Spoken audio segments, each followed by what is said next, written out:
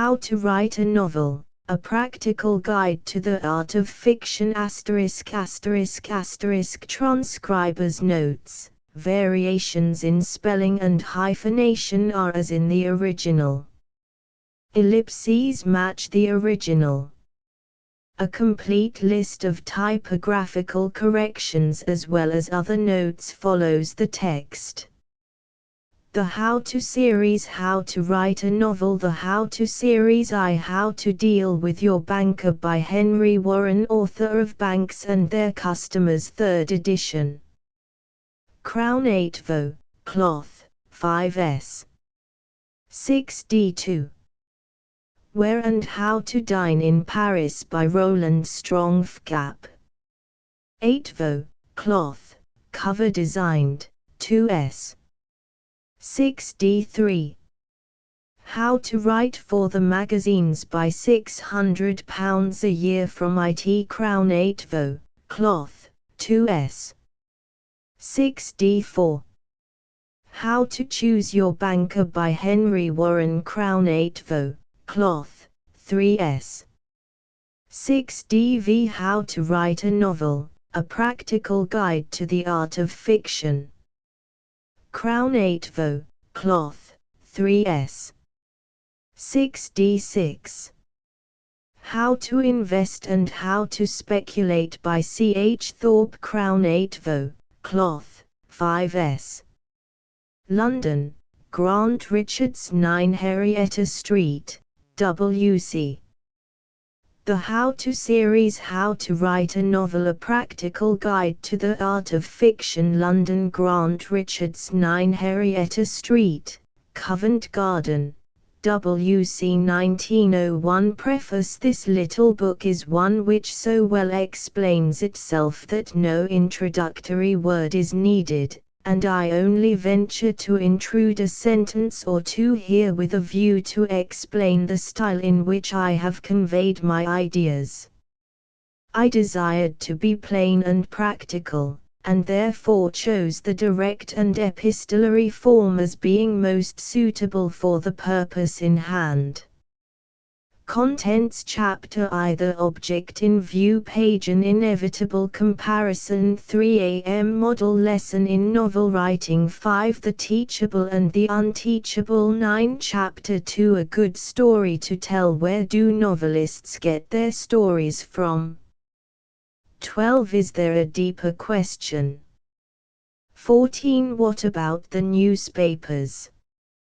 17 Chapter 3 How to Begin Formation of the Plot 25 The Agonies and Joys of Plot Construction 28 Care in the Use of Actual Events 31 The Natural History of a Plot 35 Sir Walter Besant on the Evolution of a Plot 40 Plot Formation in Earnest 43 Characters First, Plot Afterwards 45 The Natural Background 47 Chapter 4 Characters and Characterization The Chief Character 50 How to Portray Character 52 Methods of Characterization 55 The Trick of Idiosyncrasies 58 Chapter V Studies in Literary Technique Narrative Art 63 Movement 66 Aids to Description, The Point of View 67 Selecting the Main Features 70 Description by Suggestion 73 Facts to Remember 75 Chapter 6 Studies in Literary Technique, Continued Color, Local and Otherwise 79 What about dialect? 84 On dialogue 86 Points in conversation 91 Atmosphere 94 Chapter 7 Pitfalls Items of general knowledge 96 Specific subjects 98 Topography and geography 100 Scientific facts 101 Grammar 103 Chapter 8 The Secret of Style Communicable elements 105 Incommunicable elements 110 Chapter 9 How authors work quick and slow 116 How many words a day? 119 Charles Reade and Anthony Trollope 122 The Mission of Fancy 127 Fancies of Another Type 129 Some of our younger writers, Mr. Zhang Will, Mr. Coulson Kinahan, Mr. Robert Barr, Mr. H. G. Wells 132 Curious Methods 134 Chapter X is the subject matter of novels exhausted.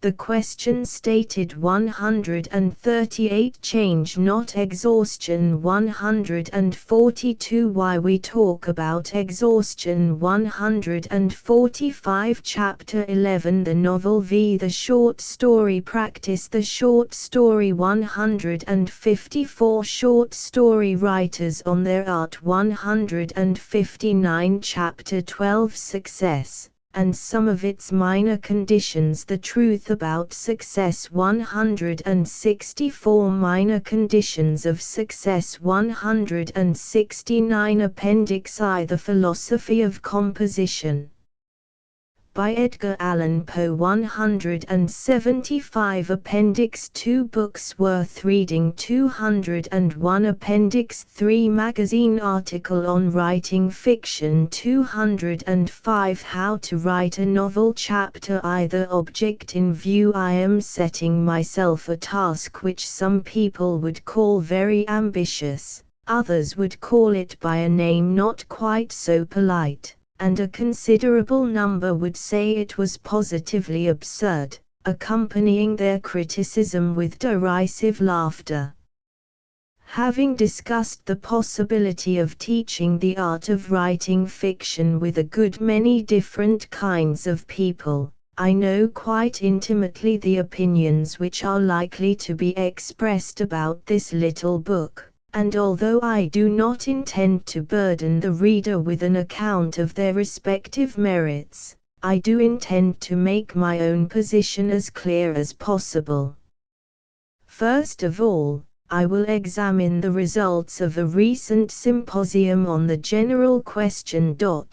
1. When asked as to the practicability of a school of fiction, Messrs. Robert Barr, G. Manville Fenn, M. Betham Edwards, Arthur Morrison, G. B. Burgin, C. J. C. Hine, and Mr. John Oliver Hobbes declared against it. Miss Mary L. Pendard and Miss Clementina Black, with certain reservations, spoke in favor of such an institution.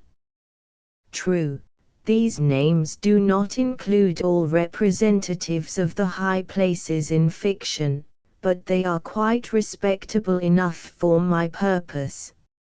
It will be seen that the vote is adverse to the object I have in view. Why? Well, here are a few reasons.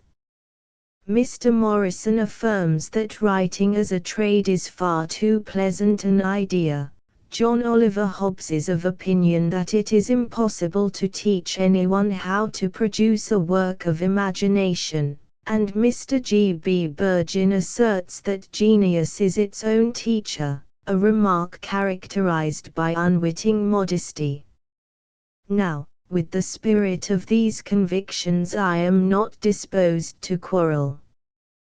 This is an age which imagines that everything can be crammed into the limits of an academical curriculum, and there are actually some people who would not hesitate to endow a chair of ideas and imagination.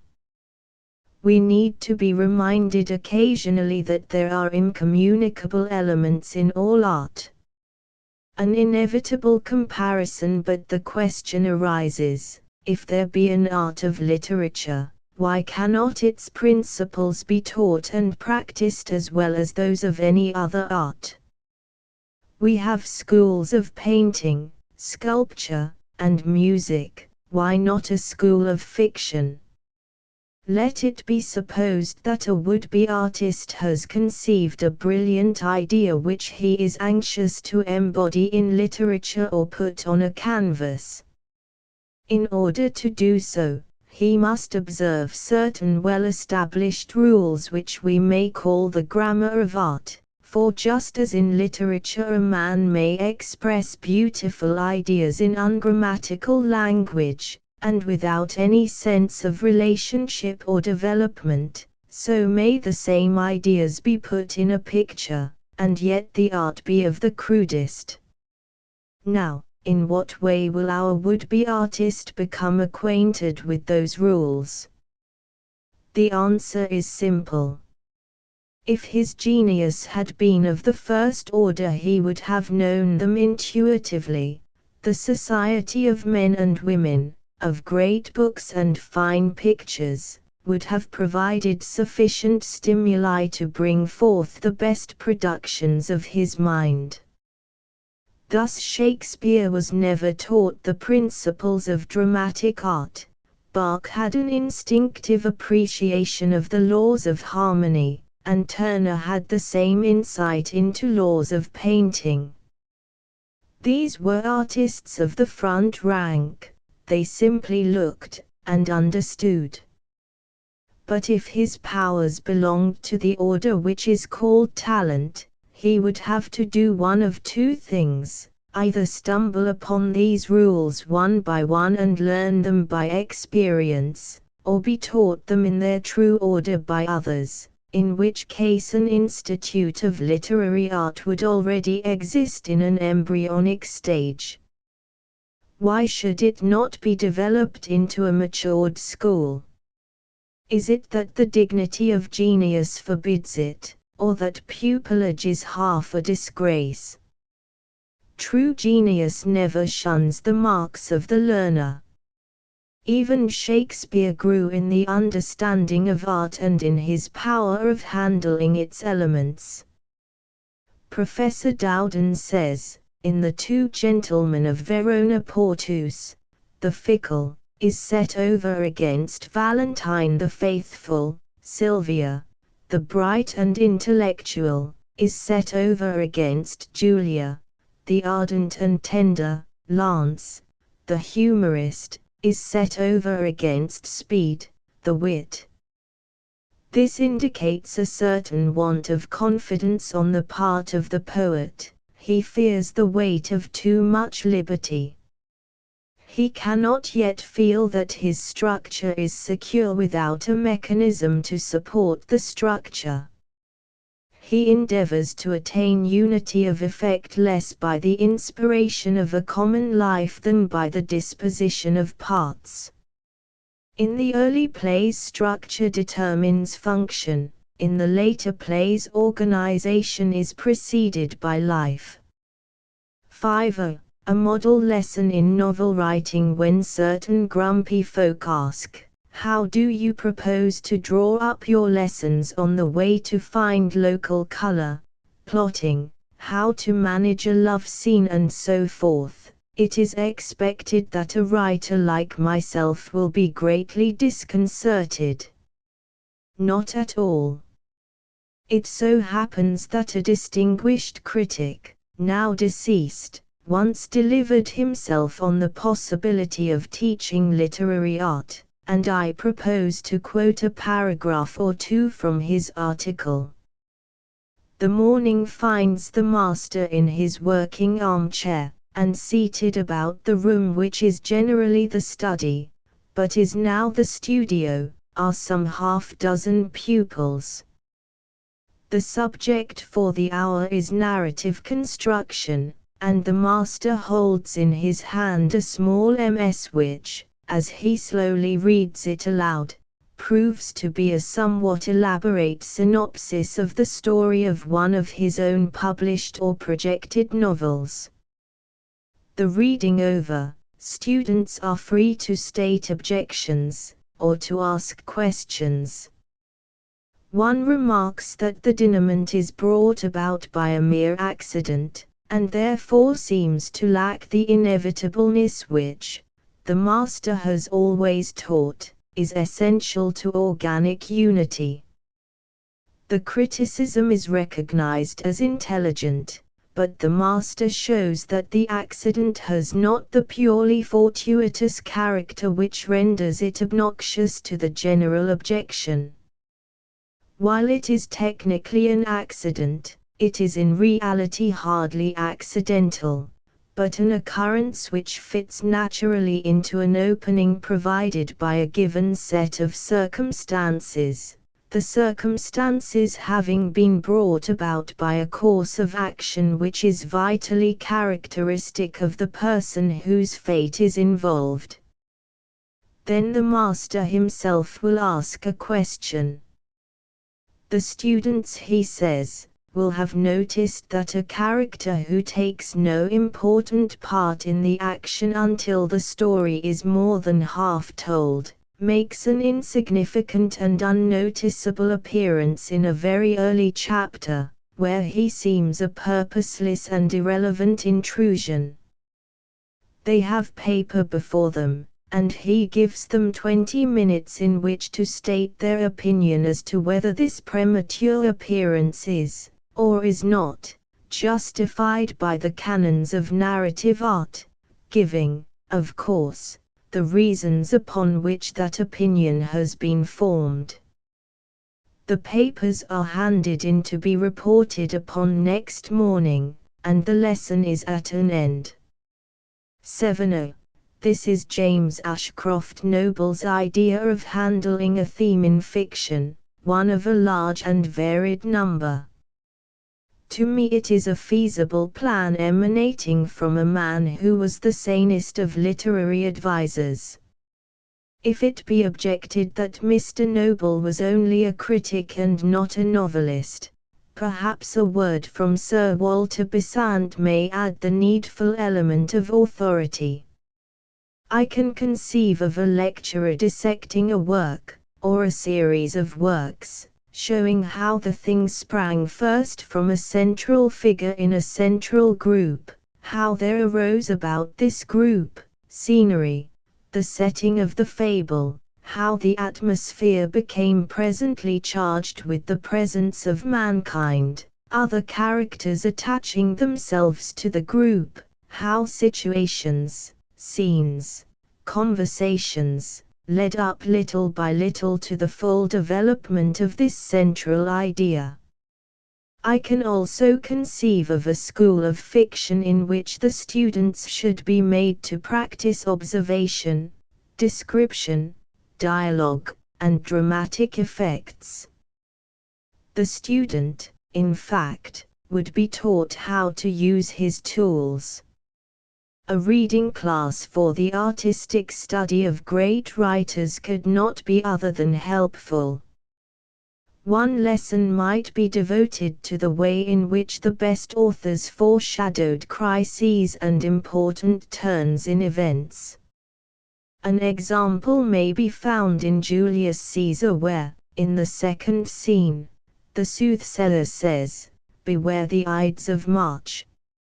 A solitary voice in strange contrast with those by whom he is surrounded, and preparing us for the dark deed upon which the play is based. Or the textbook might be a modern novel, Hardy's Well-Beloved for instance, a work full of delicate literary craftsmanship. The storm which overtook Pierston and Miss Bencomb is prepared for, first by the conversation of two men who pass them on the road, and one of whom casually remarks that the weather seems likely to change. Then Pierston himself observes the evening, lowering. Finally, and most suddenly, the rain descends in perfect fury.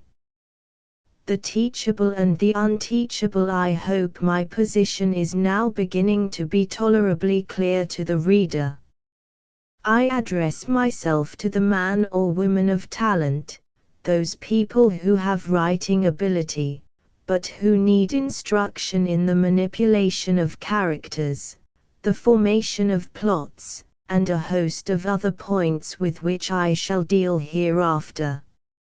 As to what is teachable, and not teachable, in writing novels, perhaps I may be permitted to use a close analogy. Style, per se, is absolutely unteachable simply because it is the man himself. You cannot teach personality. Can Dickens, Thackeray, and George Meredith be reduced to an academic schedule? Never. Every soul of man is an individual entity and cannot be reproduced. But although style is incommunicable, the writing of easy, graceful English can be taught in any classroom, that is to say, the structure of sentences and paragraphs, the logical sequence of thought, and the secret of forceful expression are capable of exact scientific treatment. In like manner, although no school could turn out novelists to order, a supply of Stevensons annually, and a brace of Hardys every 2 years, there is yet enough common material in all artwork to be mapped out in a course of lessons. I shall show that the two great requisites of novel writing are, 1. A good story to tell, and, 2. Ability to tell it effectively. Briefly stated, my position is this: no teaching can produce good stories to tell, but it can increase the power of the telling and change it from crude and ineffective methods to those which reach the apex of developed art. Of course there are dangers to be avoided, and the chief of them is that mechanical correctness, so praiseworthy and so intolerable, as Lowell says in his essay on Lessing. But this need not be an insurmountable difficulty. A truly educated man never labors to speak correctly. Being educated, grammatical language follows as a necessary consequence. The same is true of the artist. When he has learned the secrets of literature, he puts away all thoughts of rule and law, nay, in time, his very ideas assume artistic form. Footnotes 1. The New Century Review, Volume I, 5. Shakespeare, His Mind and Art, p. 61. 7. Article in the New Age. Chapter 2: A good story to tell. Where do novelists get their stories from? I said a moment ago that no teaching could impart a story. If you cannot invent one for yourself, by observation of life and sympathetic insight into human nature, you may depend upon it that you are not called to be a writer of novels. Then where, it may be asked, do novelists get their stories? Well, they hardly know themselves. They say the ideas come. For instance, here is the way Mr. Baring Gould describes the advent of Mehelat. One day in Essex, a friend, a captain in the Coast Guard, invited me to accompany him on a cruise among the creeks in the estuary of the Malden River, the Blackwater. I went out, and we spent the day running among mud flats and low homes, covered with coarse grass and wild lavender, and startling wildfowl. We stopped at a ruined farm built on arches above this marsh to eat some lunch. No glass was in the windows, and the raw wind howled in and swept around us. That night I was laid up with a heavy cold. I tossed in bed and was in the marshes in imagination, listening to the wind and the lap of the tide, and Mehelat naturally rose out of it all, a tragic gloomy tale. 13. Exactly. Mehelat rose. That is enough. If ideas, plots of stories, and new groupings of character do not rise in your mind, it is simply because you lack the power to originate them spontaneously. Take the somewhat fabulous story of Newton and the apple. Many a man before Sir Isaac had seen an apple fall, but not one of them used that observation as he did. In the same way there are scores of men who have the same experiences and live the same kind of life, but it occurs to only one among their number to gather up these experiences into an interesting narrative. Why should it occur to one and not the others? Because the one has literary gifts and literary impetus, and the others haven't. Is there a deeper question? Having dealt with that side of the subject, I should like to say that all novelists have their own methods of obtaining raw material for stories.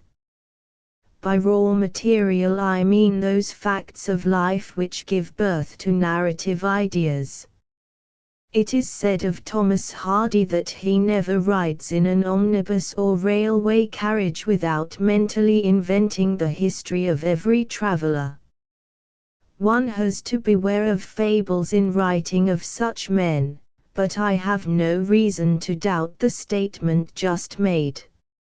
I do not make it with the intention of advocating anybody to go and do likewise, but as illustrating one way of studying human nature and developing the imaginative faculty.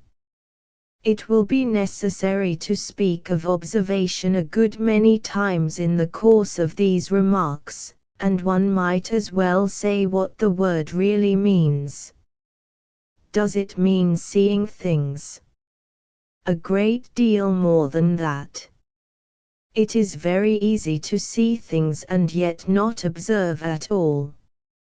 If you want ideas for stories, or characters with which to form a longer narrative, you must not only use your eyes but your mind.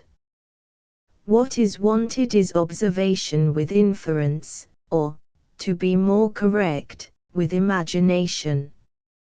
Make sure that you know the traits of character that are typically human, those which are the same in a Boer, a Hindu, or a Chinaman.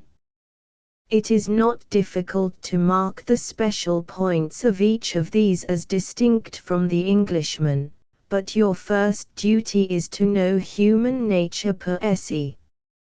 How is that knowledge to be obtained? Do you say? Well, begin with yourself, there is ample scope in that direction. And when you are tired of looking within, look without. Enter a tramcar and listen to the people talking. Who talks the loudest? What kind of woman is it who always gives the conductor most trouble? The man who sits at the far end of the car in a shabby coat, and who is regarding his boots with a fixed, anxious stare. What is he thinking about? And what is his history? Then a baby begins to yell, and its mother cannot soothe it. One old man smiles benignly on the struggling infant, but the old man next to him looks daggers. And why? To see character in action there is no finer vantage point than the top of a London omnibus. Watch the way in which people walk, notice their forms of salutation when they meet, and study the expressions on their faces. Tragedy and comedy are everywhere, and you have not to go beneath the surface of life in order to find them. It sounds prosaic enough to speak of studying human nature at a railway station, but such places are brimful of event. I know more than one novelist who has found his motif by quietly watching the crowd on a platform from behind a waiting room window. Wherever humanity congregates there should the student be. Not that he should restrict his observations to men and women in groups or masses, he must cover all the ground by including individuals who are to be specially considered. The logician's terms come in handy at this point: extensive and intensive. Such must be the methods of a beginner's analysis of his fellow creatures. What about the newspapers? The daily press is the great mirror of human events. When we open the paper at our breakfast table, we find a literal record of the previous day's joy and sorrow, marriages and murders, failures and successes, news from afar and news from the next street. They all find a place. The would-be novel writer should be a diligent student of the newspaper. In no other sphere will he discover such a plenitude of raw material. Some of the cases tried at the courts contain elements of dramatic quality far beyond those he has ever imagined, and here and there may be found in miniature the outlines of a splendid plot. Of course, everything depends on the reader's mind. If you cannot read between the lines, that is the end of the matter, and your novel will remain unwritten. But if you can, someday you may expect to succeed. I once came across a practical illustration of the manner in which a newspaper paragraph was treated imaginatively. The result is rather crude and unfinished, but most likely it was never intended to stand as a finished production, occurring as it does, in an American book on American journalism.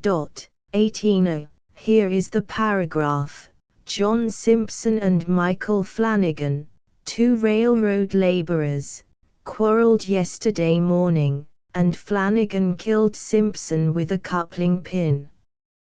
The murderer is in jail. He says Simpson provoked him and dared him to strike. Now the question arises, what was the quarrel about? We don't know, so an originating cause must be invented.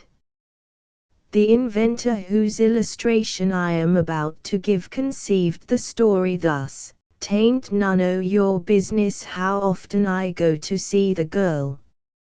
Ef I ketch yez around my Nora's house agin, I'll break a hole in your schneerkin head, do ye want thought?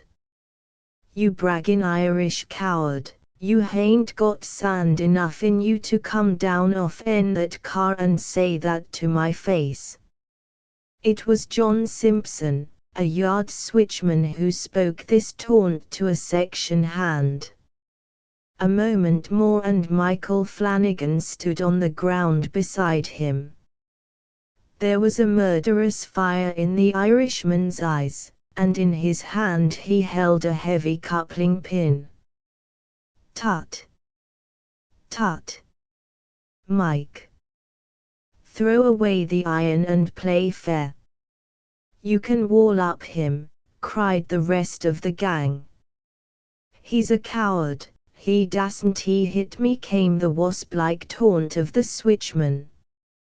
"Let him alone, fellas, his girls give him the shake," and those were the last words Simpson spoke. The murderous coupling pin had descended like a scimitar and crushed his skull. An awed silence fell upon the little group as they raised the fallen man and saw that he was dead. "Ye'll be hangin' fer this, Mikey, me by," whispered one of his horrified companions as the police dragged off the unresisting murderer. "I don't care," came the sullen reply, with a dry sob that belied it. Then, with a look of unutterable hatred, and a nod towards the white, upturned face of his enemy, he added under his breath, "He'll niver git her now." This is enough to give the beginner an idea of the way in which stories and plots sometimes occur to writers of fiction. It is, however, only one of 1,000 ways, and my advice to the novice is this: keep your eyes and ears open, observe and inquire, read and reflect, look at life and the things of life from your own point of view, and just as a financier manipulates events for the sake of money, so ought you to turn all your experiences into the mold of fiction. If, after this, you don't succeed, it is evident you have made a mistake. Be courageous enough to acknowledge the fact, and leave the writing of novels to others. Footnotes 13. The Art of Writing Fiction p. 43. 18. Schumann, Steps into Journalism p. 208. Chapter 3 How to Begin. You have now obtained your story, in its bare outlines, at least. The next question is, how are you to make a start? Well, that is an important question, and it cannot be evaded. Clarence Rook, in a waggish moment, said two things were necessary in order to write a novel: 1. Writing materials, 2. A month, but he seems to have thought that the month should be a month's imprisonment for attempting such an indiscretion. In these pages, however, we are serious folk, and having thanked Mr. Rook for his pleasantry, we return to the point before us. First of all, what kind of a novel is yours to be? Historical? If so, have you read all the authorities? Do you feel the throb of the life of that period about which you are going to write? Are its chief personages living beings in your imagination? And have you learned all the details respecting customs, manners, language, and dress? If not, you are very far from being ready to make a start, even though the story itself is quite clear to you.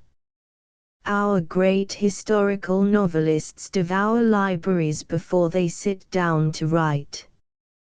One would like to know how many books Dr. Conan Doyle digested before he published The Refugees and Stanley Weyman before he brought out his A Gentleman of France. Do not be carried away with the alluring idea that it is easy to take up historical subjects because the characters are there to hand, and the story practically made. Directly you make the attempt, you will find out your mistake. Write about the life you know best, the life of the present day. You will then avoid the necessity of keeping everything in chronological perspective, a necessity which an open-air preacher, whom I heard last week, quite forgot when he said that the sailors shouted down the hatchway to the sleeping prophet of Nineveh, Jonah. We're sinking. Come and help us with the pumps. No, before you begin, have a clear idea of what you are going to do. The type of your story will in many cases decide the kind of treatment required, but it may be well, nevertheless, to say a few words about the various kinds of novels that are written nowadays, and the differences that separate them one from another. There is the realistic novel, of which Mr. Maugh's Leaser of Lambeth and Mr. Morrison's A Child of the Jago may be taken as recent examples. These authors attempt to picture life as it is, they sink their own personalities, and endeavor to write a literal account of the personalities of other people.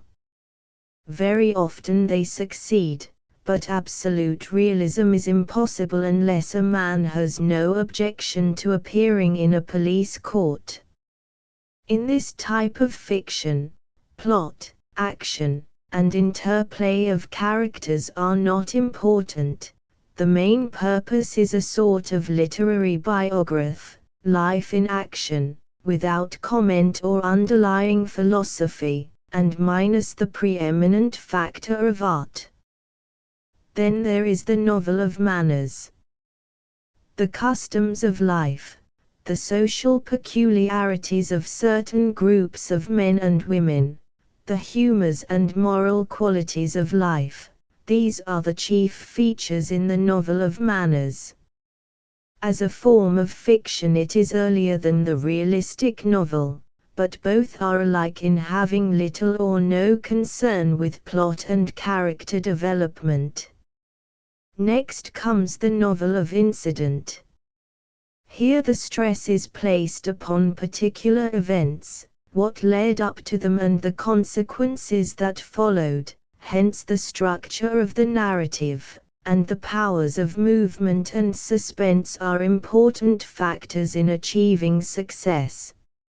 A romance is in a very important sense a novel of incident, but the incident is specialized in character, and usually deals with the passionate and fundamental powers of man, hate, jealousy, revenge, and scenes of violence.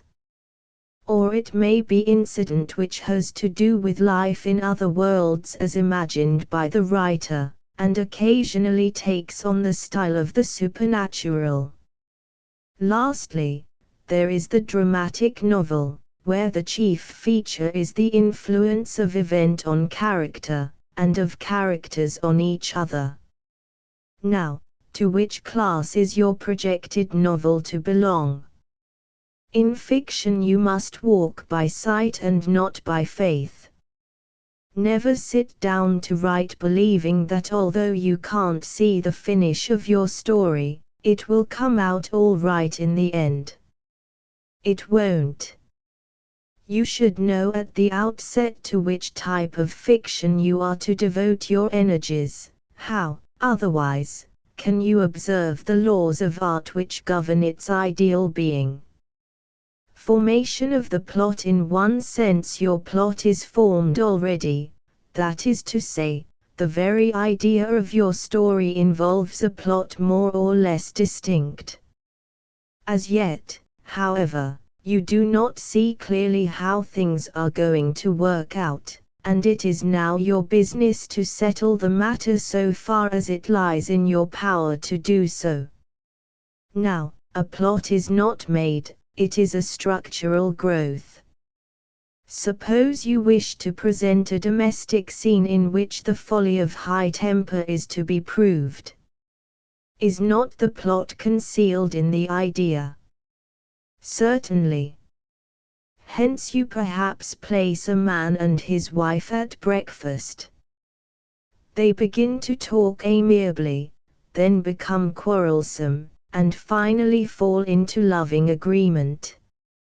Or you light upon a more original plan of bringing out your point, but in any case, the plot evolves itself step by step. Wilkie Collins has left some interesting gossip behind him with reference to the woman in white. My first proceeding is to get my central idea, the pivot on which the story turns. The central idea in The Woman in White is the idea of a conspiracy in private life, in which circumstances are so handled as to rob a woman of her identity, by confounding her with another woman sufficiently like her in personal appearance to answer the wicked purpose. The destruction of her identity represents a first division of her story. The recovery of her identity marks a second division. My central idea next suggests some of my chief characters. A clever devil must conduct the conspiracy. Male devil or female devil? The sort of wickedness wanted seems to be a man's wickedness. Perhaps a foreign man. Count Fosco faintly shows himself to me before I know his name. I let him wait, and begin to think about the two women. They must be both innocent, and both interesting. Lady Glyde dawns on me as one of the innocent victims. I try to discover the other, and fail. I try what a walk will do for me, and fail. I devote the evening to a new effort, and fail. Experience tells me to take no more trouble about it, and leave that other woman to come of her own accord. The next morning, before I have been awake in my bed for more than 10 minutes, my perverse brains set to work without consulting me. Poor Anne Catherick comes into the room, and says, "Try me. I have now got an idea, and 3 of my characters. What is there to do now? My next proceeding is to begin building up the story. Here my favorite 3 efforts must be encountered. First effort, to begin at the beginning. Second effort, to keep the story always advancing, without paying the smallest attention to the serial division in parts, or to the book publications in volumes. Third effort, to decide on the end. All this is done as my father used to paint his skies in his famous sea pictures, at one heat. As yet I do not enter into details, I merely set up my landmarks. In doing this, the main situations of the story present themselves in all sorts of new aspects. These discoveries lead me nearer and nearer to finding the right end. The end being decided on, I go back again to the beginning, and look at it with a new eye, and fail to be satisfied with it. The agonies and joys of plot construction I have yielded to the worst temptation that besets a novelist, the temptation to begin with a striking incident without counting the cost in the shape of explanations that must and will follow. These pests of fiction, to reader and writer alike, can only be eradicated in one way. I have already mentioned the way, to begin at the beginning. In the case of the woman in white I get back, as I vainly believe, to the true starting point of the story. I am now at liberty to set the new novel going, having, let me repeat, no more than an outline of story and characters before me, and leaving the details in each case to the spur of the moment. For a week, as well as I can remember, I work for the best part of every day, but not as happily as usual. An unpleasant sense of something wrong worries me. At the beginning of the second week a disheartening discovery reveals itself. I have not found the right beginning of The Woman in White yet. The scene of my opening chapters is in Cumberland. Miss Fairley, afterwards Lady Glyde, Mr. Fairley, with his irritable nerves and his art treasures, Miss Halcombe, discovered suddenly, like Anne Catherick, are all waiting the arrival of the young drawing master, Walter Hartwright. No, this won't do. The person to be first introduced is Anne Catherick. She must already be a familiar figure to the reader when the reader accompanies me to Cumberland. This is what must be done, but I don't see how to do it. No new idea comes to me. I and my MS have quarreled, and don't speak to each other. One evening I happen to read of a lunatic who has escaped from an asylum, a paragraph of a few lines only in a newspaper. Instantly the idea comes to me of Walter Hartwright's midnight meeting with Anne Catherick escaped from the asylum. The Woman in White begins again, and nobody will ever be half as much interested in it now as I am. From that moment I have done with my miseries. For the next 6 months the pen goes on. It is work, hard work, but the harder the better. For this excellent reason, the work is its own exceeding great reward. As an example of the gradual manner in which I reached the development of character, I may return for a moment to Fosco. The making him fat was an afterthought. His canaries and his white mice were found next, and, the most valuable discovery of all, his admiration of Miss Halcombe, took its rise in a conviction that he would not be true to nature unless there was some weak point somewhere in his character. Care in the use of actual events. I do not apologize for the lengthiness of this quotation. It is so much to the point, and is replete with instructive ideas. The beginner must beware of following actual events too closely. There is a danger of accepting actuality instead of literary possibility as the measure of value. Picturesque means fit to be put in a picture, and literatsque means fit to be put in a book. In making your plot, therefore, be quite sure you have a subject with these said possibilities in it, and that in developing them by an ordered and cumulative series of events, you are following the wise rule laid down by Aristotle: prefer an impossibility which seems probable, to a probability which seems impossible. Remember always that truth is stranger than fiction.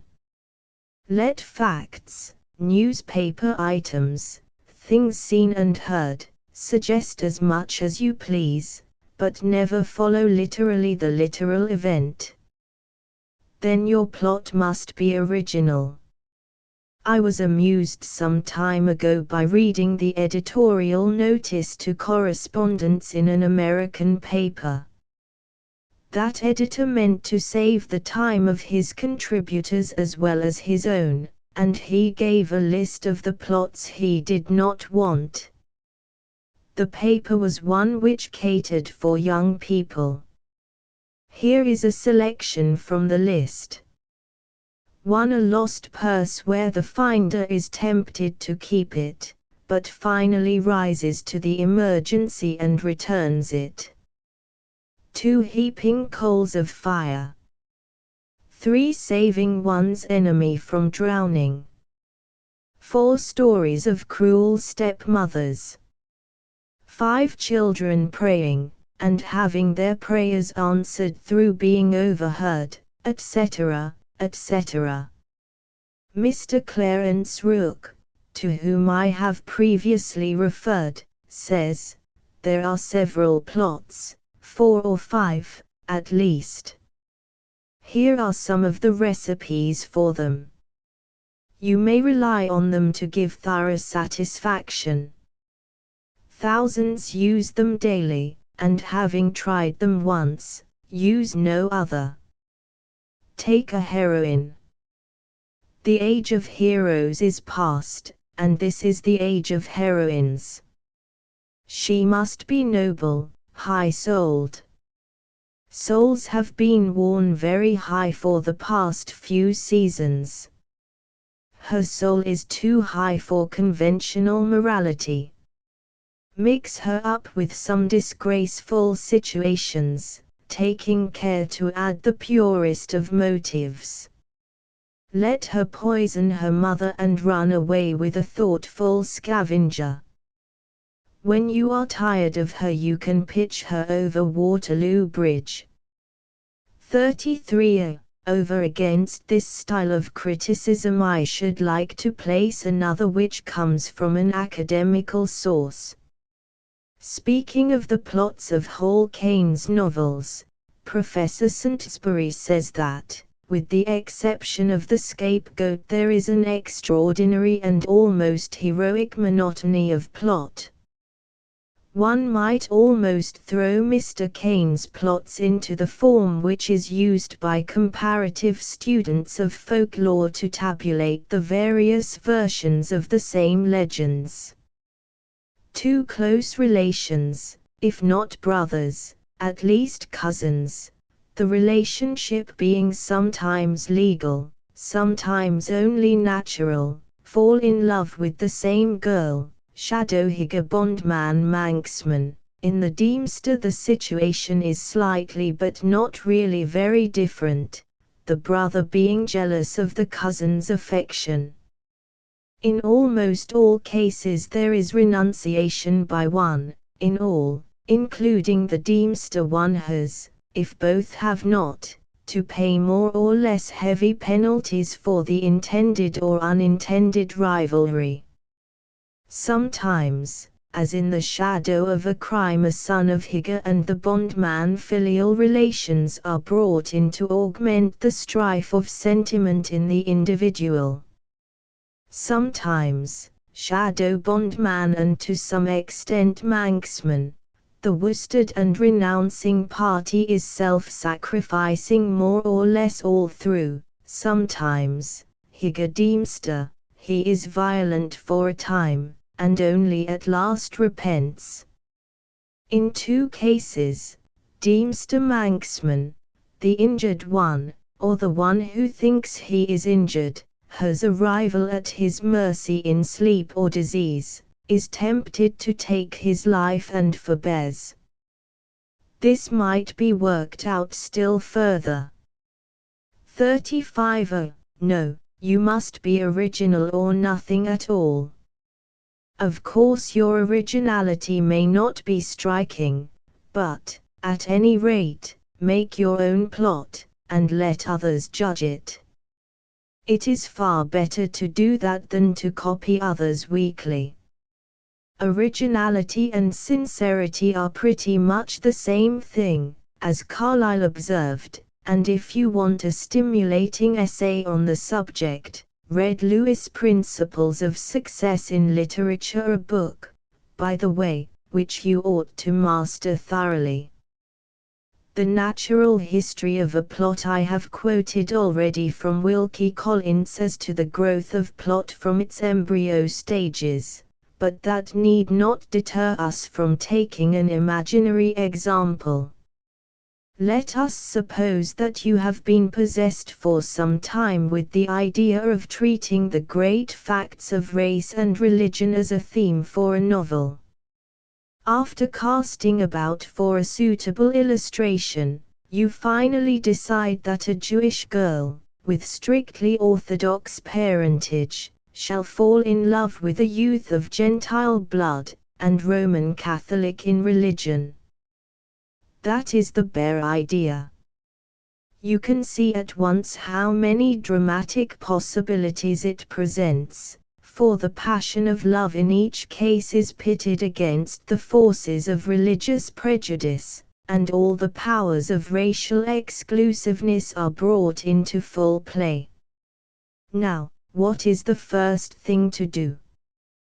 Well, for you as a beginner, it is to decide how the story shall end. Why? Because everything depends on that. If you intend them to have a short flirtation, your course of procedure will be very different to that which must inevitably follow if you intend to make them marry. In the first case, you will have to provide for the stern and unalterable facts of race and religion. In the second, for the possibility of their being overcome. To illustrate further, let me suppose that the Jewess and the Gentile youth are ultimately to marry. How will this affect your choice of characters?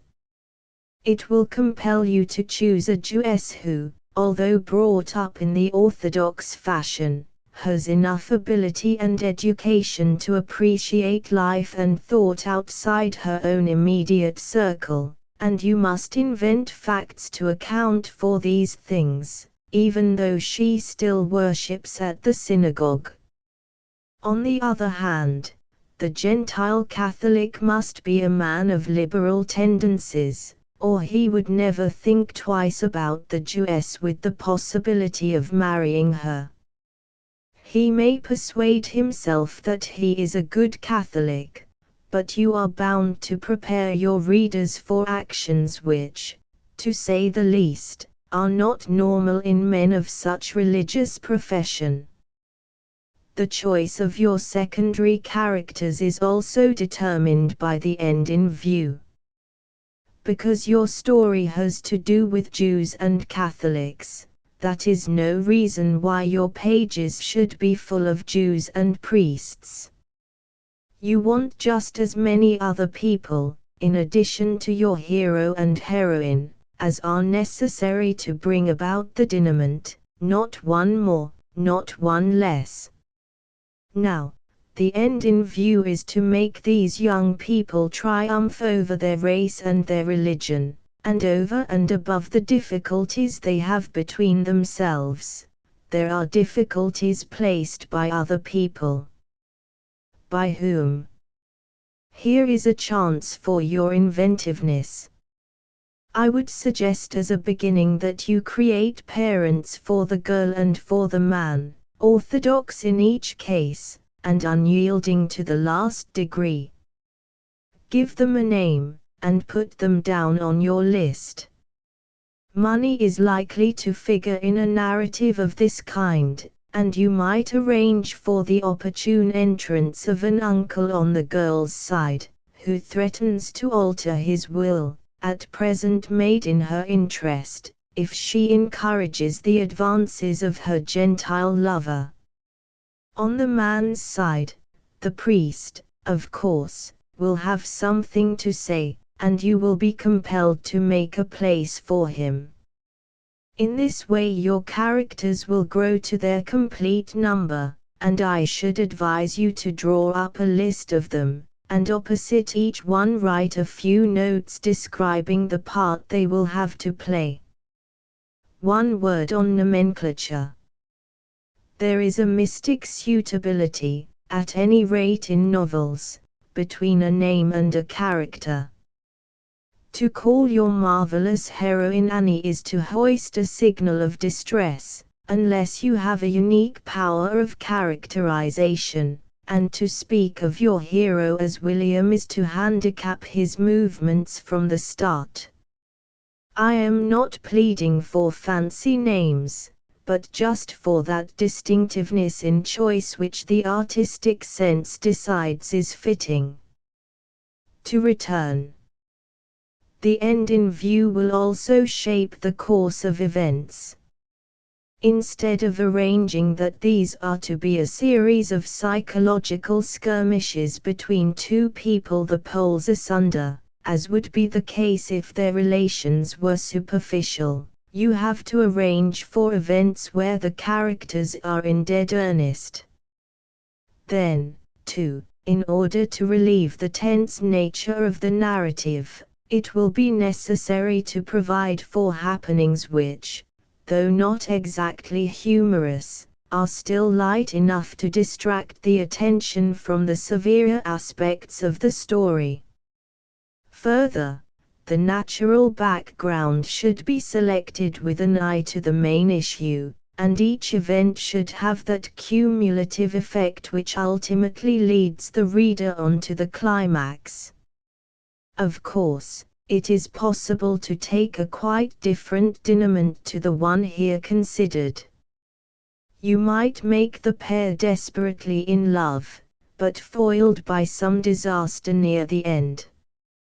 In this case, as in the other, the narrative will, or ought to, change its perspective accordingly. Sir Walter Besant on the evolution of a plot. In order to illustrate the subject still further, I quote the following: consider, say, a diamond robbery. Very well, then, first of all, it must be a robbery committed under exceptional and mysterious conditions, otherwise there would be no interest in it. Also, you will perceive that the robbery must be a big and important thing, no little shoplifting business.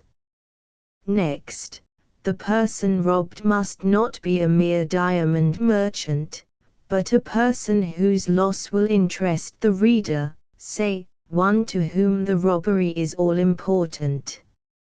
She shall be, say, a vulgar woman with an overweening pride in her jewels, and, of course, without the money to replace them if they are lost. They must be so valuable as to be worn only on extraordinary occasions, and too valuable to be kept at home.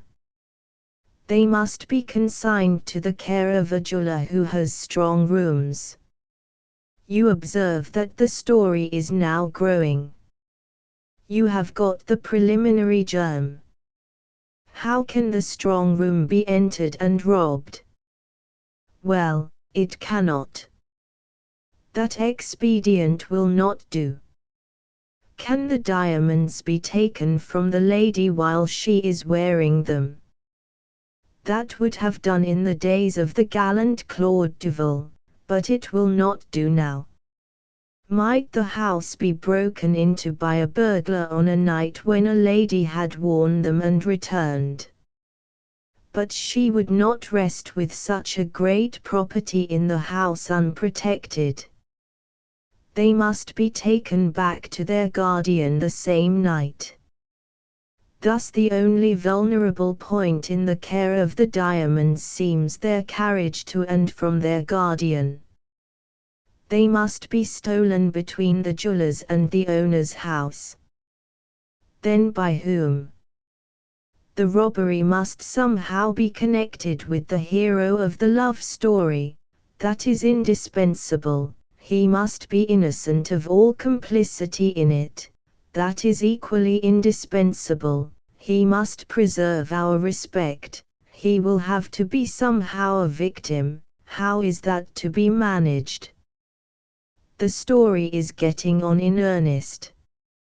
The only way, or the best way, seems, on consideration, to make the lover be the person who is entrusted with the carriage of this precious package of jewels to and from their owner's house. This, however, is not a very distinguished role to play. It wants a very skilled hand to interest us in a jeweler's assistant. We must therefore give this young man an exceptional position.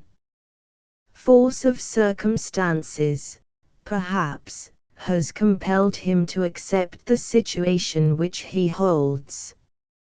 He need not, again, be a shopman. He may be a confidential employee, holding a position of great trust, and he may be a young man with ambitions outside the narrow circle of his work. The girl to whom he is engaged must be lovable to begin with. She must be of the same station in life as her lover, that is to say, of the middle class, and preferably of the professional class. As to her home circle, that must be distinctive and interesting.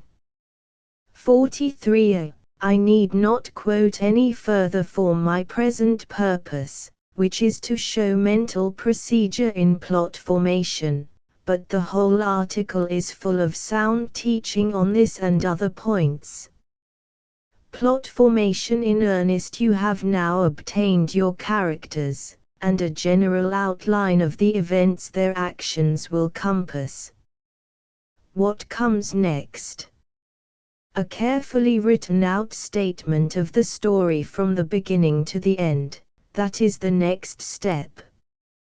This story should contain just as much as you would give in outlining the plot to a friend in the course of conversation.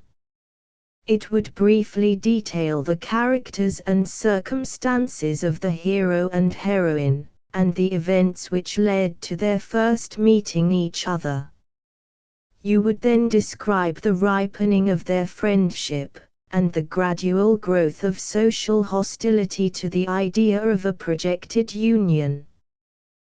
the psychological transformations, the domestic infelicities, the racial animosities, these will find suitable expression in word and action. At last the season of cruel suspense is over, and the pair have arrived at their great decision. Elaborate preventive plans are arranged to frustrate their purpose, and there is much excitement lest they should succeed, but when all have done their best, the two are happily wedded and the story is ended. The exercise of writing out a plain, unvarnished statement of what you are going to do is one that will enable you to see whether your story has balance or not, and it will most certainly test its power to interest, for if in its bald form there is real story in it, you may well believe that when properly written it will possess the true fascination of fiction. Now, a plot is much like a drama, and should have a beginning, a middle, and an end, answering roughly to premise, argument, and conclusion. There is no better training in plot study than the reading of such a book as Professor Moulton's Shakespeare as a dramatic artist, in which the author, with rare critical skill, exhibits the construction of plots that are an object of never-ceasing wonder. I will dare to reiterate what I have said before. Take your stand at the end of the story, and work it out backwards. For an excellent illustration, see Edgar Allan Poe's account of how he came to write The Raven, Appendix I. Perhaps you object to this kind of literary dissection. You think it spoils the effect of a work of art to be too familiar with its physiology.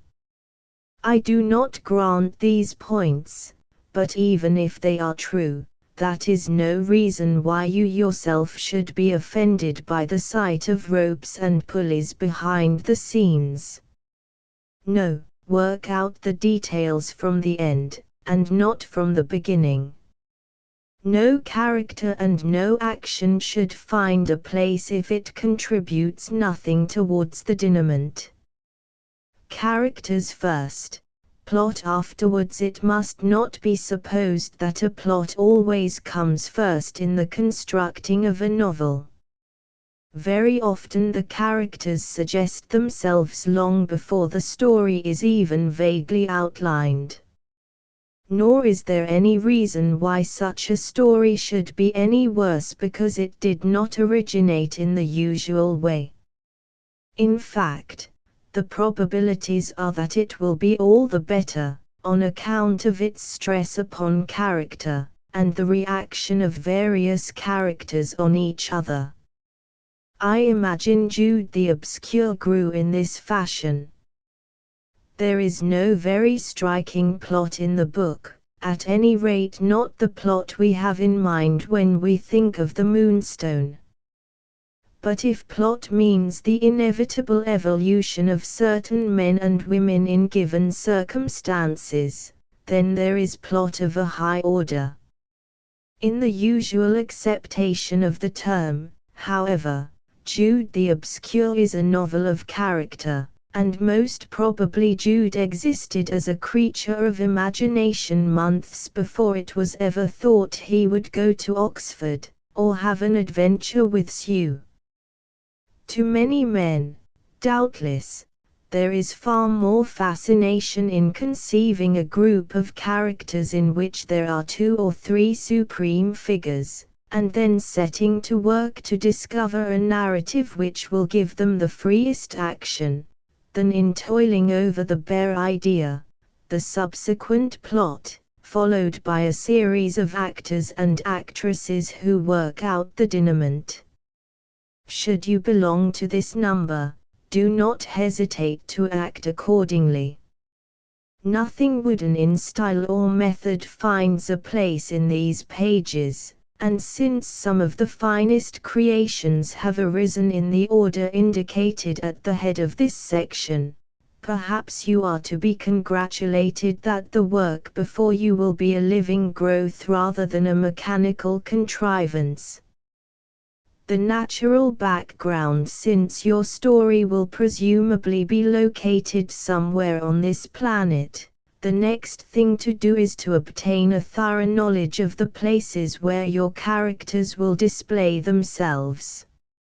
If the scenes are laid in a district which you know by heart, you are not likely to go astray, but more often than not, the scenes are largely imaginative, especially in reference to smaller items such as roads, rivers, trees, and woods. The best plan is to follow the example of Thomas Hardy, and draw a map, both geographical and topographical, of the country and the towns in which your hero and heroine, and subordinate characters, will appear for the interest of the reader. That individual does not care to be puzzled with semi-miraculous transmittances through space. I read a novel some time ago, where on one page the heroine was busy shopping in London, and on the next page was, an hour afterwards, quietly having tea with her beloved somewhere in the Midlands. But the drawing of a map, and using it closely, will not merely render such negative assistance as to avoid mistakes of this kind, it will act positively as a stimulus to creative suggestion. You can follow the lover's jealous rival along the road that leads to the meeting place with increased imaginative power. That measure of realism which makes the ideal both possible and interesting will come all the more easily, because the map aids you in following the movements of your characters. In fact, if you take this second step with serious resolution, it will go far to add that piquant something which renders your story a series of lifelike happenings. The result will be equally beneficial to the reader. It may be a moot question as to how far the map in Stevenson's Treasure Island deepens the interest of those who read this exciting story, but in my humble opinion it adds an actuality to the events which is most convincing. Mr. Maurice Hewlett has followed suit in his Forest Lovers. I do not say publish your map, but draw one and use it. A poor story accompanied by a good map would be too ridiculous, so you had better give all your attention to the narrative, and leave the publication of maps until later days. Footnotes 33a. Hints to novelists in Today, the 8th of May, 1897. 35a. Fortnightly Review, Volume Lay. NSP 187. 43a. Besant, On the Writing of Novels Atalanta, Vol. IP 372. Chapter 4 Characters and Characterization. The chief character in the plot previously outlined, which figure is supreme? It depends. In some senses the supremacy is not a matter of choice, but is decided by the nature of the story. If the man is making the greater sacrifice, it means that, whether you like it or not, his is the struggle that calls for a larger measure of sympathy, and you must assign him the chief place. Still, there are circumstances which would justify a departure from this law, something after the fashion of respecting the rights of a minority. But in our projected narrative, the woman is undoubtedly the supreme character, for the man's battle is mainly one of religious scruple, and only secondarily a question of race, whereas the Jewess has a vigorous conflict with both race and religion. Well, what do you know about women? anything? Do you know how their minds work? How they talk? What they wear? And the 1,001 trivialities that go to make up character portrayal. If you do not know these things, it is a poor lookout for the success of your novel, and you might as well start another story at once. It may be a disputed question as to whether women understand women better than men. The point is, do you understand them? Perhaps you know enough for the purposes of a secondary character, but this Jewess is to be supreme. You must know enough to meet the highest demands. Where to obtain this knowledge? Where? Only by studying human lives, human manners, human weaknesses, everything human. The life of the world must become your textbook. As for temperaments, you should know them by heart. Social influences in their effect on action and outlook ought to be within easy comprehension, and even then, you will still cry mystery. How to portray character? The first thing is to realize your characters, i.e. make them real persons to yourself, and then you will be more likely to persuade the reader that they are real people. Unless this is done, your hero and heroine will be described as puppets or abstractions. I am not saying the task is easy, in fact, it is one of the most difficult that the novelist has to face. But there is no profit in shirking it, and the sooner it is dealt with the better. The history of character representation in drama is full of luminous teaching, and a study of it cannot be other than highly instructive. In the early mystery and morality plays, virtues and vices were each apportioned their respective actors, that is to say, one man set forth good counsel, another repentance, another gluttony, and another pride. Even so late as Philip Massinger's A New Way to Pay Old Debts we have Wellborn, Justice, Greedy, Tapwell, Froth, and Furnace. Now this seems very elementary to us, but it has one great merit. The audience knew what each character stood for, and could form an intelligent idea of his place in the piece. In these days we have become more subtle, necessarily so. Following the lead of the Shakespearean dramatists, we have not described our characters by giving them names, virtuous or otherwise, we let them describe themselves by their speech and action.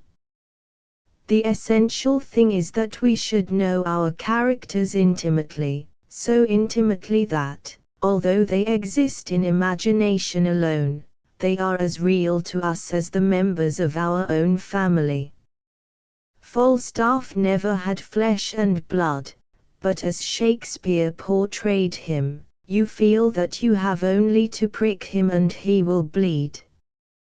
The historical Hamlet is a mist, the Hamlet of the play is a reality. This power of realization depends on two things: observation with insight, and sympathy with imagination. Observation is a most valuable gift, but without insight it is likely to work mischief by creating a tendency to write down just what you see and hear. Zola's novels too often suggest the notebook. Avoid photographing life as you would avoid a dangerous foe. The newspaper reporter can beat you hollow, for that is his special subject, life as it is. Observe what goes on around you, but get behind the scenes, study selfishness and otherness and the interplay of motives, the conflict of interests which causes this tangle of human affairs, in other words, obtain an insight into them by asking the why and wherefore. Above all, learn to see with other people's eyes, and to feel with other people's hearts. For instance, you may find it needful to attend synagogue worship in order to obtain a first-hand knowledge of the religion of your Jewish heroine. When you see the men in silk hats, and praying shawls over their shoulders, you may be tempted to despise Judaism, the result being that you determine not to cumber your novel with a description of such nonsense. Well, you will lose one of the most picturesque features of your story. You will fail to see the part which the synagogue plays in your heroine's mental struggle, and the portrayal of her character will be sadly defective in consequence. No, a novelist, as such, should have no religion, no politics, no social creed. Whatever he believes as a private individual should not interfere with the outgoing of sympathy in constructing the characters he intends to set forth. Human nature is a compound of the virtuous and the vicious, or, to change the figure, a perpetual oscillation between flesh and spirit. Life is half tragedy and half comedy. Men and women are sometimes wise and often foolish. From this maze of mystery you are to develop new creations, and actual people are your starting point, never your models. Methods of characterization. By characterization is meant the power to make your ideal persons appear real. It is one thing to make them real to yourself, and quite another thing to make them real to other people. Characterization needs a union of imaginative and artistic gifts. In this respect, as in all others, Shakespeare is preeminent. His characters are alike clear in conception and expression, and their human quality is just as wonderful as the large scale on which they move, covering, as they do, the entire field of human nature. There are certain well-known methods of characterization, and to these I propose to devote the remainder of this chapter. The first and most obvious is for the author to describe the character. This is generally recognized as bad art. To say she was a very wicked woman is like the boy who drew a four-legged animal and wrote underneath, "This is a cow." If that boy had succeeded in drawing a cow, there would have been no need to label it, and, in the same way, if you succeed in realizing and drawing your characters, there will be no need to talk about them. The best characterization never says what a person is, it shows what he or she is by what they do and say. I do not mean that you must say nothing at all about your creations. The novels of Hardy and Meredith contain a good deal of indirect comment of this kind, but it is a notable fact that Hardy's weakest work, A Laodicean, contains more comment than any of the others he has written. Stevenson aptly said, "Readers cannot fail to have remarked that what an author tells us of the beauty or the charm of his creatures goes for naught, that we know instantly better, that the heroine cannot open her mouth but what, all in a moment, the fine phrases of preparation fall from her like the robes of Cinderella, and she stands before us as a poor, ugly, sickly wench, or perhaps a strapping market woman." There is another point to be remembered. If you label a character at the outset as a very humorous person, the reader prepares himself for a good laugh now and then, and if you disappoint him, well, you have lost a reader and gained an adverse critic. To announce beforehand what you are going to do, and then fail, is to put a weapon into the hands of those who honor you with a reading. Often a single significant detail will throw more light on a character than pages of comment. An example in perfection is the phrase in which Thackeray tells how Becky Crawley, amid all her guilt and terror, when her husband had Lord Steyne by the throat, felt a sudden thrill of admiration for Rawdon's splendid strength. It is like a flash of lightning which shows the deeps of the selfish, sensual woman's nature. It is no wonder that Thackeray threw down his pen, as he confessed that he did, and cried, "That is a stroke of genius." The lesson is plain. Don't say what your hero and heroine are, make them tell their own characters by words and deeds. The trick of idiosyncrasies. Young writers, who fail to mark off the individuality of one character from another, by the strong lines of difference which are found in real life, endeavor to atone for their incompetency by emphasizing physical and mental oddities. This is a mere literary trick. To invest your hero with a squint, or an irritating habit of blowing his nose continually, or to make your heroine guilty of using a few funny phrases every time she speaks, is certainly to distinguish them from the other characters in the book who cannot boast of such excellences, but it must not be called characterization. It is a bastard attempt to economize the labor that is necessary to discover individuality of soul and to bring it out in skillful dialogues and carefully chosen situations. Another form of the trick of idiosyncrasy is the bald realism of the sensationalist. He persuades himself that he is character drawing. He is doing nothing of the kind. He takes snapshots with a literary camera and reproduces direct from the negative.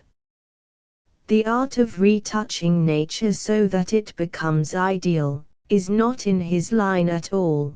The commercial instinct in him is stronger than the artistic, and he sees more business in realism than in idealism. And what is more, there is less labor. Characters exist ready for use. It is easy to listen to a lively altercation between cabbies in a London street, when language passes that makes one hesitate to strike a match, and then go home and draw a city driver. You have no need to search for contrasts, for color, for sound, for passion. You saw and heard everything at once. But the truth still remains. The seeing of things, and the hearing of things, are but the raw material. Where are your new creations? The trick of selecting oddities as a method of characterization is superficial, simply because oddities lie upon the surface. You can, without much difficulty, construct a dialogue between a blacksmith and a student, showing how the unlettered man exhibits his ignorance and the scholar his taste. But such a distinction is quite external. At heart the men may be very much alike. It is one thing to paint the type, and another to paint the individual. Take Sir Willoughby Pattern. He is a man who belongs to the type selfish, but he is much more than a typically selfish man, he is an individual. There is a turn in his remarks, a way of speaking in dialogue, and a style of doing things which show him to be self-centered, not in a general way, but in the particular way of Sir Willoughby Pattern. There is one fact in characterization for which a due margin should always be made. Wilkie Collins, you will remember, says of his Fosco, the making him fat was an afterthought, his canaries and his white mice were found next, and the most valuable discovery of all, his admiration of Miss Halcombe, took its rise in a conviction that he would not be true to nature unless there was some weak point somewhere in his character. You must provide for these afterthoughts by not being too ready to cast your characters in the final mold. Let every personality be in a state of becoming until he has actually come, in all the completeness of appearance, manner, speech, and action.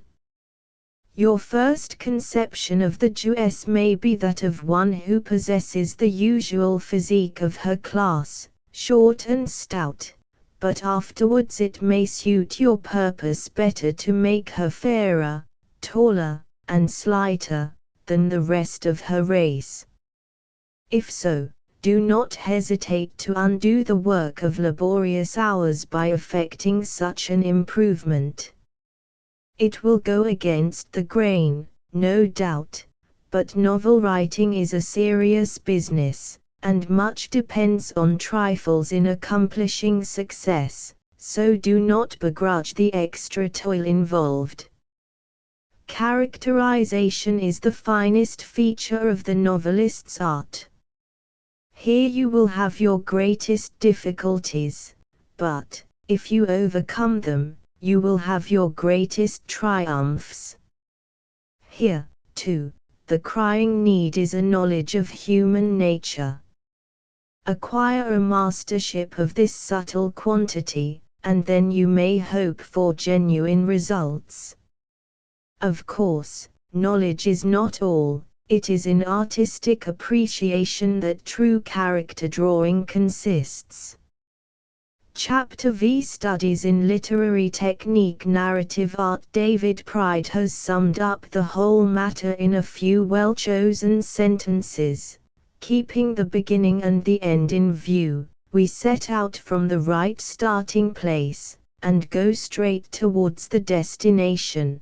We introduce no event that does not spring from the first cause and tend to the great effect. We make each detail a link joined to the one going before and the one coming after.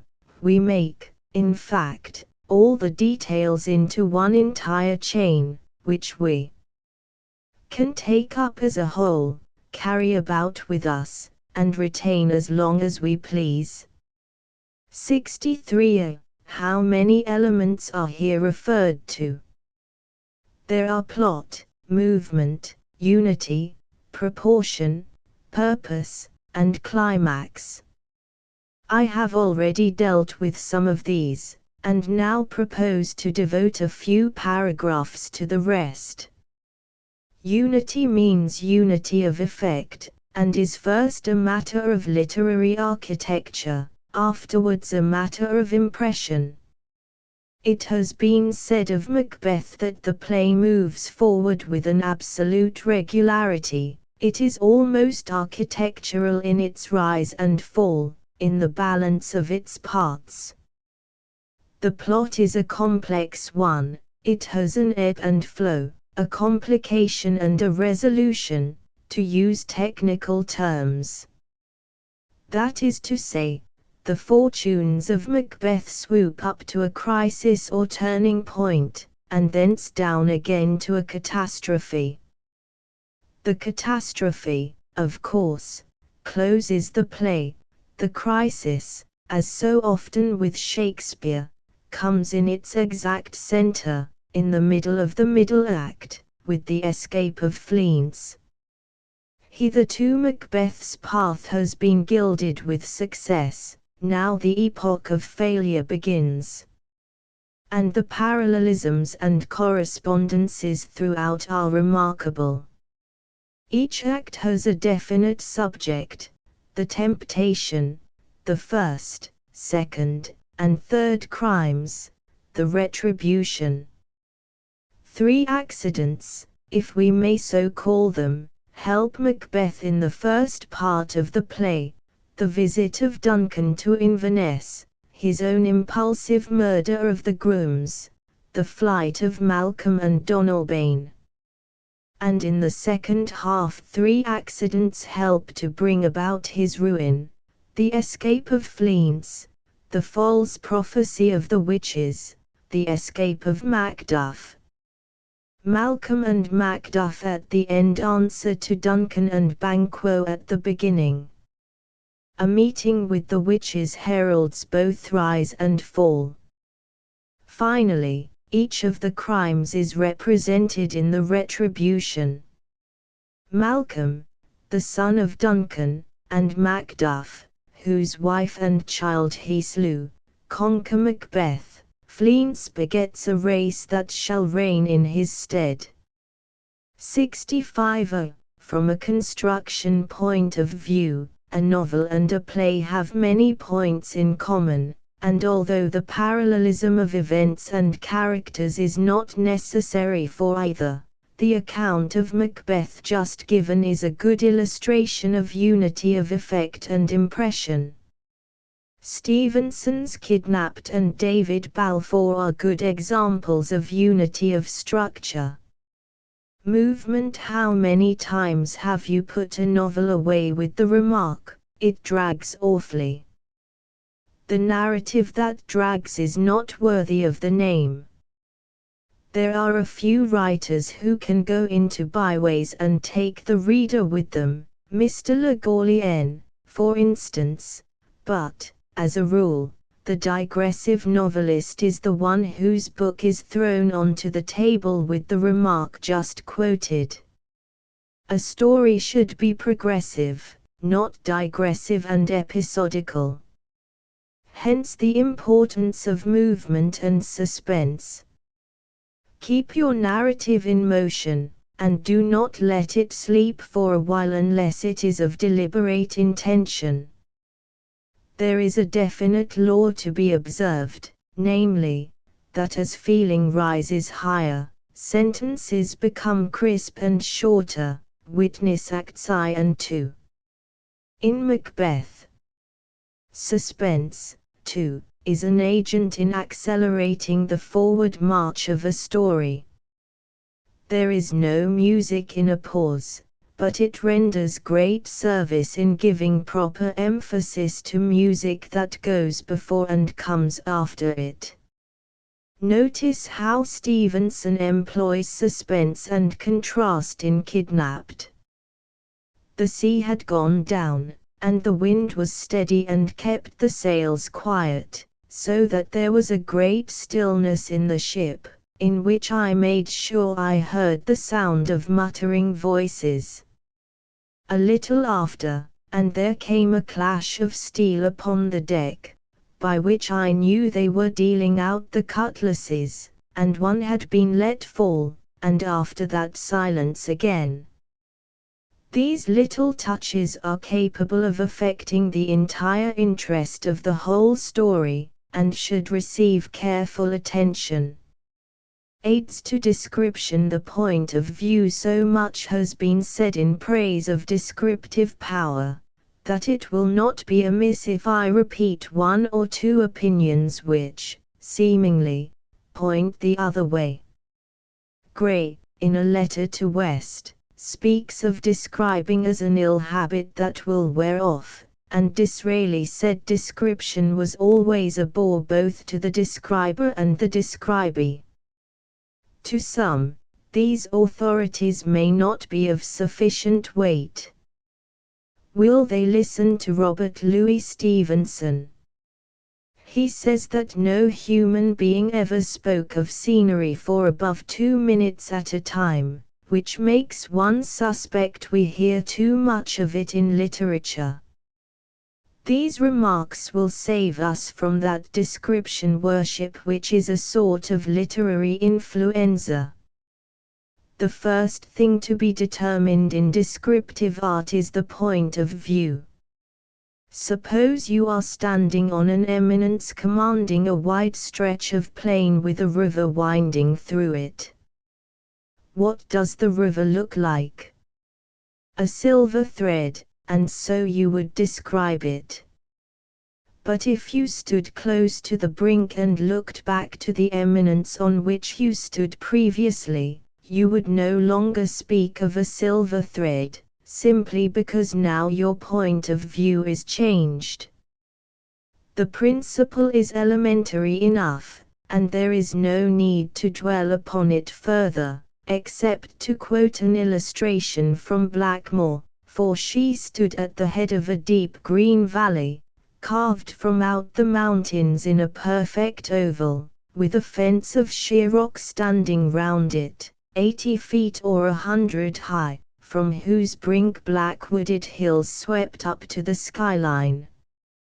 By her side a little river glided out from underground with a soft, dark babble, unawares of daylight, then growing brighter, lapsed away, and fell into the valley.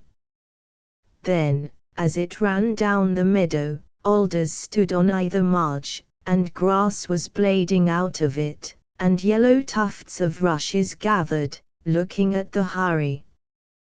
But further down, on either bank, were covered houses built of stone, square, and roughly covered, set as if the brook were meant to be the street between them.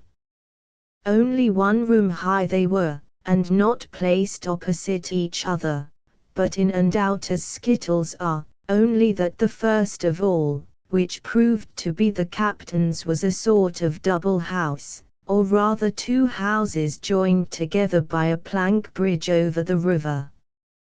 69. Selecting the main features. The fundamental principle of all art is selection, and nowhere is it seen to better advantage than in description. A battle, a landscape, or a mental agony, can only be described artistically, in so far as the writer chooses the most characteristic features for presentation. In the following passage George Eliot states the law and keeps it. She had time to remark that he was a peculiar-looking person, but not insignificant, which was the quality that most hopelessly consigned a man to perdition. He was massively built. The striking points in his face were large, clear, grey eyes, and full lips.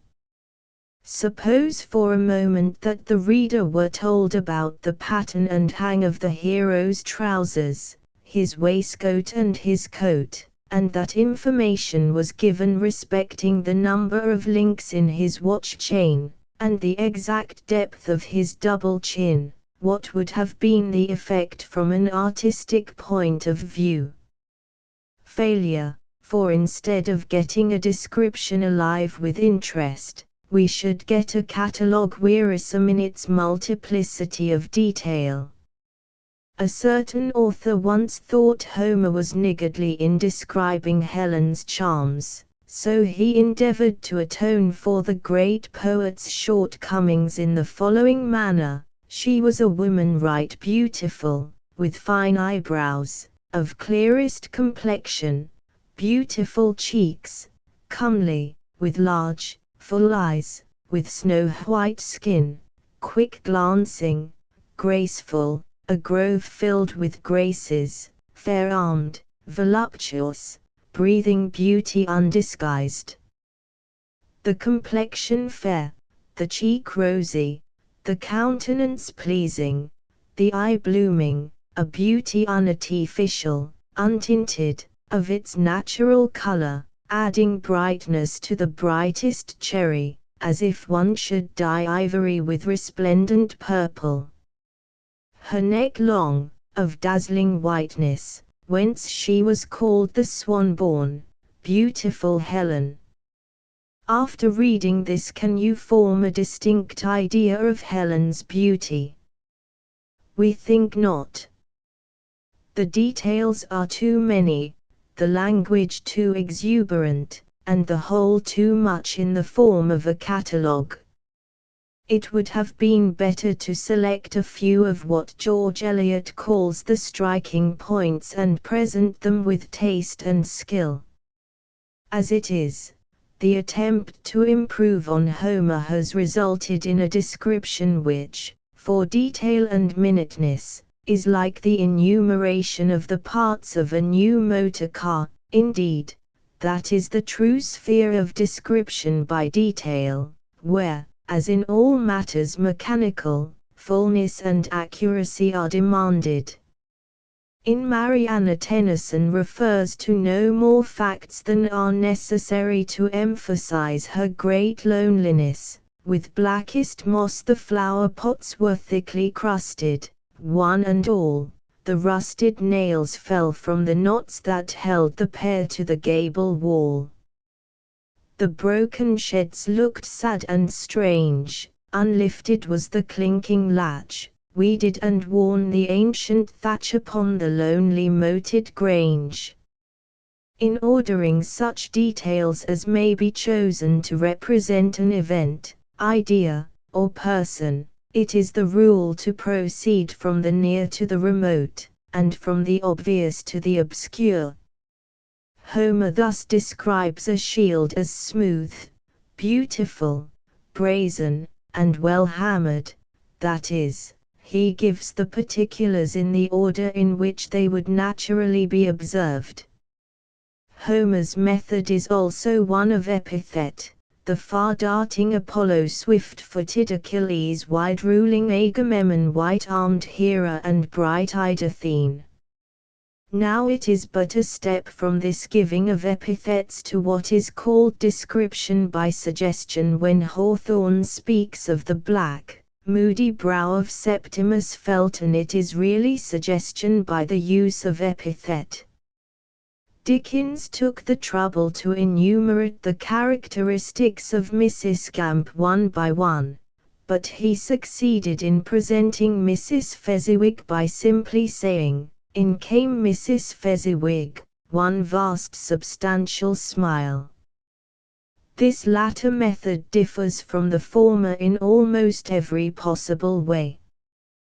The enumeration of details becomes wearisome unless very cleverly handled, whereas the suggestive method unifies the writer's impressions, thereby saving the reader's mental exertions and heightening his pleasures. He tells us how things and persons impress him, and prefers to indicate rather than describe.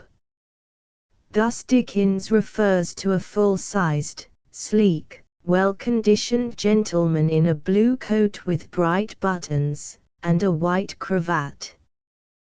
This gentleman had a very red face, as if an undue proportion of the blood in his body had been squeezed into his head, which perhaps accounted for his having also the appearance of being rather cold about the heart. Lowell says of Chaucer, "Sometimes he describes amply by the merest hint, as where the friar, before sitting himself down, drives away the cat." We know without need of more words that he has chosen the snuggest corner. Notice how succinctly Blackmore delineates a natural fact. "And so in a sorry plight I came to an opening in the bushes where a great black pool lay in front of me, whitened with snow, as I thought, at the sides, till I saw it was only foam froth, and the look of this black pit was enough to stop one from diving into it, even on a hot summer's day, with sunshine on the water, I mean if the sun ever shone there.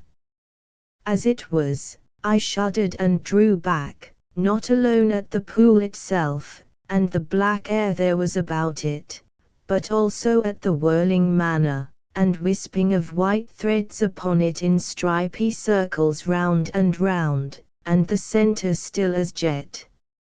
75. Hardy's description of Egdon Heath is too well known to need remark. It is a classic of its kind.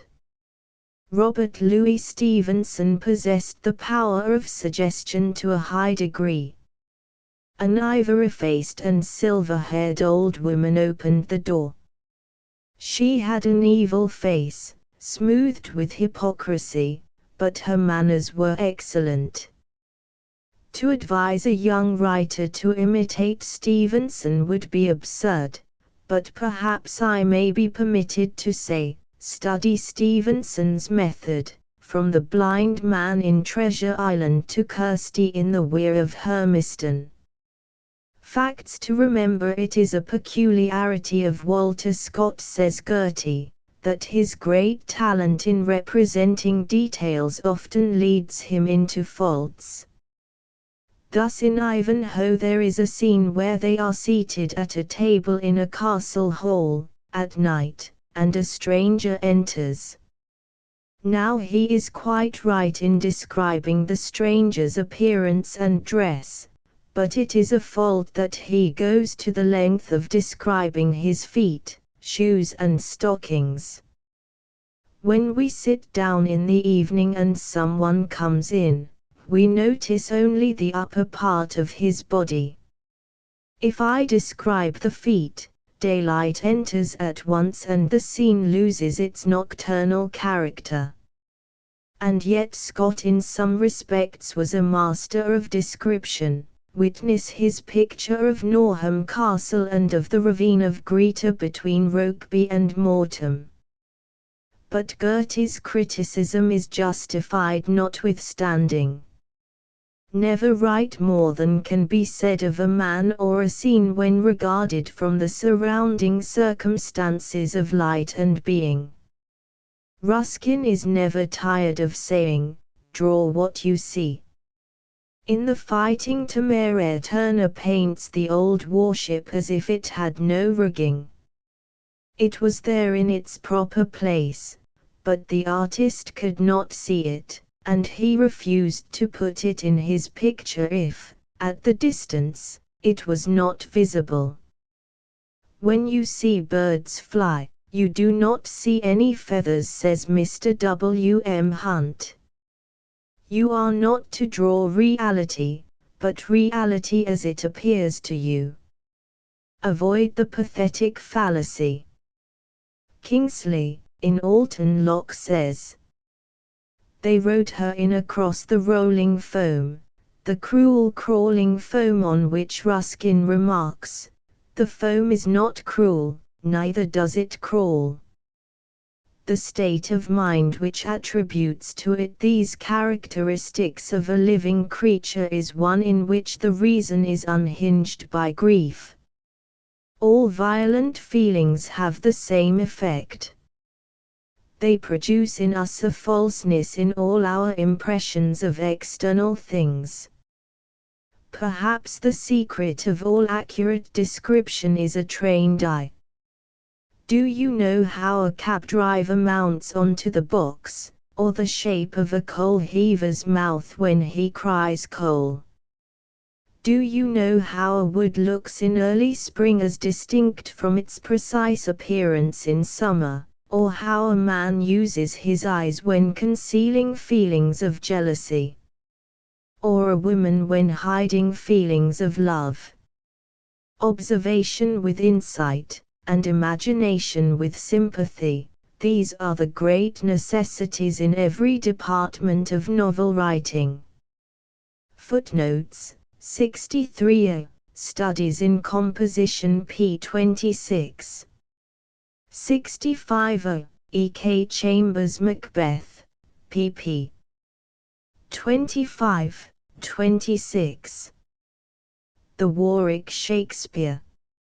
69a, Lorna Doone. 75a, Lorna Doone.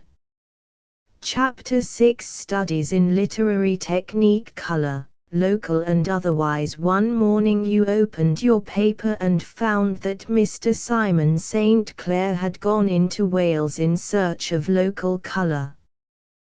What does local color mean? The appearance of the country, the dress and language of the people, all that distinguishes the particular locality from others near and remote, is local color. Take Kipling's Mandalay as an illustration. He speaks of the ringing temple bell, of the garlic smells, and the dawn that comes up like thunder. There are elephants piling teak, and all the special details of the particular locality find a characteristic expression. For what reason? Well, local color renders two services to literature. It makes very often a pleasing or a striking picture in itself, and it is used by the author to bring out special features in his story. Kipling's underlying idea comes to the surface when he says that a man who has lived in the East always hears the East calling him back again. There is deep pathos in the idea alone, but when it is set in the external characteristics of Eastern life, one locality chosen to set forth the rest, and stated in language that few can equal, the entire effect is very striking. Whenever local color is of picturesque quality, there is a temptation to substitute word painting for the story. The desire for novelty is at the bottom of a good deal of modern extravagance in this direction, but the truth still remains that local color has an important function to discharge, namely, to increase the artistic value of good narrative by suggesting the environment of the dramatis personae. You must have noticed the opening chapters of The Scarlet Letter. Why all this careful detailing of the customs house, the manners and the talk of the people? For no other reason than that just given. But there is another use of color in literary composition. Perhaps I can best illustrate my purpose by quoting from an interview with James Lane Allen, who certainly ought to know what he is talking about. The author of The Choir Invisible and Summer in Arcady occupies a position in fiction which makes his words worth considering. Said Mr. Allen to the interviewer Sad Smiley 81, a friend of mine, a painter, had just finished reading some little thing that I had succeeded in having published in the Century. What do you think of it? I asked him. Tell me frankly what you like and what you don't like. It's interestingly told, dramatic, polished, and all that, Allen was his reply, but why in the world did you neglect such an opportunity to drop in some color here, and at this point, and there? It came over me like that, said the Kentuckian, snapping his fingers, that words indicating colors can be manipulated by the writer just as pigments are by the painter. I never forgot the lesson. And now when I describe a landscape, or a house, or a costume, I try to put it into such words that an artist can paint the scene from my words. Evidently Mr. Allen learned his lesson long ago, but it is one every writer should study carefully.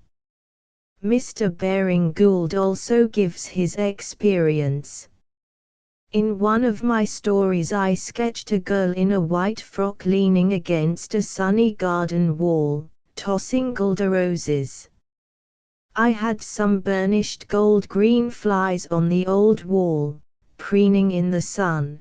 So, to complete the scene, I put her on gold-green leather shoes, and made the girl's eyes of much the same hue.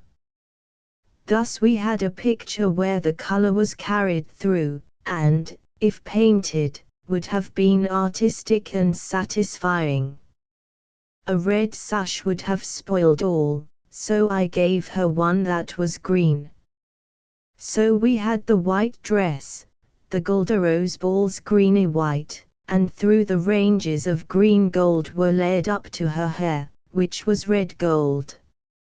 I lay some stress on this formation of picture in tones of color, because it pleases myself when writing, it satisfies my artistic sense. 1,000 readers may not observe it, but those who have any art in them will at once receive therefrom a pleasing impression. 83. These two testimonies make the matter very plain. If anything is needed, it is a more practical illustration taken direct from a book. For this purpose I have chosen a choice piece from George du Maurier's Peter Ibbetson, a book that was half killed by the Trilby boom. Before us lies a sea of fern, gone a russet brown from decay, in which are aisles of dark green gorse, and little trees with scarlet and orange and lemon-colored leaflets fluttering down, and running after each other on the bright grass, under the brisk west wind which makes the willows rustle, and turn up the whites of their leaves in pious resignation to the coming change. Harrow on the hill, with its pointed spire, rises blue in the distance, and distant ridges, like the receding waves, rise into blueness, one after the other, out of the low-lying mist, the last ridge bluely melting into space. In the midst of it all, gleams the Welsh Harp Lake, like a piece of sky that has become unstuck and tumbled into the landscape with its shiny side up. What about dialect? Dialect is local colour individualized. Ian Maclaren, in the Bonnie Briar Bush following in the wake of Crockett and Barry, has given us the dialect of Scotland. Baring Gould and a host of others have provided us with dialect stories of English counties. Jane Barlow and several Irish writers deal with the sister island. Wales has not been forgotten, and the American novelists have their big territory mapped out into convenient sections. Soon the acreage of locality literature will have been completely written up. I do not say its yielding powers will have been exhausted, for, as with other species of local color, dialect has had to suffer at the hands of the imitator who dragged dialect into his paltry narrative for its own sake, and to give him the opportunity of providing the reader with a glossary. The reason why dialect stories were so popular some time ago is twofold. First, dialect imparts a flavor to a narrative, especially when it is in contrast to educated utterances on the part of other characters. But the chief reason is that dialect people have more character than other people, as a rule. They afford greater scope for literary artistry than can be found in life a stage or two higher, with its correctness and artificiality. Saint Beuve said, "All peasants have style." Yes, that is the truth exactly. There is an individuality about the peasant that is absent from the town dweller, and this fact explains the piquancy of many novels that owe their popularity to the representations of the rustic population.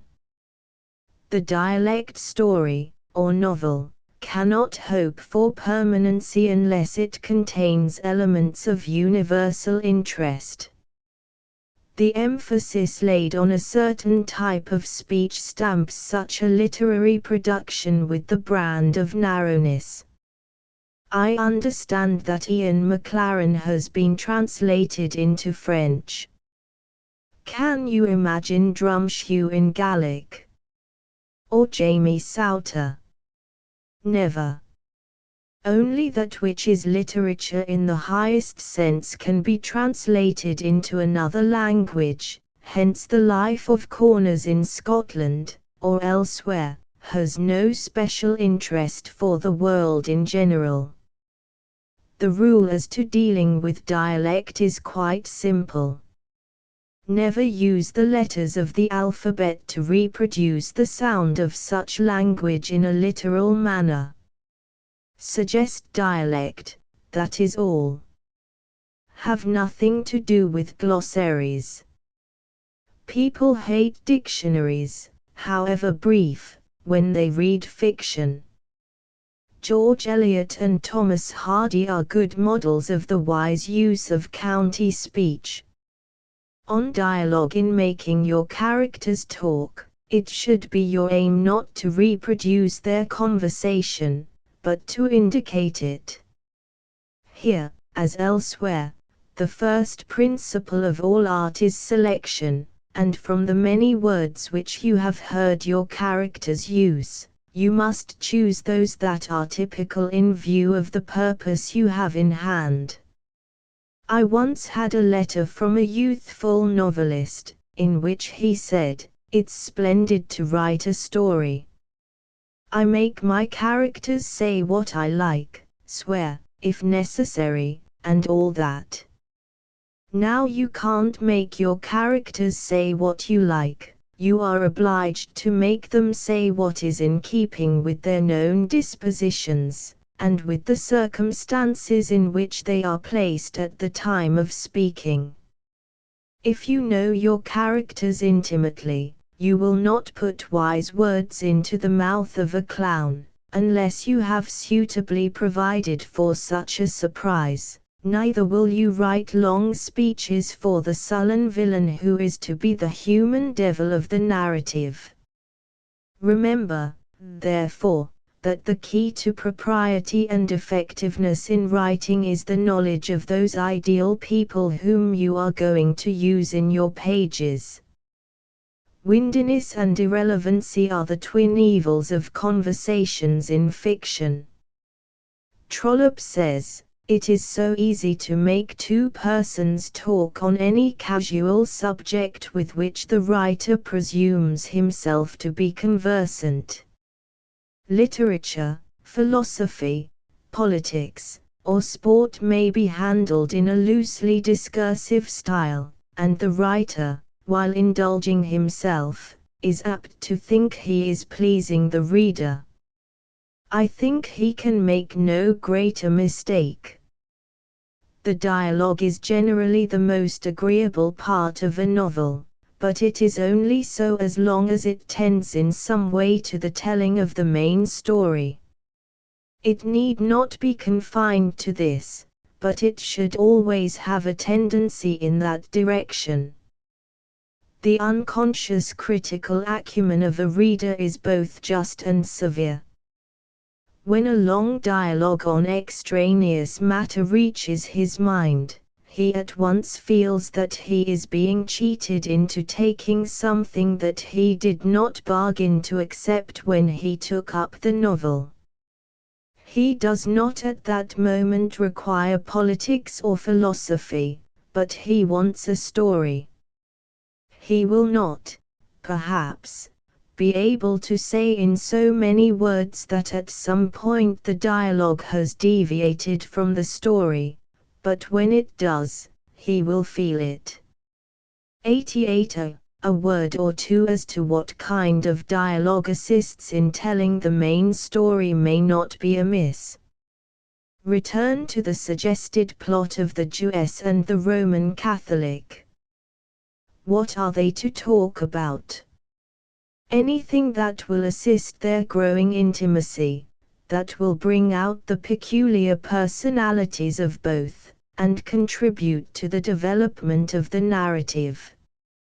In a previous section I said that the denouement decided the selection of your characters. In some respects it will also decide the topics of their conversation.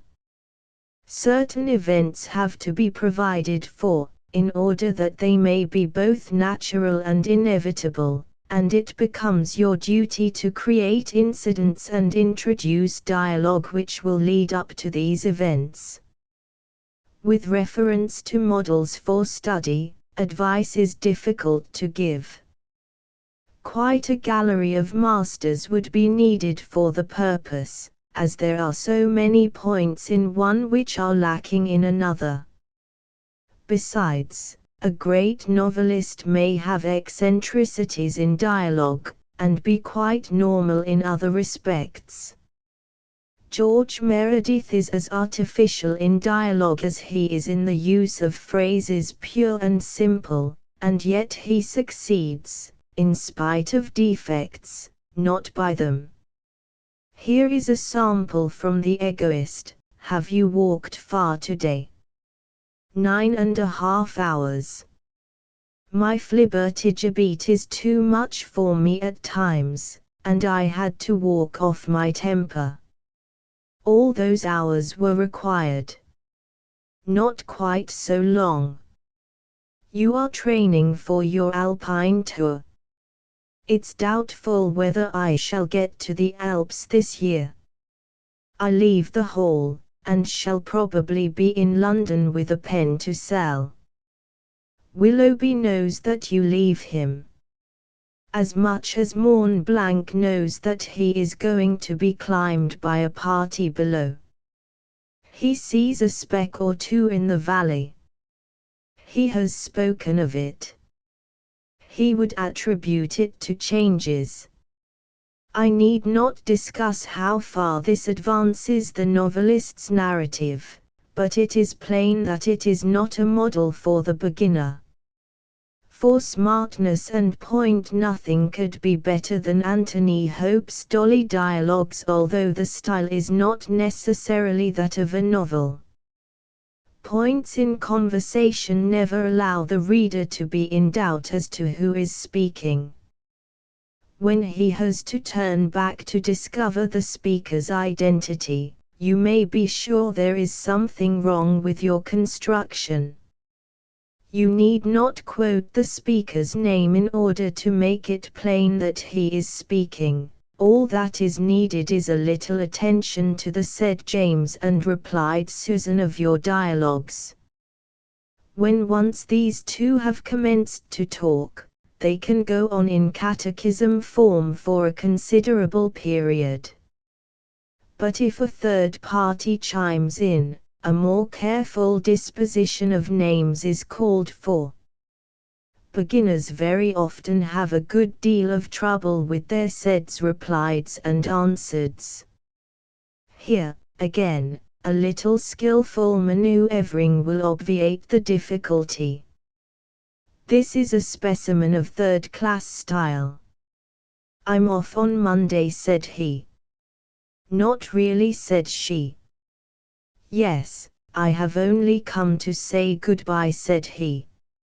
Shall you be gone long? Asked she. That depends, said he. I should like to know what takes you away, said she. I dare say, said he, smiling. I shouldn't wonder if I know, said she. I dare say you might guess, said he. Could anything be more wooden than this perpetual, said he, said she, which I have accentuated by putting into italics. Now, observe the difference when you read the following, observed Silver. Cried the cook. Returned Morgan. Said another.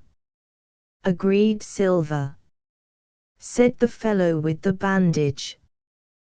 There is no lack of suitable verbs for dialogue purposes, remarked, retorted, inquired, demanded, murmured, grumbled, growled, sneered, explained, and a host more. Without a ready command of such a vocabulary you cannot hope to give variety to your character conversations, and, what is of graver importance, you will not be able to bring out the essential qualities of such remarks as you introduce. For instance, to put a sarcastic utterance into a man's mouth, and then to write down that he replied with those words is not half so effective as to say he sneered them. 93. Probably you will be tempted to comment on your dialogue as you write by insinuating remarks as to actions, looks, gestures, and the like.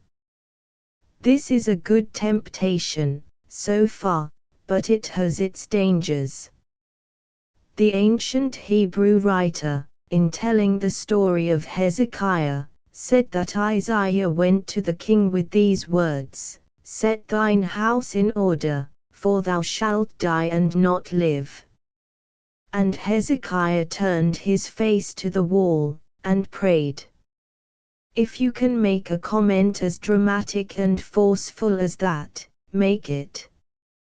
But avoid useless and uncalled for remarks, and remember that you really want nothing, not even a fine epigram, which fails to contribute to the main purpose. Atmosphere. It will not be inappropriate to close this chapter with a few words on what is called atmosphere. The word is often met with in the vocabulary of the reviewer. He is marvelously keen in scenting atmospheres. Perhaps an illustration may be the best means of exposition. The reviewer is speaking of Maeterlinck's Aladdin and Palamide's interior and the death of Tintagiles.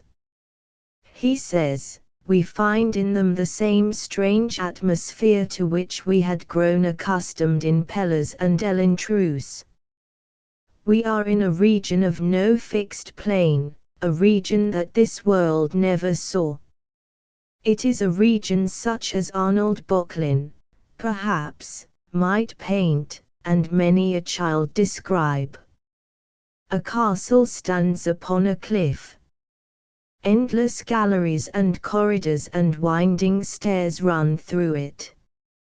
Beneath lie vast grottos where subterranean waters throw up unearthly light from depths where seaweed grows."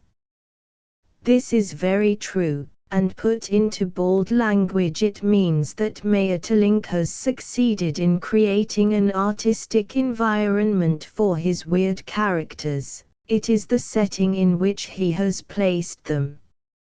In the first scene of Hamlet, Shakespeare creates the necessary atmosphere to introduce the events that are to follow.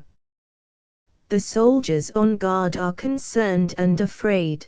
The reader is thereby prepared, step by step, for the reception of the whole situation. Everything that will strengthen the impression of a coming fatality is seized by a master hand, and made to do service in creating an atmosphere of such expectant quality. An artist by nature will select intuitively the persons and facts he needs, but there is no reason why a study of these necessities, a slow and careful pondering, should not at last succeed in alighting upon the precise and inevitable details which delicately and subtly produce the desired result. In this sense the matter can hardly be called a minor detail, but the expression has been sufficiently guarded. Footnotes: 81. Schumann, Steps into Journalism p. 201. 83. The Art of Writing Fiction p. 40. 88. Autobiography Volume 2. p. 58. 93. C. Bates Talks on Writing English. An excellent manual, to which I am indebted for ideas and suggestions. Chapter 7 Pitfalls. Items of general knowledge. I propose to show in this chapter that a literary artist can never afford to despise details. He may have genius enough to write a first-rate novel, and sell it rapidly in spite of real blemishes, but if a work of art is worth doing at all, it is worth doing well. No writer is any the better for slovenly inaccuracy. Take the details of everyday life. Do you suppose you are infallible in these commonplace things? If so, be undeceived at once. It is simply marvelous with what ease a mistake will creep into your narrative. Even Mr. Zangwill once made a hansom cab door to open with a handle from the inside, and the mistake appeared in 6 editions, escaping the reviewers, and was quietly altered by the author in the 7th. There is nothing particularly serious about an error of this kind, but at the same time, where truth to fact is so simple a matter, why not give the fact as it is? Trivialities may not interfere with the power of the story, but they often attach an ugliness, or a smack of the ridiculous, which cannot but hinder, to some extent, the beauty of otherwise good work. Mistakes such as that just referred to, arise, in most instances, out of the passion and feeling in which the novelist advances his narrative. The detail connected with the opening of the handsome doors, was nothing to Mr. Zangwill, compared to the person who opened it.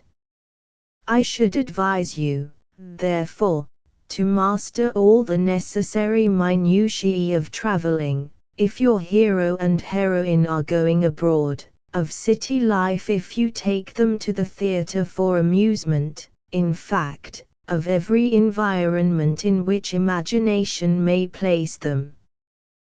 Then, when all your work is done, read what has been written with the microscopic eyes of a Flaubert. Specific subjects, for instance, the plot suggested in the previous chapters deals with Judaism. Now, if you don't know Jewish life through and through, it is the height of foolishness to attempt to write a novel about it. The same remark applies to Roman Catholicism. You will find it necessary to study the Bible and Hebrew history, and when you have mastered the literature of the subject and caught its spirit, you will turn your attention to the sacred people as they exist today, their isolation, their wealth, their synagogues, and their psychological peculiarities. Does this seem to be too big a program? Well, if you are to present a living and truthful picture of the Jewess and her surroundings, you can only succeed by going through such a program, whereas, if you skip the hard preparatory work you will bungle in the use of Hebrew terms, and when you make the rabbi drop the scroll through absent-mindedness, you will very likely say that the congregation looked on half amused and half wondering. Just visit a synagogue when the rabbi happens to drop the scroll. The congregation would be horribly shocked. The same law applies whatever be your subject. If you intend to follow a prevailing fashion and depict slum life, you will have to spend a good deal of time in those unpleasant regions, not only to know them in their outward aspects, but to know them in their inward and human features. Even then something important may escape you, with the result that you fall into error, and the expert enjoys a quiet giggle at your expense, but you will have some consolation in the thought that you spared no pains in the diligent work of preparation. Perhaps your novel will take the reader into aristocratic circles.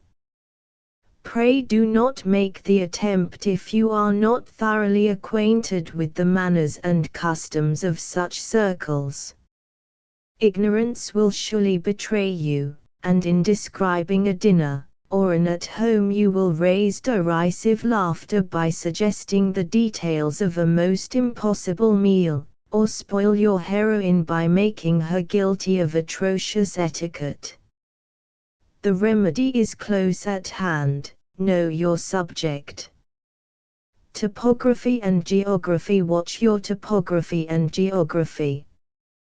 Have you never read novels where the characters are made to walk miles of country in as many minutes?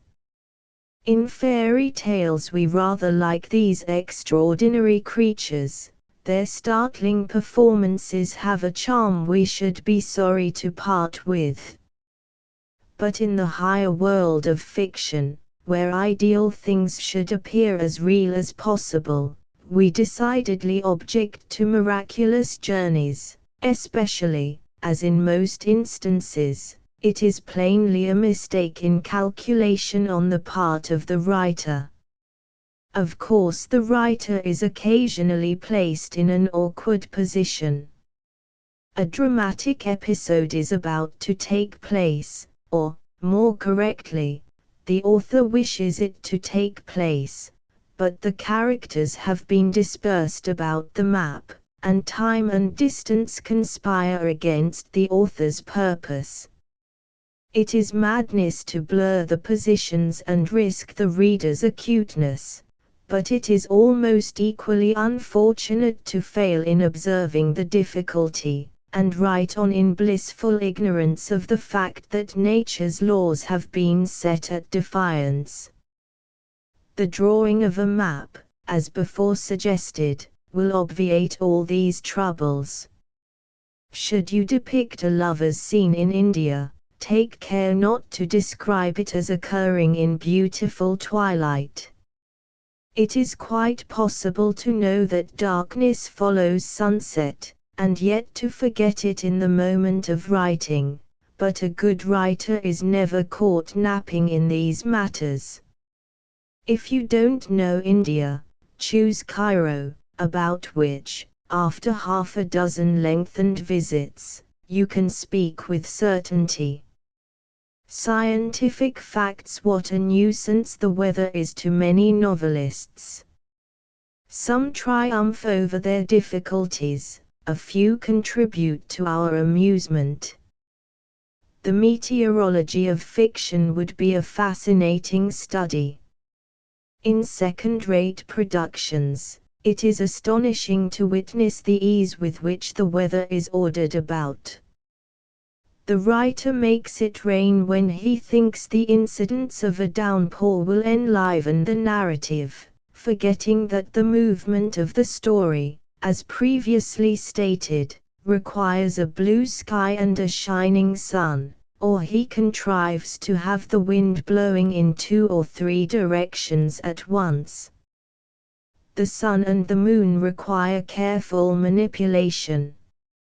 At the beginning of a novel, the room of an invalid is said to have a window looking directly towards the east, but at the end of the book, when the invalid dies, the author, wishing to make him depart this life in a flood of glory, suffuses this eastern windowed room with the red glare of the setting sun. The detail may appear unimportant, but it is not so, and a few hours devoted to notes on these minor points would save all the unpleasantness and ridicule which such mistakes too frequently bring. The reviewer loves to descant on the peculiar cosmology and physical science of the volume before us. The moon is most unfortunate. Mrs. Humphrey Ward confesses that she never knows when to make the moon rise, and obtains Miss Ward's assistance in all astronomical references. This is, of course, a pleasant exaggeration, but it shows that no venture should be made in science without being perfectly sure of your ground. Grammar is the most dangerous of all pitfalls. Suppose you read your novel through, and check each sentence. After weary toil you are ready to offer a prize of 1 guinea to the man who can show you a mistake. When the full list of errors is drawn up by an expert grammarian, you are glad that offer was not made, for your guineas would have been going too quickly. In everyday conversation you speak as other people do, having a special hatred of painful accuracy, otherwise called pedantry, and as you frequently hear the phrase, "those sort of people are never nice," it does not strike you as being incorrect when you read it in your proof sheets. Or somebody refers to a theatrical performance, and regretting his inability to be present, says, "I should like to have gone, but could not." So often is the phrase used in daily speech, that its sound, when you read your book aloud, does not suggest anything erroneous. And yet if you wish your reader to know that you are a good grammarian, you will not be ashamed to revise your grammar and say, "I should have liked to go, but could not." These are simple instances, there are hundreds more. Reviewing all that has been said in this chapter, the one conclusion is that the novelist must be a man of knowledge. He must know the English language from base to summit, and whatever references he makes to science, art, history, theology, or any other subject, he should have what is expected of writers in these specific departments: accuracy. Chapter 8: The Secret of Style. Communicable elements. One can readily sympathize with the melancholy of a man who, after reading De Quincey, Macaulay, Addison, Lamb, Pater, and Stevenson, found that literary style was still a mystery to him. He was obliged to confess that the secret of style is with them that have it. His main difficulty, however, was to reconcile this conviction with the advice of a learned friend who urged him to study the best models if he would attain a good style. Was style communicable? Or was it not? Now, of all questions relating to this subject, this is the most pertinent, and, if I may say so, the only real question.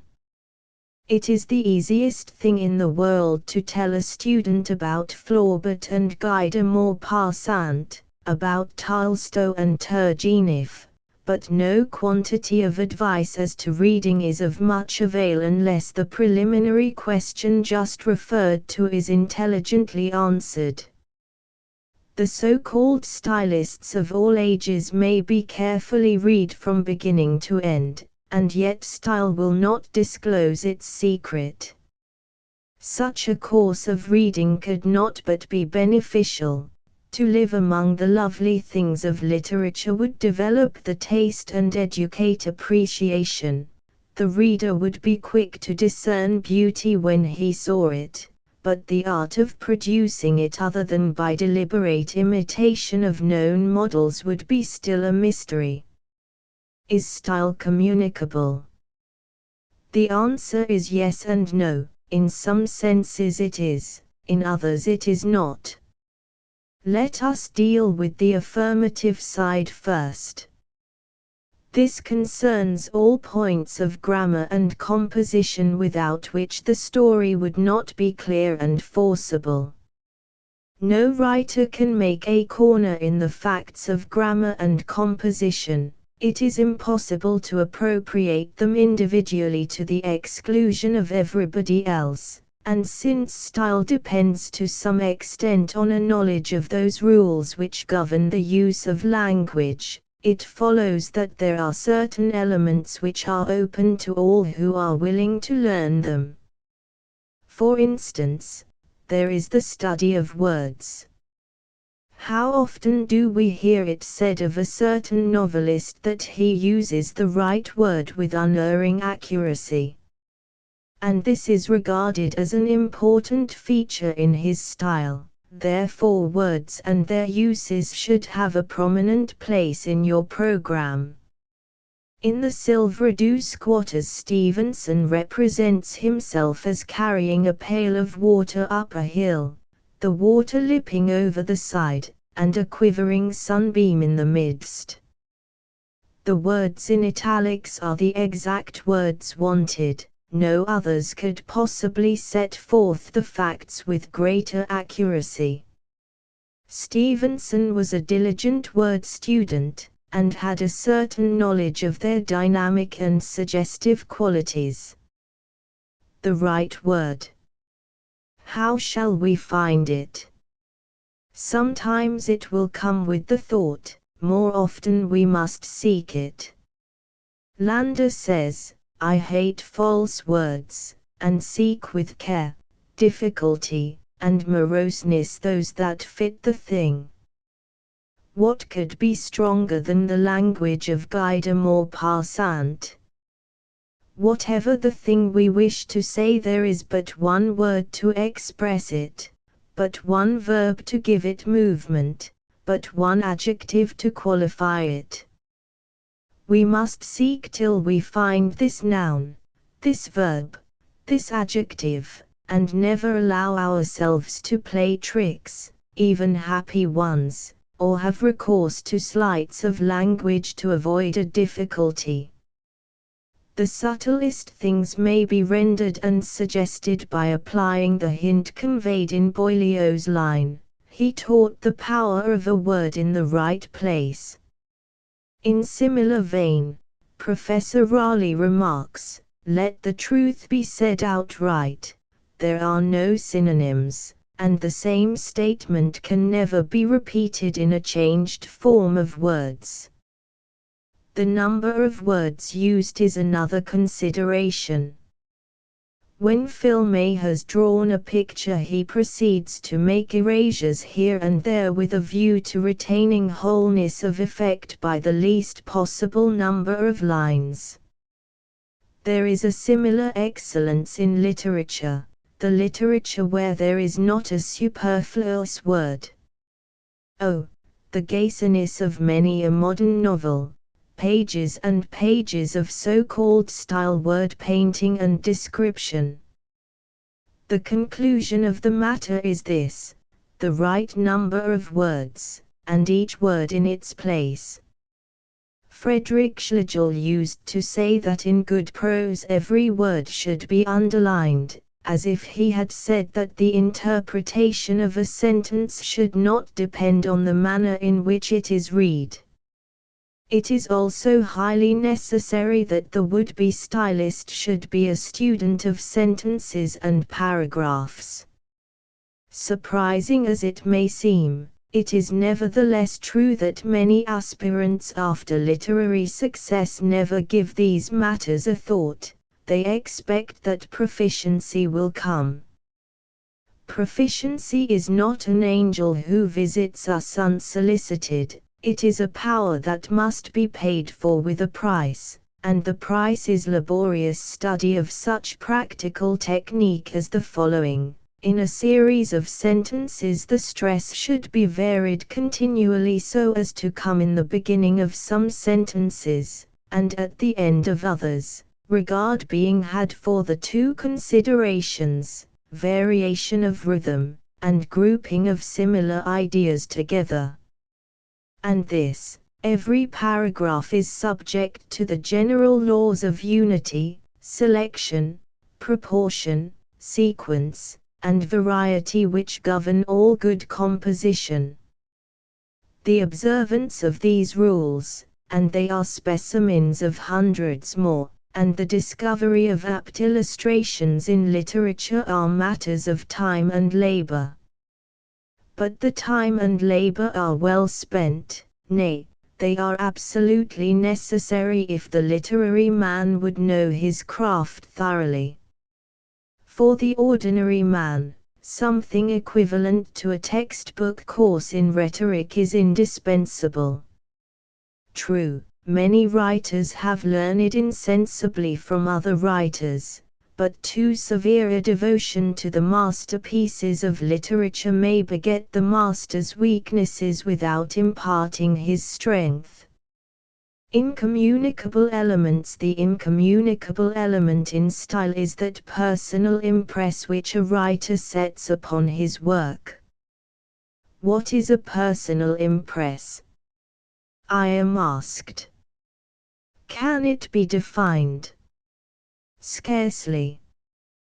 Personality itself is a mysterious thing. We know what it means when it is used to distinguish a remarkable man from those who are not remarkable. He has a unique personality, we say. Now that personality, if the man be a writer, will show itself in his literary offspring. It will be in evidence over and above rule, regulation, canons of art, and the like. If there be such a thing as a mystic presence, then style is that mystic presence of the writer's personality which permeates the ideas and language in such a way as to give them a distinction and individuality all their own. I will employ comparison as a means of illustration by supposing that the three following passages appeared in the same book in separate paragraphs and without the author's names. Each material thing has its celestial side, has its translation into the spiritual and necessary sphere, where it plays a part as indestructible as any other, and to these ends all things continually ascend. The gases gather to the solid firmament, the chemic lump arrives at the plant and grows, arrives at the quadruped and walks, arrives at the man and thinks. He, Daniel Webster, is a magnificent specimen, you might say to all the world. This is your Yankee Englishman, such limbs we make in Yankee land. The tanned complexion, the amorphous crag-like face, the dull black eyes under their precipice of brows, like dull anthracite furnaces, needing only to be blown, the mastiff mouth, accurately closed. I have not traced so much silent beseeks a rage that I remember of in any man. In the edifices of man there should be found reverent worship and following, not only of the spirit which rounds the form of the forest, and arches the vault of the avenue, which gives veining to the leaf and polish to the shell, and grace to every pulse that agitates animal organization, but of that also which reproves the pillars of the earth and builds up her barren precipices into the coldness of the clouds, and lifts her shadowy cones of mountain purple into the pale arch of the sky. Now, an experienced writer, or reader, would identify these quotations at once, in some measure from a knowledge of the books from which they are taken, but mostly from a recognition of style pure and simple. The merest TO can see that the passages are not the work of one author. There is, apart from subject matter, a subtle something that lies hidden beneath the language, informing each paragraph with a style peculiar to itself. What is it? The style is the man. It is composition charged with personality. Emerson, Carlyle, and Ruskin used the English language with due regard for the rules of grammar, and such principles of literary art as they felt to be necessary. And yet when Emerson philosophizes he does it in a way quite different to everybody else. When Carlyle analyses a character, you know without the sage signature that the work is his. And when Ruskin describes natural beauties by speaking of shadowy cones of mountain purple being lifted into the pale arch of the sky, well, that is Ruskin, it could be no other. In each case language is made the bearer of the writer's personality. Style in literature is the breathing forth of soul and spirit, as is the soul, and as is the spirit in depth, sympathy, and power, so will the style be rich, distinctive, and memorable. Professor Raleigh says that all style is gesture, the gesture of the mind and of the soul. Mind we have in common, inasmuch as the laws of right reason are not different for different minds. Therefore clearness and arrangement can be taught, sheer incompetence in the art of expression can be partly remedied. But who shall impose laws on the soul? write, and after you have attained to some control over the instrument, you write yourself down whether you will or no. There is no vice, however unconscious, no virtue, however shy, no touch of meanness or of generosity in your character that will not pass on to paper. Hence the oft-repeated call for sincerity on the part of writers.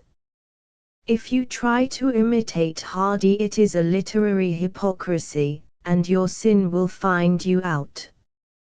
If you are Meredith-minded, and play the sedulous ape to him, you must expect a similar catastrophe. If the style is the man, how can you hope to equal that style if you can never come near the man? Be true to all you know, and see, and feel, live with the masters, and catch their spirit. You will then get your own style. It may not be as good as those you have so long admired, but it will be yours, and, truth to tell, that is all you can hope for. Chapter 9: How authors work quick and slow. The public has shown a deep interest in all details respecting the way in which writers produce their books, the food they eat, the clothes they wear, their weaknesses and their hobbies, what pens they use, and whether they prefer the typewriter or not. All these are items which a greedy public expects to know. So much is this the case today that an acrid critic recently offered the tart suggestion that a novelist was a man who wrote a great book, and spent the rest of his time, very profitably, in telling the world how he came to write it.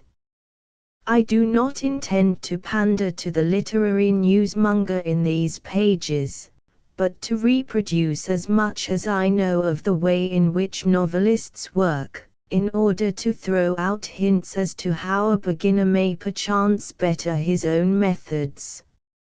A word of warning, however, is necessary.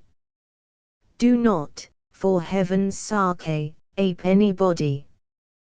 Because Zola darkens his rooms when he writes, that is no reason why you should go and do likewise, and if John Fiske likes to sit in a draught, pray save yourself the expense of a doctor's bill by imitating him. An author's methods are only of service to a novice when they enable him to improve his own, and it is with this object in view that I reproduce the following personal notes.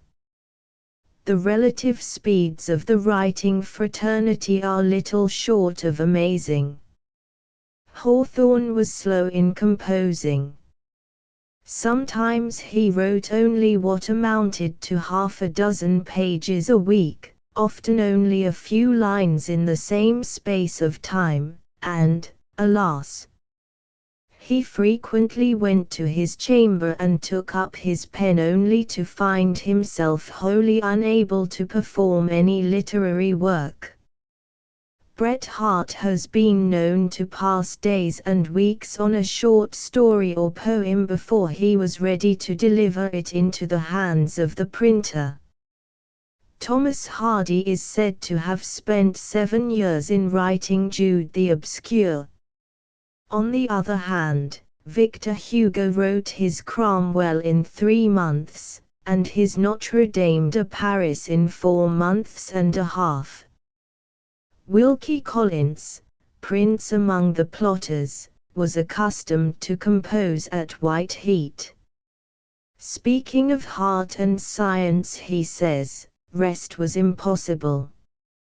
I made a desperate effort, rushed to the sea, went sailing and fishing, and was writing my book all the time in my head, as the children say. The one wise course to take was to go back to my desk and empty my head, and then rest. My nerves are too much shaken for traveling. An armchair and a cigar, and 150th reading of the glorious Walter Scott, King, Emperor, and president of novelists. There is the regimen that is doing me good. An enterprising editor, not very long ago, sent out circulars to prominent authors asking them how much they can do in a day. The reply in most cases was that the rate of production varied. Sometimes the pen or the typewriter could not keep pace with thought, at other times it was just the opposite. It is very necessary at this point to draw a distinction between the execution of a work, and its development in the mind from birth to full perfection. When we read that Mr. Crockett, or somebody else, produced so many books in so many years, it does not always mean, if ever, that the idea and its expression have been a matter of weeks or months. To write a novel in 6 weeks is not an impossibility, even a passable novel, but to sit down and think out a plot, with all its details of character and event, and to write it out so that in 6 weeks, or 2 or 3 months, the MS is on the publisher's desk, well, don't believe it. No novel worthy of the name was ever produced at that rate. How many words a day? In nothing do authors differ so much as on the eternal problem of whether it is right to produce a certain quantity of matter every day, inspiration or no inspiration. Thomas Hardy has no definite hours for working, and, although he often uses the night time for this purpose, he has a preference for the daytime. Charlotte Bronte had to choose favorable seasons for literary work. Weeks, sometimes months, elapsed before she felt that she had anything to add to that portion of her story which was already written. Then some morning she would wake up and the progress of her tale lay clear and bright before her indistinct vision, and she set to work to write out what was more present to her mind at such times than actual life was. 120. When writing Jane Eyre and Little Jane had been brought to Thornfield, the author's enthusiasm had grown so great that she could not stop. She went on incessantly for weeks. Miss Jane Barlow confesses that she is a very slow worker. Indeed, when I consider the amount of work which the majority of writers turn out in a year, I feel that I must be dreadfully lazy. Even in my quiet life here I find it difficult to get a long, clear space of time for my work, and the slightest interruption will upset me for hours.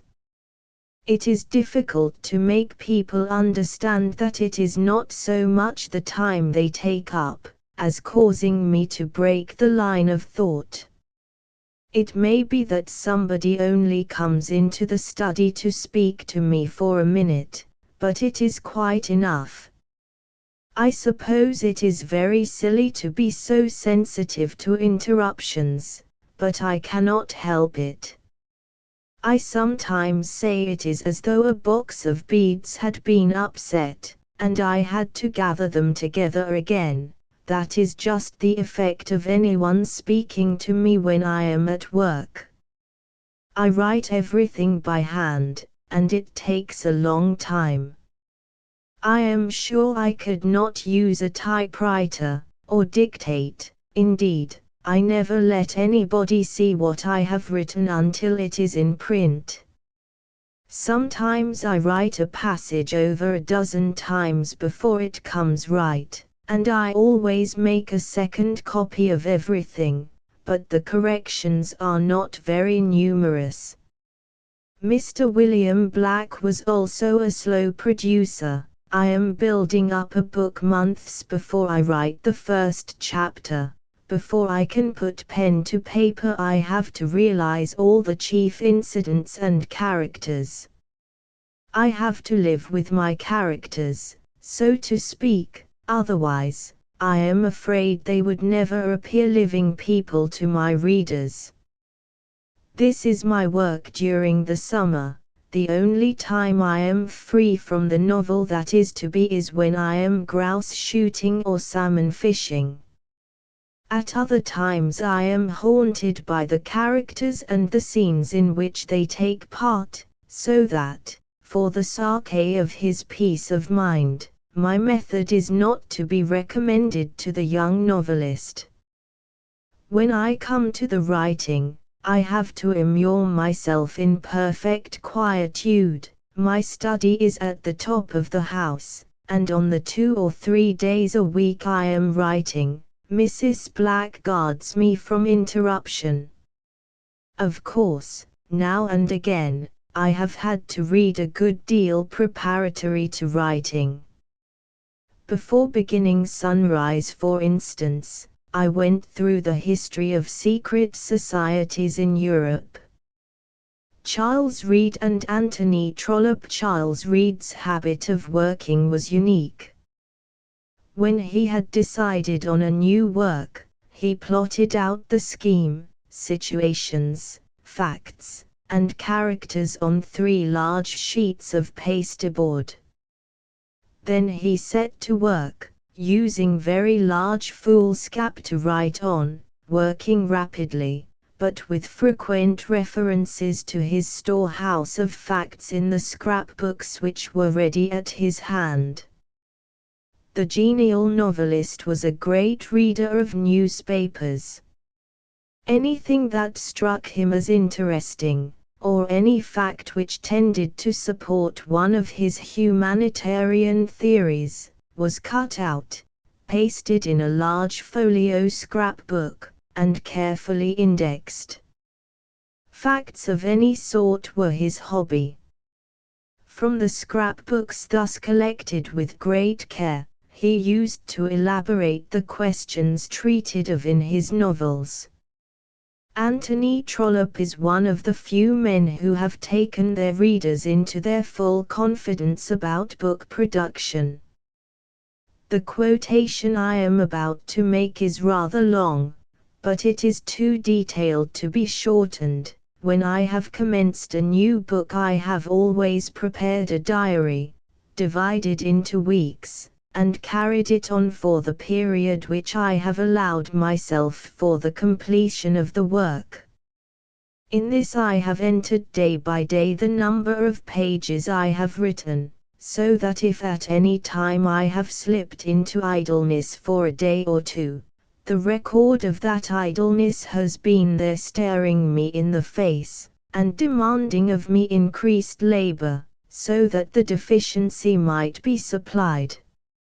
According to the circumstances of the time, whether any other business might be then heavy or light, or whether the book which I was writing was, or was not, wanted with speed, I have allotted myself so many pages a week. The average number has been about 40. It has been placed as low as 20, and has risen to 112. And as a page is an ambiguous term, my page has been made to contain 250 words, and as words, if not watched, will have a tendency to straggle, I have had every word counted as I went. 124. Under the title of A Walk in the Wood, Trollope thus describes his method of plot making, and the difficulty the novelist experiences in making the tricksy Ariel of the imagination do his bidding. I have to confess that my incidents are fabricated to fit my story as it goes on, and not my story to fit my incidents. I wrote a novel once in which a lady forged a will, but I had not myself decided that she had forged it till the chapter before that in which she confesses her guilt. In another, a lady is made to steal her own diamonds, a grand tour de force, as I thought, but the brilliant idea struck me only when I was writing the page in which the theft is described. I once heard an unknown critic abuse my workmanship because a certain lady had been made to appear too frequently in my pages. I went home and killed her immediately. I say this to show that the process of thinking to which I am alluding has not generally been applied to any great effort of construction. It has expended itself on the minute ramifications of tale-telling, how this young lady should be made to behave herself with that young gentleman, how this mother or that father would be affected by the ill conduct or the good of a son or a daughter, how these words or those other would be most appropriate or true to nature if used on some special occasion. Such plottings as these with a fabricator of fiction are infinite in number, but not one of them can be done fitly without thinking. My little effort will miss its wished-for result unless I be true to nature, and to be true to nature, I must think what nature would produce. Where shall I go to find my thoughts with the greatest ease and most perfect freedom? I have found that I can best command my thoughts on foot, and can do so with the most perfect mastery when wandering through a wood. To be alone is, of course, essential. Companionship requires conversation, for which, indeed, the spot is most fit, but conversation is not now the object in view. I have found it best even to reject the society of a dog, who, if he be a dog of manners, will make some attempt at talking, and, though he should be silent, the sight of him provokes words and caresses and sport. It is best to be away from cottages, away from children, away as far as may be from chance wanderers. So much easier is it to speak than to think, that any slightest temptation suffices to carry away the idler from the harder to the lighter work. An old woman with a bundle of sticks becomes an agreeable companion, or a little girl picking wild fruit. Even when quite alone, when all the surroundings seem to be fitted for thought, the thinker will still find a difficulty in thinking. It is easy to lose an hour in maundering over the past, and to waste the good things which have been provided, in remembering instead of creating. The mission of fancy it is not for rules of construction that the writer is seeking, as he roams listlessly or walks rapidly through the trees. These have come to him from much observation, from the writings of others, from that which we call study, in which imagination has but little immediate concern.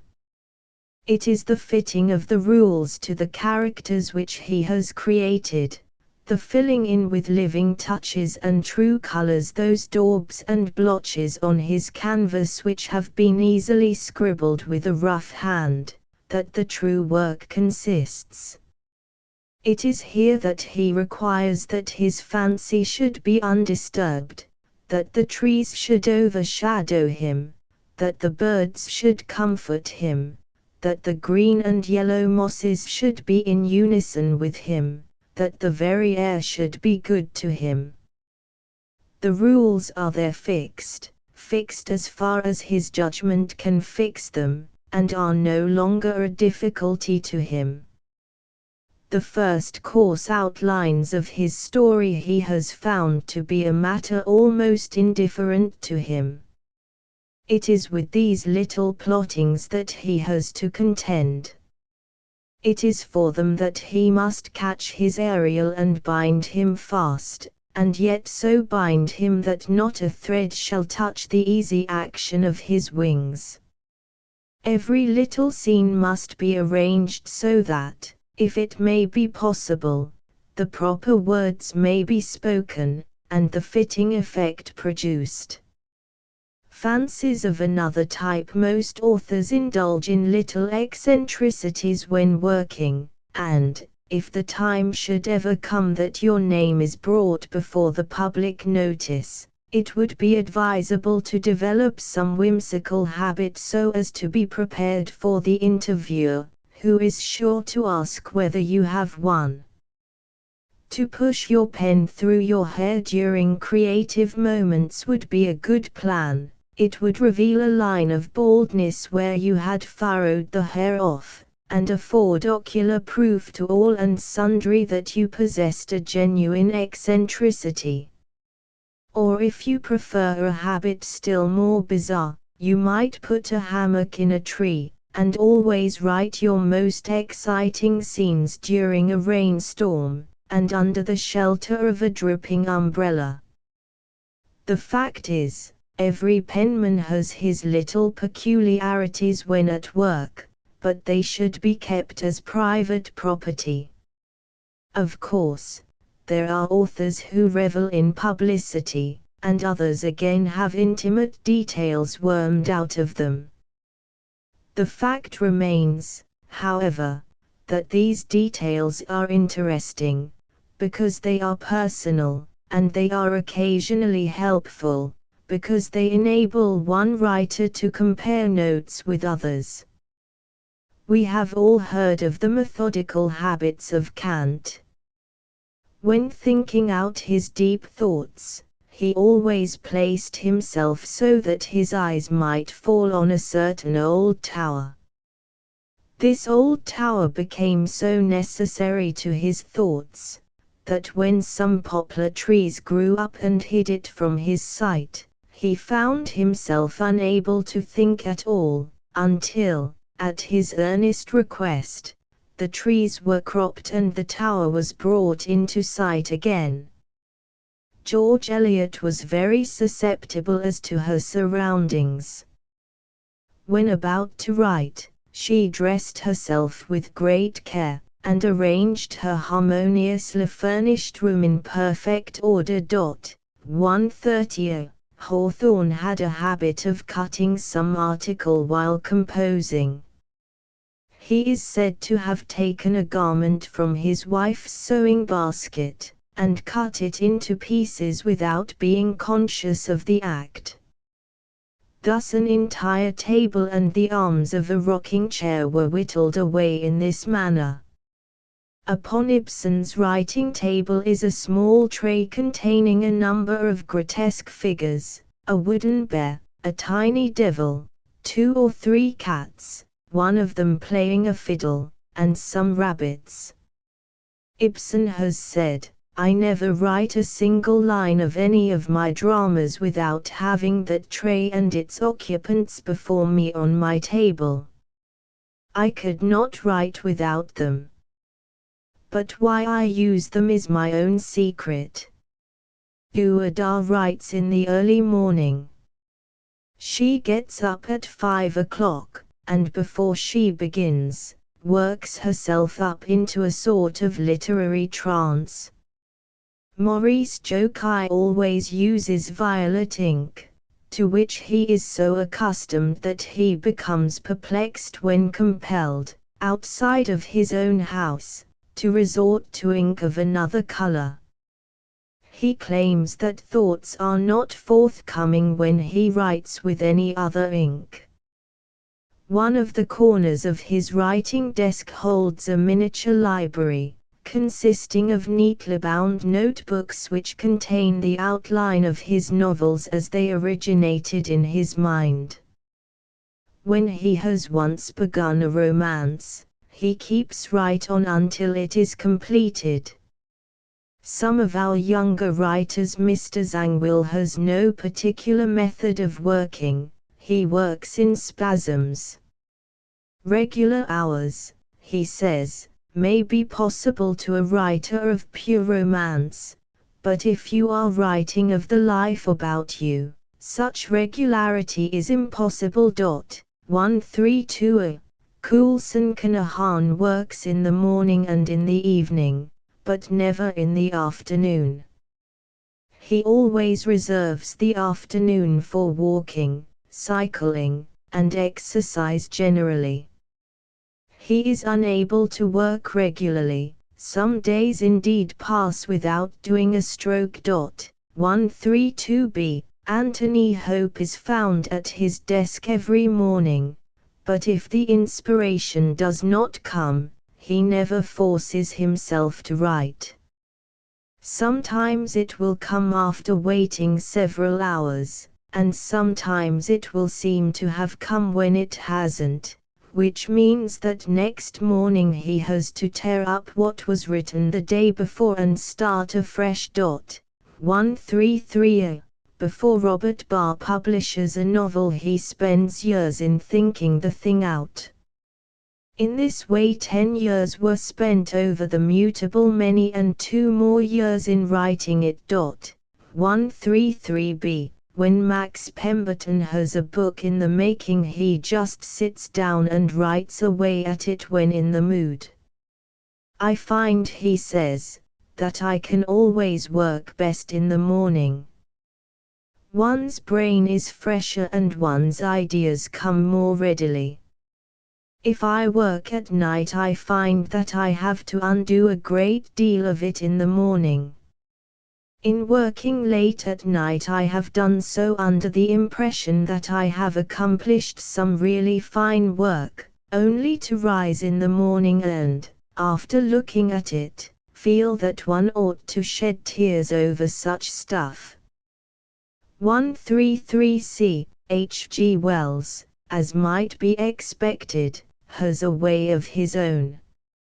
In the morning I merely revise proofs and typewritten copy, and write letters, and, in fact, any work that does not require the exercise of much imagination. If it is fine, I either have a walk or a ride on the cycle.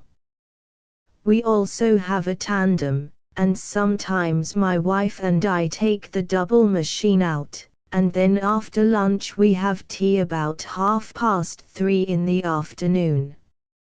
It is after this cup of tea that I do my work. The afternoon is the best time of the day for me, and I nearly always work on until 8 o'clock, when we have dinner. If I am working at something in which I feel keenly interested, I work on from 9 o'clock until after midnight, but it is on the afternoon work that my output mainly depends. 134. Curious methods. In another interview, Mr. Wells said, "I write and rewrite.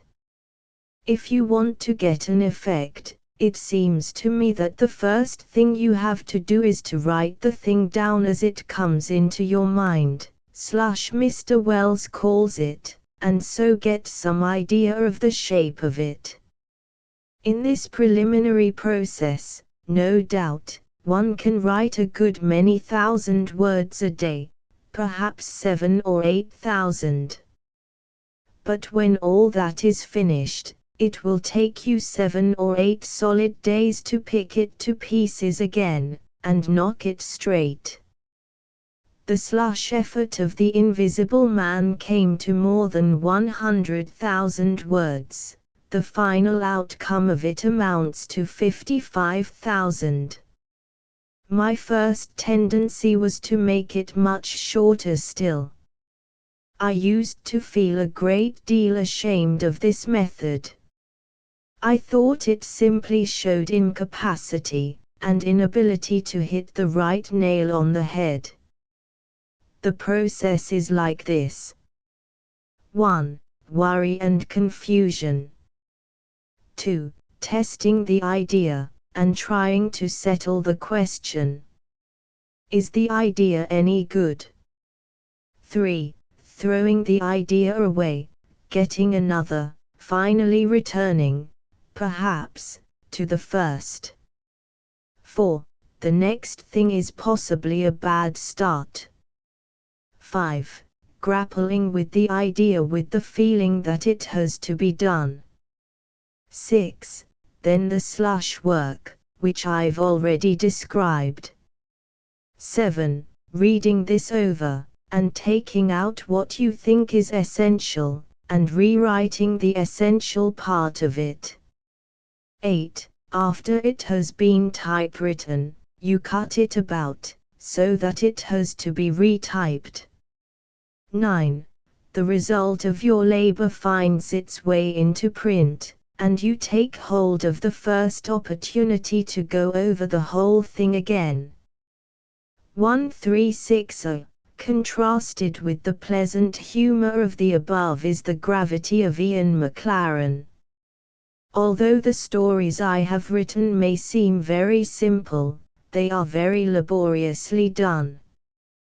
This kind of short story cannot be done quickly. There is no plot, no incident, and one has to depend entirely upon character and slight touches, curiously arranged and bound together, to produce the effect. Each of the Bonnie Briar Bush stories went through these processes: 1. Slowly drafted arrangement, 2. Draft revised before writing, 3. Written, 4. Manuscript revised, 5. First proof corrected, 6. Revise corrected, 7. Having been published in a periodical, revised for book, 8. First proof corrected, 9. Second proof corrected. 137. Enough. These personal notes will teach the novice that every man must make and follow his own plan of work. Experience is the best guide and the wisest teacher. Footnotes. 120. Erickson, Methods of Authors. 124. Autobiography Volume 2. 130. Erickson, Methods of Authors. 132. Interview in the Young Man, by Percy L. Parker. 132b. Interview in the Young Man, by A. H. Lawrence. 133. Interview in the Young Man, by Sarah Atuli. 133b. Ibid. 133c. Interview in the Young Man, by A. H. Lawrence. 134. Interview in the Young Man, by A. H. Lawrence. 136. Interview in Today, for the 11th of September, 1897, by A. H. Lawrence. 137. Interview in the Christian Commonwealth for the 24th of September, 1896. Chapter X is the subject matter of novels exhausted. The question stated. This is the way in which the question is most often stated, but the real question is more intelligently expressed by asking, has the novel, as a form of literature, become obsolete? Or is it likely to be obsolete in the near future? To many people the matter is dismissed with a contemptuous pshaw, others think it worthy of serious inquiry, and a few with practical minds say they don't care whether it is or not. 7 years ago Mr. Frederick Harrison delivered himself of very pessimistic views as to the present position and prospects of the novelist, and not long ago Mr. J. Balfour asserted that in his opinion the art of fiction had reached its zenith, and was now in its decline. These critics may be prejudiced in their views, but it is worthwhile considering the remarks of the one who has the greater claim to respect for literary judgment. After exclaiming that we have now no novelist of the first rank, and substantiating this statement to the best of his ability, Mr. Harrison goes on to inquire into the causes of this decay. In the first place, we have too high a standard of taste and criticism. A highly organized code of culture may give us good manners, but it is the death of genius. We have lost the true sense of the romantic, and if Jane Eyre were produced today it would not rise above a common shocker. Secondly, we are too disturbed in political affairs to allow for the rest that is necessary for literary productiveness. Thirdly, life is not so dramatic as it was. Character is being driven inwards, and we have lost the picturesque qualities of earlier days. I am not at present concerned with the truth or error of these arguments. My object just now is to state the case, and before proceeding to an examination of its merits I wish to take the testimony of another writer and thinker, one who is a philosopher quite as much as the author of the Foundations of Belief or the author of the Meaning of History, and who has a claim upon our attention as an investigator of moving causes. Mr. C. H. Pearson, in his notable book, National Life and Character, has made some confident statements on the subject of the exhaustion of literary products. He is of opinion that a change in social relations has made the drama impossible by dwarfing the immediate agency of the individual, and that a change in manners has robbed the drama of a great deal of effect.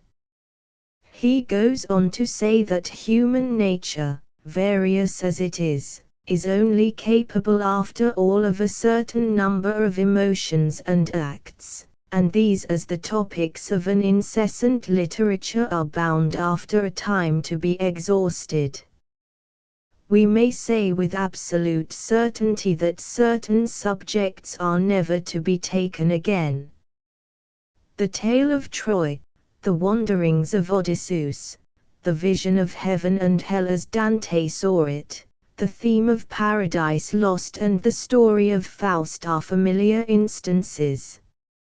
Effective adaptations of an old subject may still be possible, but it is not writers of the highest capacity who will attempt them, and the reading world, which remembers what has been done before, will never accord more than a secondary recognition to the adaptation.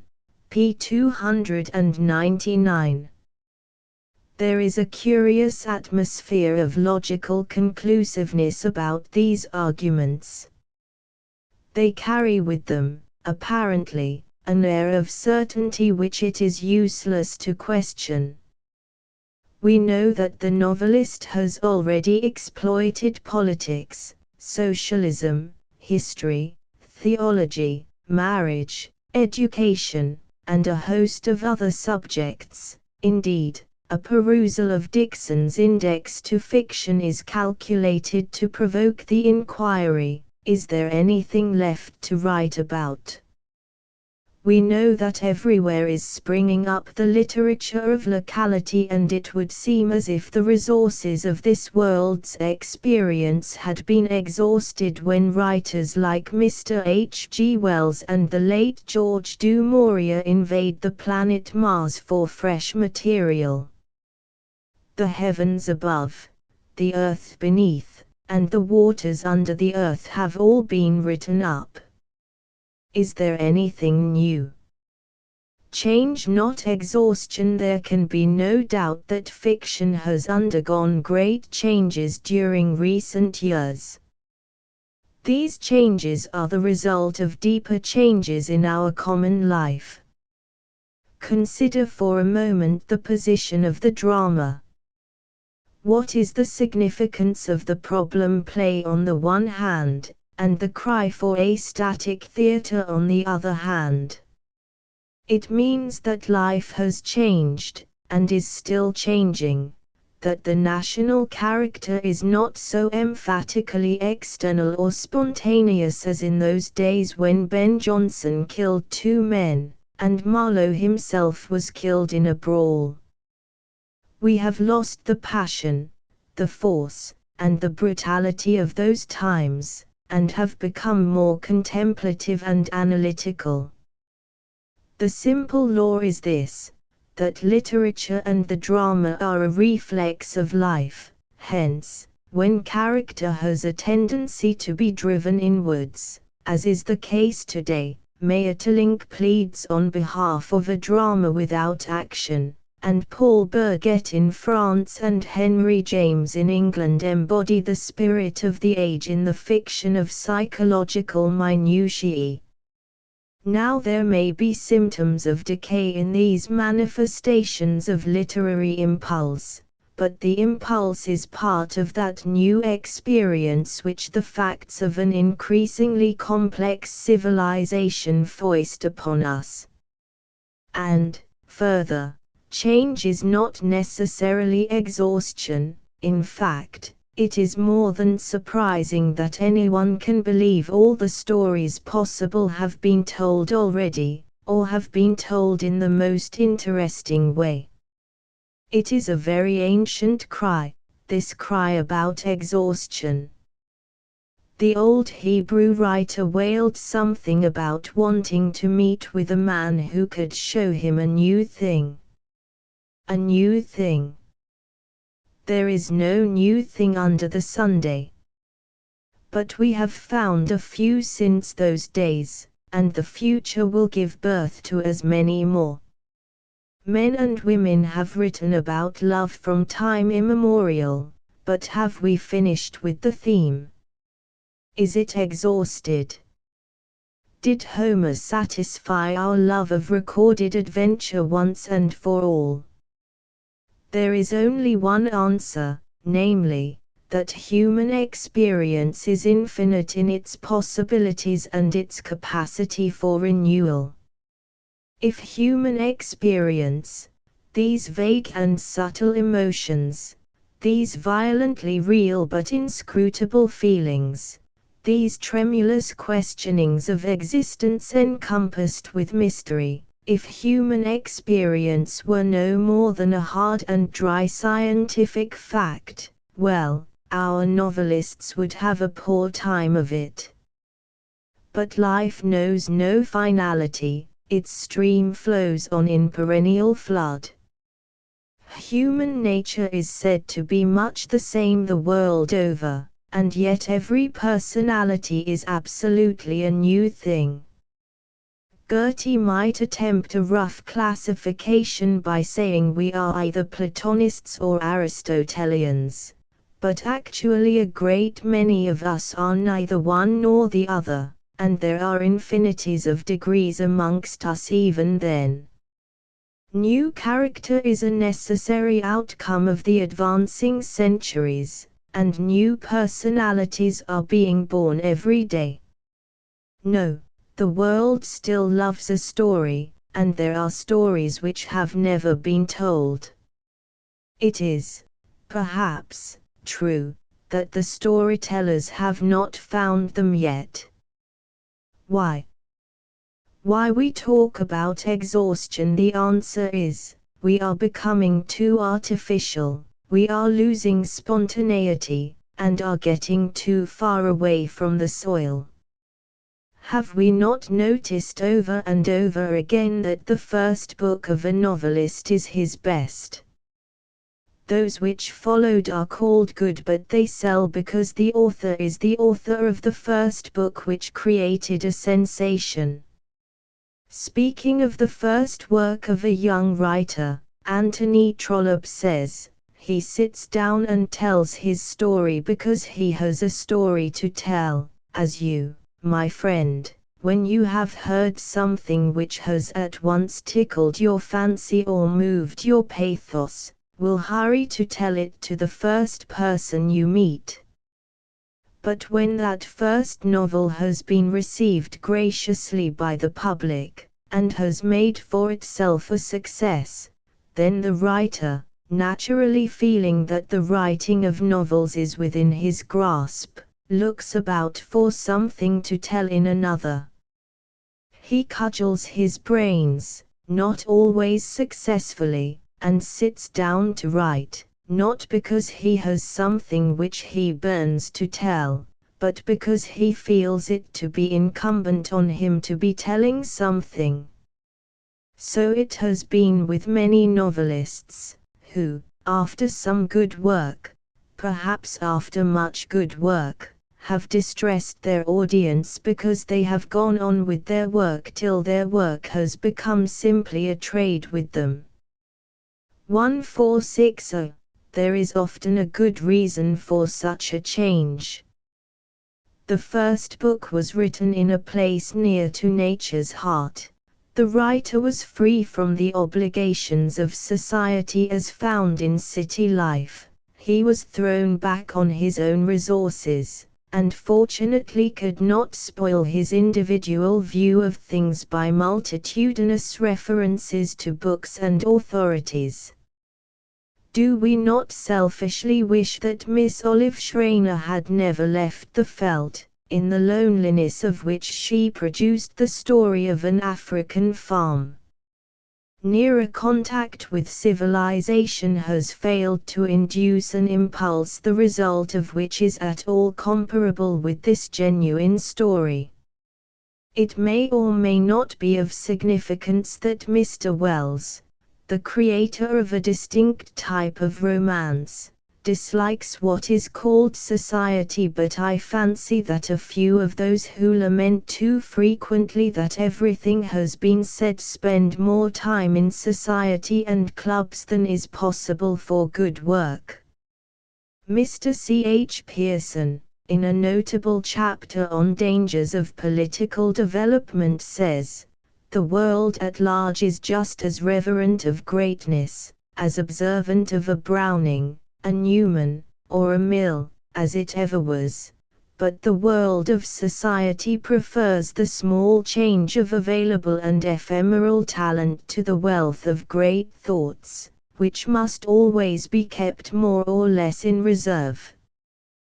The result seems to be that men, anxious to do great work, find city life less congenial than they did, and either live away from the metropolis, as Darwin and Newman did, or restrict their intercourse, as Carlyle and George Eliot practically did, to a circle of chosen friends. In further confirmation of the position I have taken up, let me quote the testimony of Thomas Hardy as given in an interview. Said the interviewer, "In reading A Group of Noble Dames I was struck with the waste of good material." "Yes," replied Mr. Hardy, "I suppose I was wasteful. But, there. It doesn't matter, for I have far more material now than I shall ever be able to use." "In your notebooks?" "Yes, and in my head.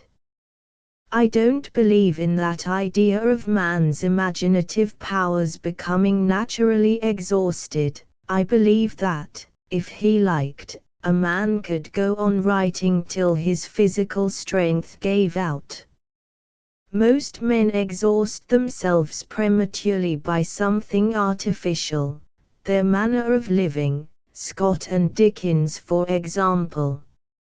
Victor Hugo, on the other hand, who was so long in exile, and who necessarily lived a very simple life during much of his time, was writing as well as ever when he died at a good old age. So, too, was Carlyle, if we accept his philosophy, the least interesting part of him. The great secret is perhaps for the writer to be content with the life he was living when he made his first success. I can do more work here, in Dorsetshire, in 6 months than in 12 months in London. 1480.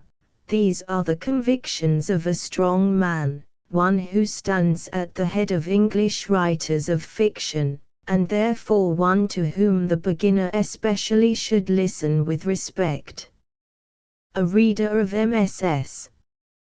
told me quite recently that there was a pitiable narrowness of experience in the productions which were handed to him for valuation, nearly all were cast in the city mold, and showed signs of having been written to say something rather than because the writers had something to say. Mr. Hardy has put his finger on the weak spot. More stories come in the country stillness than in the city's bustle. Of course, a man can be as much of a hermit in the heart of London as in the heart of a forest, but how few can resist the attractions of society and the temptation to multiply literary friendships. Besides, it is always a risk to make a permanent change in that environment which assisted in producing the first success. Follow Mr. Hardy's advice and stay where you are. Stories will then not be slow to come and ideas to occur, and the pessimists will be less ready to utter their laments over the decadence of fiction and philosophers to argue that the novel will soon become extinct. I cannot do better than close with the following tempered statement from Mr. Edmund Gosse. A question which constantly recurs to my mind is this: having secured the practical monopoly of literature, what do the novelists propose to do next? To what use will they put the unprecedented opportunity thrown in their way? It is quite plain that to a certain extent the material out of which the English novel has been constructed is in danger of becoming exhausted. Why do the American novelists inveigh against plots? Not, we may be sure, through any inherent tenderness of conscience, as they would have us believe, but because their eminently sane and somewhat timid natures revolt against the effort of inventing what is extravagant.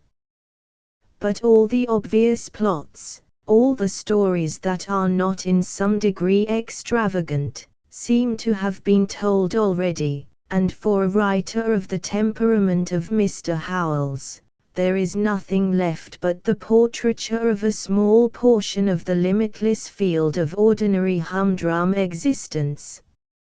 So long as this is fresh, this also may amuse and please. To the practitioners of this kind of work it seems as though the infinite prairie of life might be surveyed thus for centuries acre by acre. But that is not possible. A very little while suffices to show that in this direction also the material is promptly exhausted. Novelty, freshness, and excitement are to be sought for at all hazards, and where can they be found? The novelists hope many things from that happy system of nature which supplies them year by year with fresh generations of the ingenious young. In this, however, Mr. Gosse is very doubtful of good results. The fact is, he is too pessimistic. But in making suggestions as to what kind of novels might be written, he almost gives the lie to his previous opinions.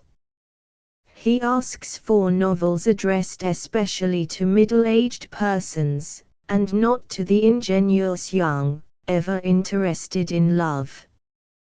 It is supposed that to describe one of the positive employments of life, a business or a profession for example, would alienate the tender reader, and check that circulation about which novelists talk as if they were delicate invalids.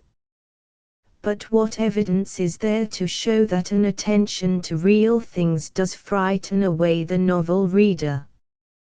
The experiments which have been made in this country to widen the field of fiction in one direction, that of religious and moral speculation, have not proved unfortunate. What was the source of the great popular success of John Inglesant and then of Robert Elsmere if not the intense delight of readers in being admitted, in a story, to a wider analysis of the interior workings of the mind than is compatible with the mere record of billing and cooing of the callow young. All I ask for is a larger study of life. Have the stress and turmoil of a political career no charm? Why, if novels of the shop and counting house be considered sordid, can our novels not describe the life of a sailor, of a gamekeeper, of a railway porter, of a civil engineer? What capital central figures for a story would be the whip of a leading hunt, the foreman of a colliery, the master of a fishing smack, or a speculator on the stock exchange?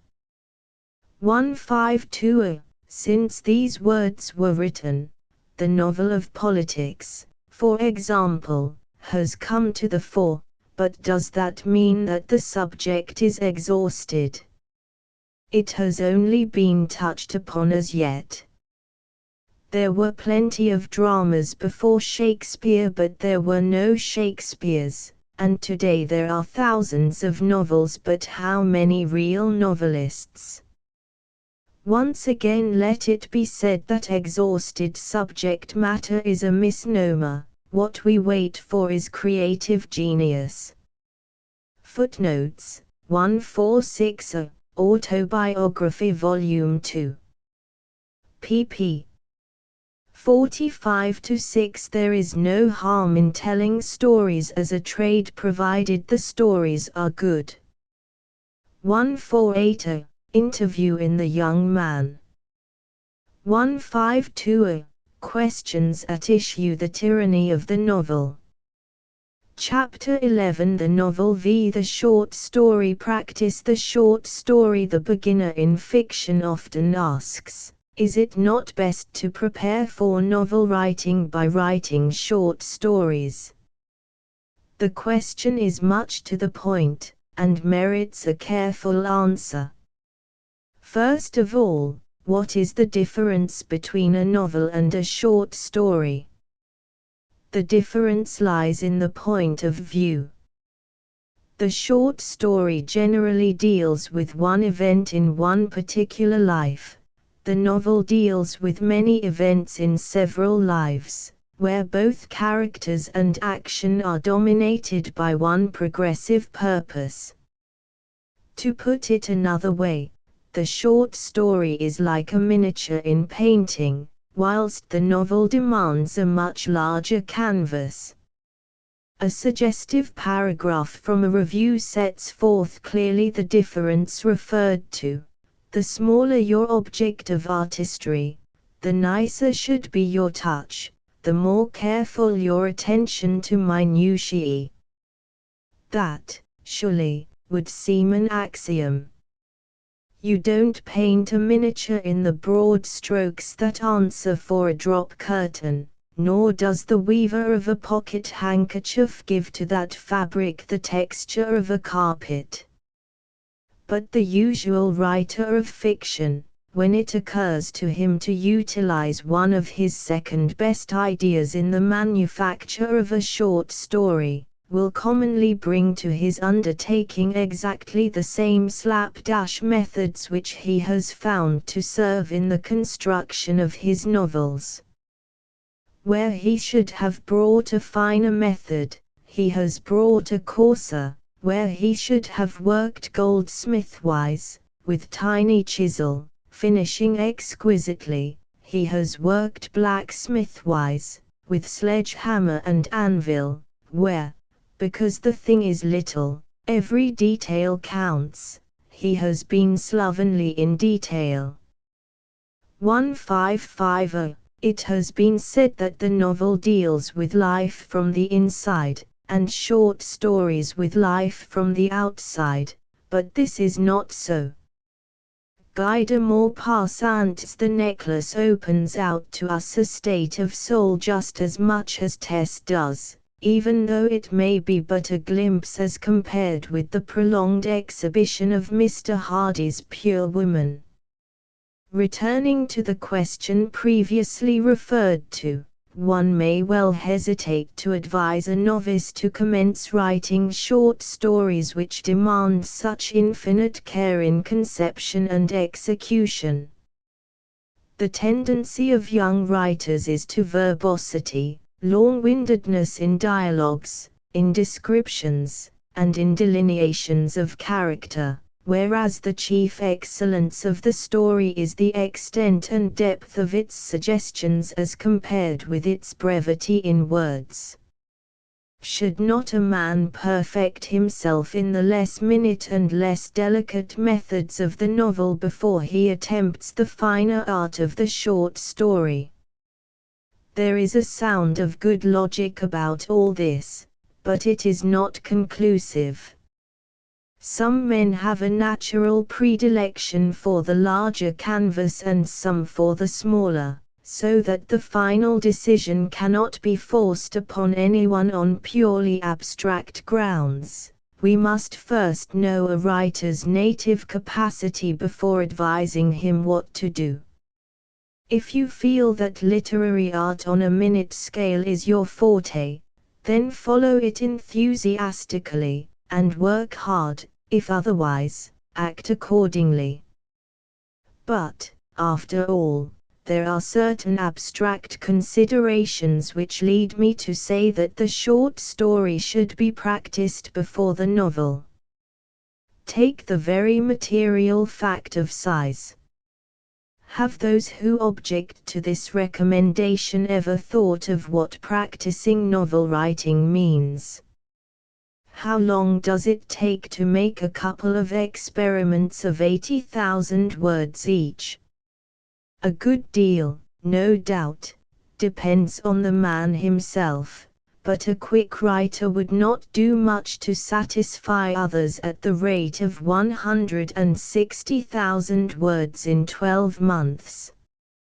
No, time is too precious for practicing works of such length as these. And since the general principles of fiction apply to both novel and short story alike, the student cannot do better than practice his art in the briefer form.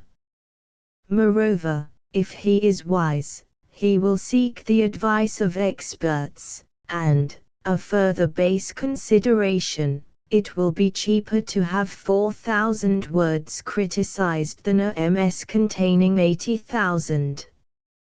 Further, the foundation principles of the art of fiction cannot be learned more effectively, even for the purpose of writing novels, than in practicing short stories. All the points brought forward in the preceding pages relating to plot, dialogue, proportion, climax, and so forth, are elements of the latter as well as of the former. If, as has been said, windiness is the chief fault of the beginner, where can he learn to correct that error more quickly? The art of knowing what to leave out is important to a novelist, it is more important to the short story writer, hence, if it be studied on the smaller canvas, it will be of excellent service when attempting the larger. The attention to detail, the obliteration of the unessential, the concentration in expression, which the form of the short story demands, tends to a beneficent influence on the style of fiction. No one doubts that many of the great novelists of the past are somewhat tedious and prolix. The style of Richardson, Scott, Dumas, Balzac, and Dickens, when they are not at their strongest and highest, is often slipshod and slovenly, and such carelessly worded passages as are everywhere in their works will scarcely be found in the novels of the future. The writers of short stories have made clear that the highest literary art knows neither synonyms, episodes, nor parentheses. 1590, short story writers on their art. I cannot pretend to give more than a few hints as to the best way of following out the advice laid down in the foregoing paragraphs, and prefer to let some writers speak for themselves. Of course, it does not follow that Mr. Wedmore can instruct a novice in literary art, simply because he can write exquisite short stories himself. Indeed, it often happens that such men do not really know how they produce their work, but Mr. Wedmore's article on the short story in his volume called Books and Arts is most profitable reading. Some time ago a symposium appeared in a popular journal, 160A, on the subject How to Write a Short Story. Mr. Robert Barker'd be no other than pithy in his recipe. He says, "It seems to me that a short story writer should act, metaphorically, like this. He should put his idea for a story into one cup of a pair of balances, then into the other he should deal out words, 500, 1,000, 2,000, 3,000, as the case may be, and when the number of words thus paid in causes the beam to rise on which his idea hangs, then his story is finished. If he puts a word more or less he is doing false work." My model is Euclid, whose justly celebrated book of short stories entitled The Elements of Geometry will live when most of us who are scribbling today are forgotten.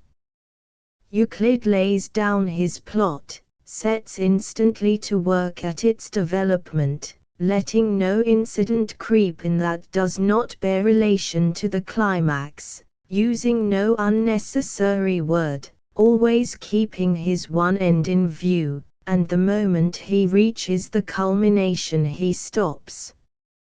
Mr. Walter Raymond is apologetic.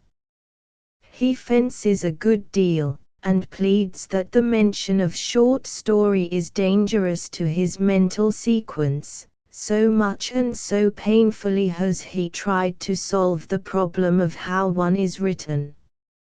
Finally, however, he delivers himself of these pregnant sentences: "Show us the psychological moment, give us a sniff of the earth below, a glimpse of the sky above, and you will have produced a fine story.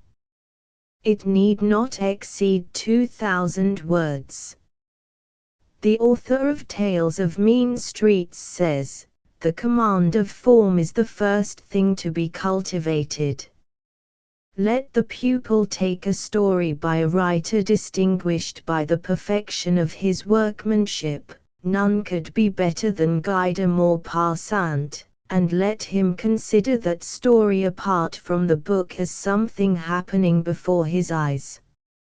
Let him review mentally everything that happens, the things that are not written in the story as well as those that are, and let him review them, not necessarily in the order in which the story presents them, but in that in which they would come before an observer in real life. In short, from the fiction let him construct ordinary, natural, detailed, unselected, unharangued fact, making notes, if necessary, as he goes. Then let him compare his raw fact with the words of the master. He will see where the unessential is rejected, he will see how everything is given its just proportion in the design, he will perceive that every incident, every sentence, and every word has its value, its meaning, and its part in the whole. Mr. Morrison's ideas are endorsed by Miss Jane Barlow, Mr. G. B. Burgin, Mr. G. M. Fenn, and Mrs. L. T. Mead.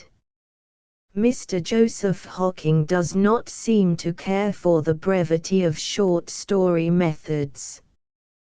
He cites 8 lines which he heard some children sing: "Little boy, pair of skates, broken ice, heaven's gates. Little girl stole a plum, cholera bad, kingdom come, and remarks. Many of our short stories are constructed on the principle of these verses. So few words are used, that the reader does not feel he is reading a story, but an outline. Mr. Hocking has the British public on his side, no doubt, but the great British public is not always right, as he appears to believe. I think if the reader will study the short stories of Guy de Maupassant and Mr. Frederick Wedmore, and digest the advice given above, he will know enough to begin his work. Each experiment will enlarge his vision and discipline his pen, so that when he has accomplished something like tolerable success, he may safely attempt the larger canvas on the lines laid down in the preceding chapters. Footnotes 1550, Daily Chronicle, the 22nd of June, 1899. 1590, The International Monthly, Volume I, 160, The Young Man. Chapter 12, Success, and some of its minor conditions. The truth about success. There are two kinds of success in fiction, commercial and literary, and sometimes a writer is able to combine the two. Thomas Hardy is an example of the writer who produces literature and has large sales. On the other hand, there are many writers who succeed in one direction, but not in the other. The works of Marie Corelli have an amazing circulation, but they are not regarded as literature, whereas such genuine work as that of Mr. Quiller Couch has to be content with sales far less extensive. Now Thomas Hardy, Marie Corelli, and Quiller Couch have all succeeded, but in different ways.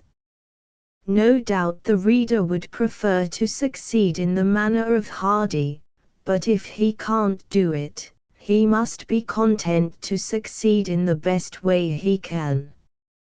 It is easy to talk about Miss Corelli's rot and bosh and highfalutin, but long columns of figures in a publisher's ledger mean something after all. They do not necessarily mean literary merit, delicate insight, or beautiful characterization. They probably mean a keen sense of what the public likes, and a power to tickle its palate in an agreeable manner. Still, not every man or woman is able to do this, and although such a success may not rank as one of the first order, it is a success which nobody can gainsay. Literary journals have been instituting inquiries into the cases of men like Mr. Silas Hocking and the Reverend E. P. Roe. Why have they a circulation numbered by the million? No inquiry is needed. They are literary merchantmen who have studied the book market thoroughly, and as a result they know what is wanted and supply it. Let them have their reward without mean and angry demur.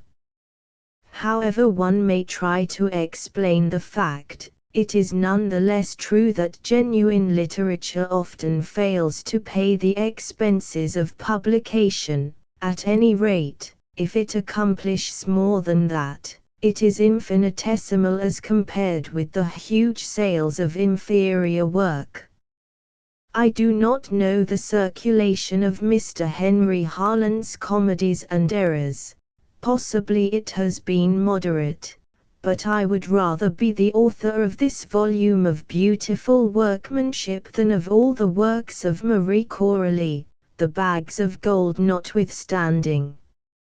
Of course, this is merely a personal preference with which the reader may have no sympathy, but the fact remains that, if a writer produces real literature and it does not sell, He has not therefore failed in his purpose. He may not receive many checks from his publisher, but it is real compensation to have an audience, fit though few.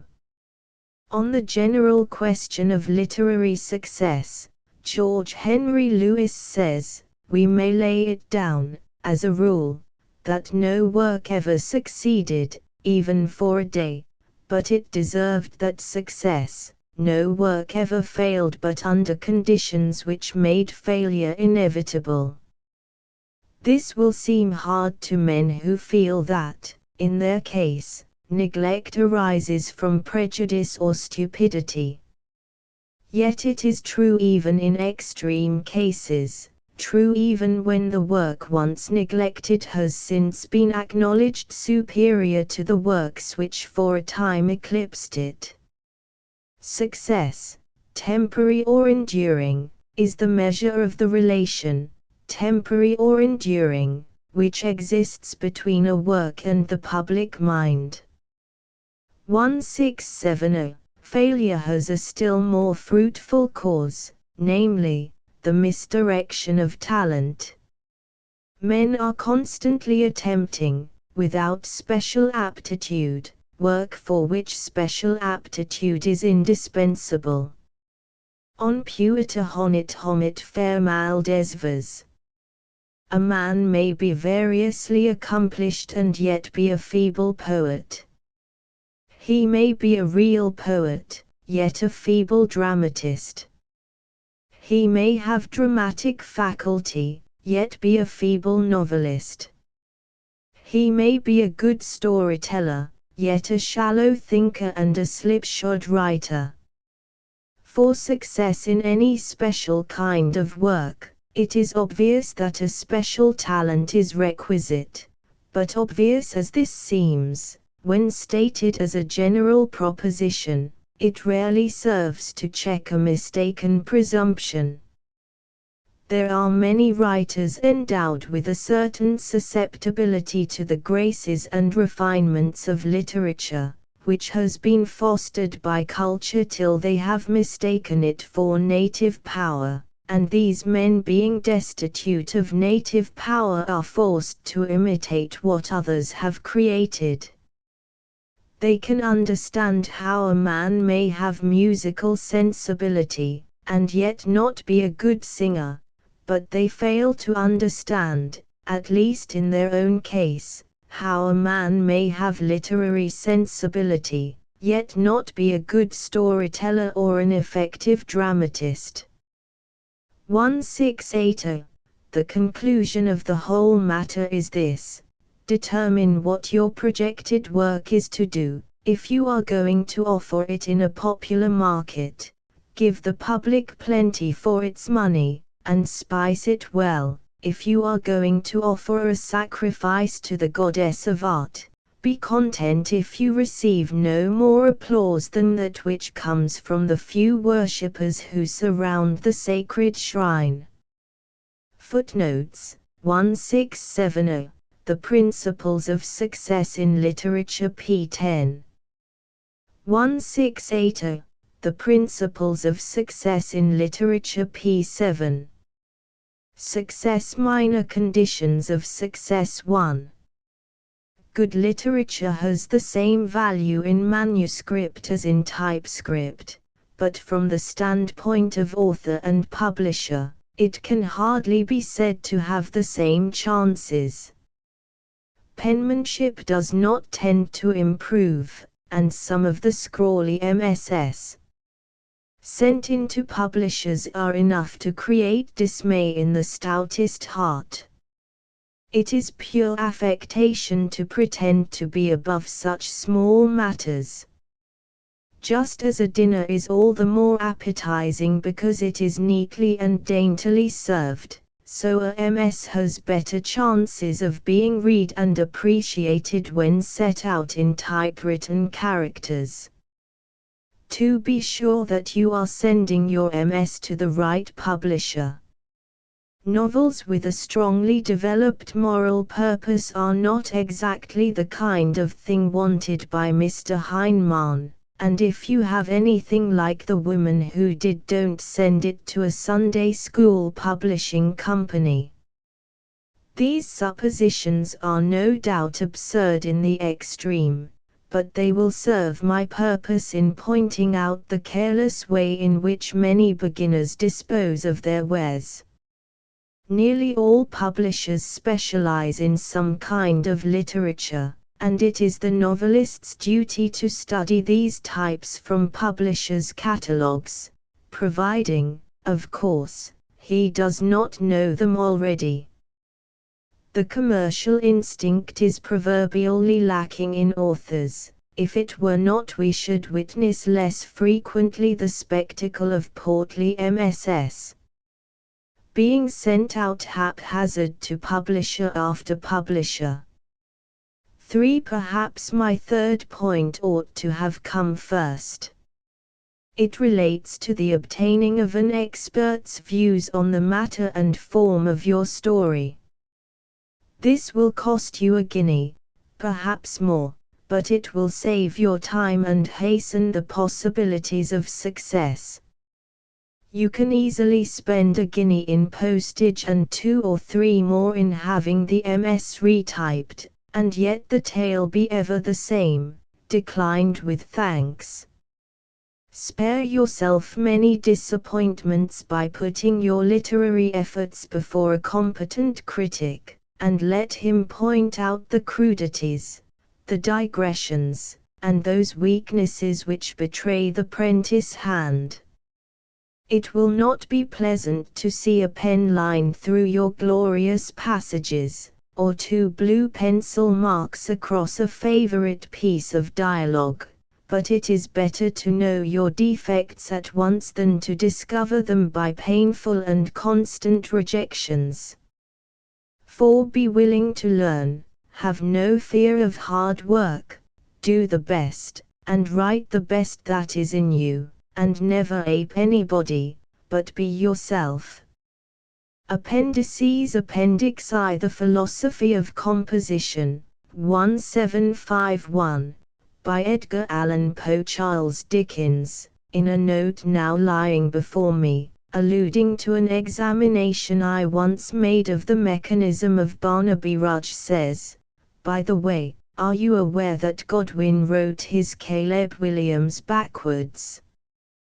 He first involved his hero in a web of difficulties, forming the second volume, and then, for the first, cast about him for some mode of accounting for what had been done.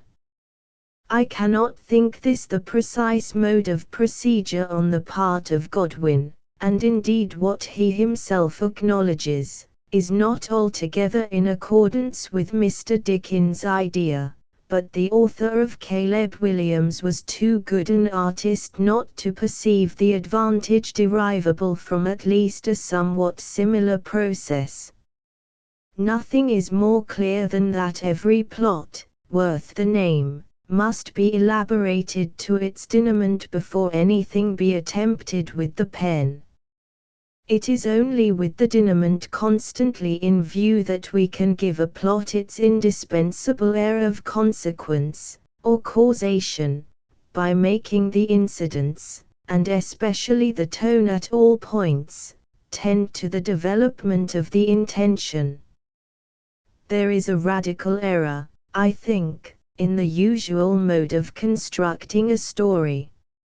Either history affords a thesis, or one is suggested by an incident of the day, or, at best, the author sets himself to work in the combination of striking events to form merely the basis of his narrative, designing, generally, to fill in with description, dialogue, or authorial comment, whatever crevices of fact, or action, may, from page to page, render themselves apparent. I prefer commencing with the consideration of an effect, keeping originality always in view, for he is false to himself who ventures to dispense with so obvious and so easily attainable a source of interest. I say to myself, in the first place, of the innumerable effects, or impressions, of which the heart, the intellect, or, more generally, the soul is susceptible. What one shall I, on the present occasion, select? Having chosen a novel, first, and secondly a vivid effect, I consider whether it can be best wrought by incident or tone, whether by ordinary incidents and peculiar tone, or the converse, or by peculiarity both of incident and tone, afterward looking about me, or rather within, for such combinations of event, or tone, as shall best aid me in the construction of the effect. I have often thought how interesting a magazine paper might be written by any author who would, that is to say, who could, detail, step by step, the processes by which any one of his compositions attained its ultimate point of completion. Why such a paper has never been given to the world, I am much at a loss to say, but, perhaps, the authorial vanity has had more to do with the omission than any one other cause. Most writers, poets in especial, prefer having it understood that they compose by a species of fine frenzy, an ecstatic intuition, and would positively shudder at letting the public take a peep behind the scenes, at the elaborate and vacillating crudities of thought, at the true purposes seized only at the last moment, at the innumerable glimpses of idea that arrived not at the maturity of full view, at the fully matured fancies discarded in despair as unmanageable, at the cautious selections and rejections, at the painful erasures and interpolations, in a word, at the wheels and pinions, the tackle for scene shifting, the step ladders, and demon traps, the cock's feathers, the red paint and the black patches, which, in 99 cases out of the 100, constitute the properties of the literary histrio. I am aware, on the other hand, that the case is by no means common, in which an author is at all in condition to retrace the steps by which his conclusions have been attained. In general, suggestions, having arisen pell-mell, are pursued and forgotten in a similar manner. For my own part, I have neither sympathy with the repugnance alluded to, nor, at any time, the least difficulty in recalling to mind the progressive steps of any of my compositions, and, since the interest of an analysis, or reconstruction, such as I have considered a desideratum, is quite independent of any real or fancied interest in the thing analyzed, it will not be regarded as a breach of decorum on my part to show the modus operandi by which some one of my own works was put together. I select the Raven as most generally known. It is my design to render it manifest that no one point in its composition is referable either to accident or intuition, that the work proceeded, step by step, to its completion with the precision and rigid consequence of a mathematical problem. Let us dismiss, as irrelevant to the poem, per se, the circumstance, or say the necessity, which, in the first place, gave rise to the intention of composing a poem that should suit at once the popular and the critical taste. We commence, then, with this intention. The initial consideration was that of extent. If any literary work is too long to be read at one sitting, we must be content to dispense with the immensely important effect derivable from unity of impression, for, if 2 sittings be required, the affairs of the world interfere, and everything like totality is at once destroyed.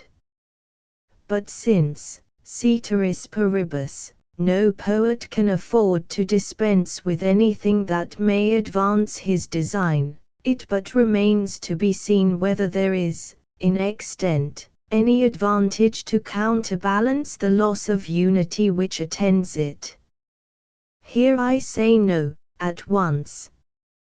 What we term a long poem is, in fact, merely a succession of brief ones, that is to say, of brief poetical effects. It is needless to demonstrate that a poem is such, only inasmuch as it intensely excites, by elevating, the soul, and all intense excitements are, through a cycle necessity, brief. For this reason, at least one half of the Paradise Lost is essentially prose, a succession of poetical excitements interspersed, inevitably, with corresponding depressions, the whole being deprived, through the extremeness of its length, of the vastly important artistic element, totality, or unity, of effect.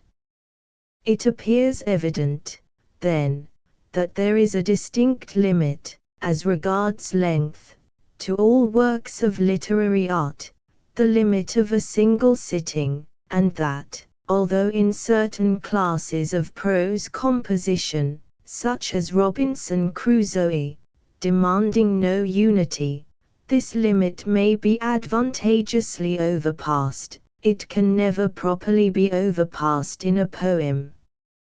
Within this limit, the extent of a poem may be made to bear mathematical relation to its merit, in other words, to the excitement or elevation, again, in other words, to the degree of the true poetical effect which it is capable of inducing, for it is clear that the brevity must be in direct ratio of the intensity of the intended effect, this, with one proviso, that a certain degree of duration is absolutely requisite for the production of any effect at all. Holding in view these considerations, as well as that degree of excitement which I deemed not above the popular, while not below the critical, taste, I reached at once what I conceived the proper length for my intended poem, a length of about 100 lines. It is, in fact, 108. My next thought concerned the choice of an impression, or effect, to be conveyed, and here I may as well observe that, throughout the construction I kept steadily in view the design of rendering the work universally appreciable.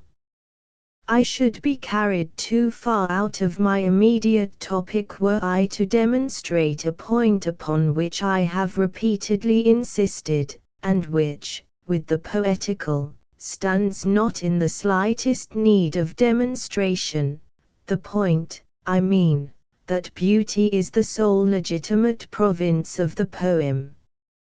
A few words, however, in elucidation of my real meaning, which some of my friends have evinced a disposition to misrepresent. That pleasure which is at once the most intense, the most elevating, and the most pure, is, I believe, found in the contemplation of the beautiful. When, indeed, men speak of beauty, they mean, precisely, not a quality, as is supposed, but an effect.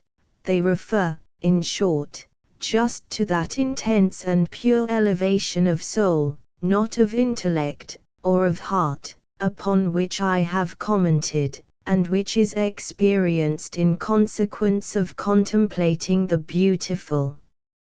Now I designate beauty as the province of the poem, merely because it is an obvious rule of art that effects should be made to spring from direct causes, that objects should be attained through means best adapted for their attainment, no one as yet having been weak enough to deny that the peculiar elevation alluded to is most readily attained in the poem.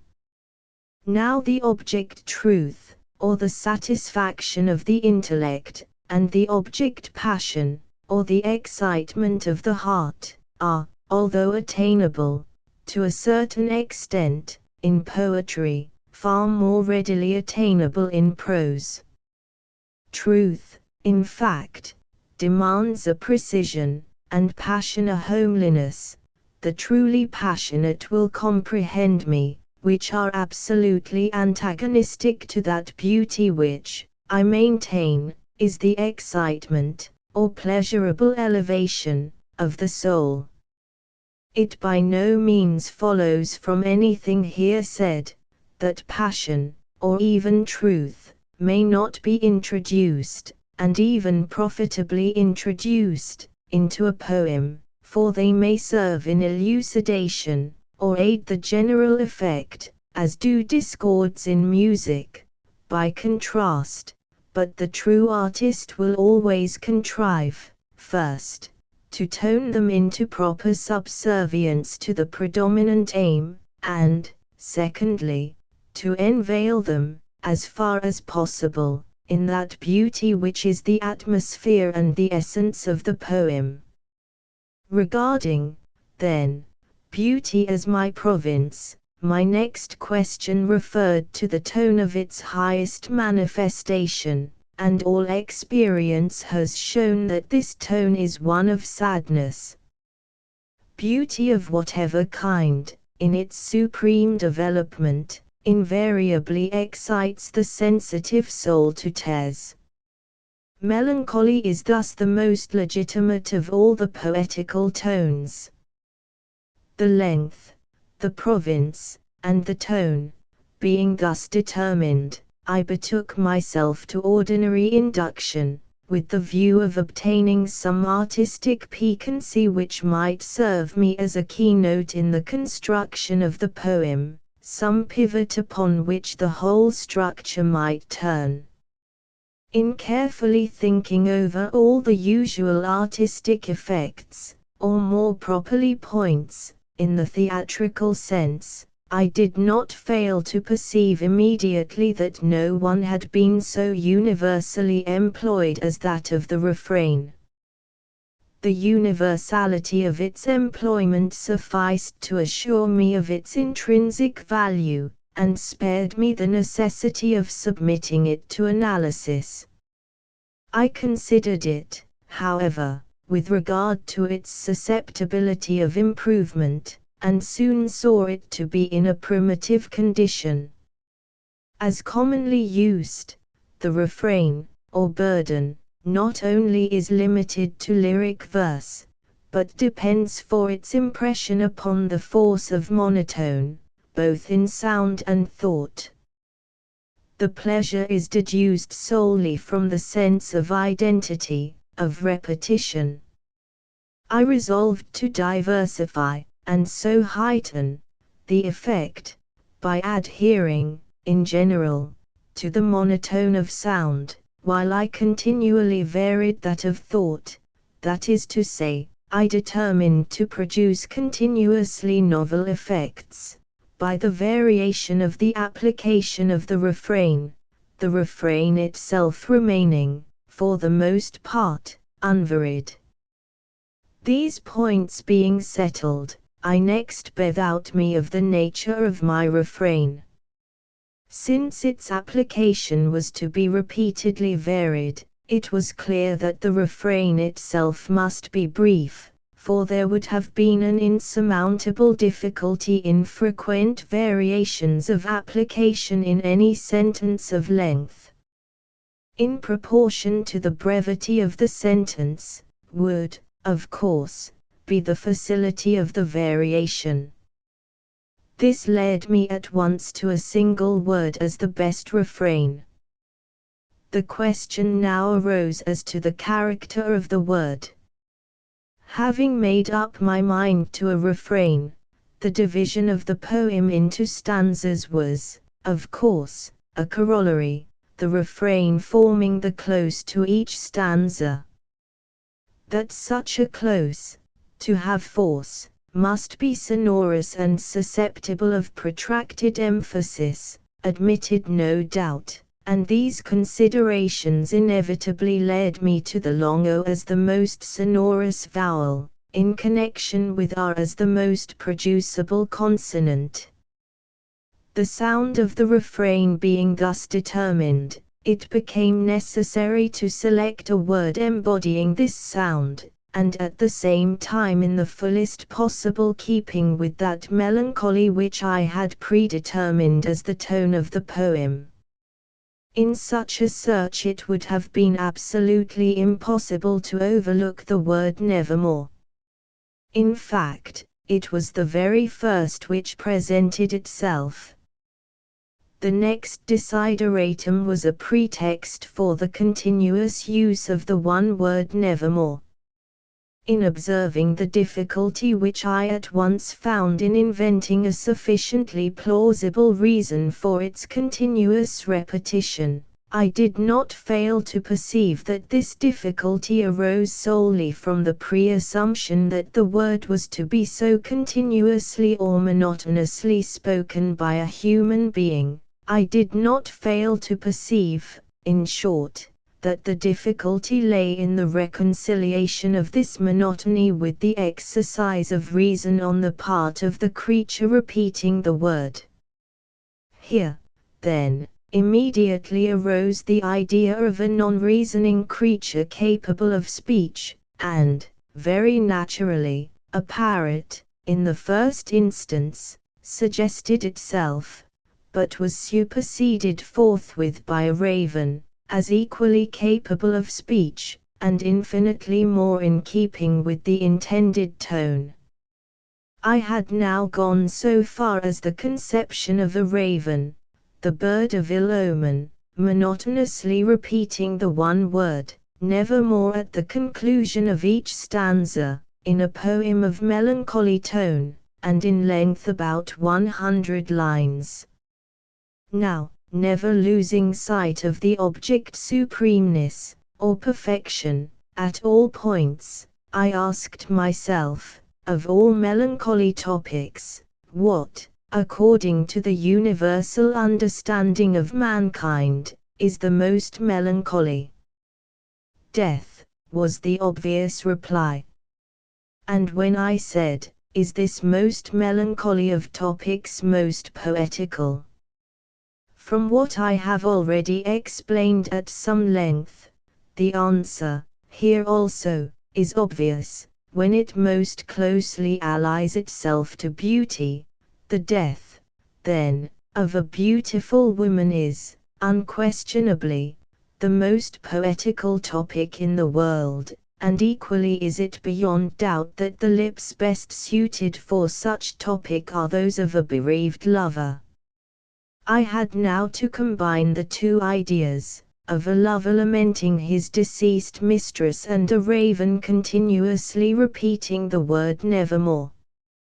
I had to combine these, bearing in mind my design of varying, at every turn, the application of the word repeated, but the only intelligible mode of such combination is that of imagining the raven employing the word in answer to the queries of the lover. And here it was that I saw at once the opportunity afforded for the effect on which I had been depending, that is to say, the effect of the variation of application.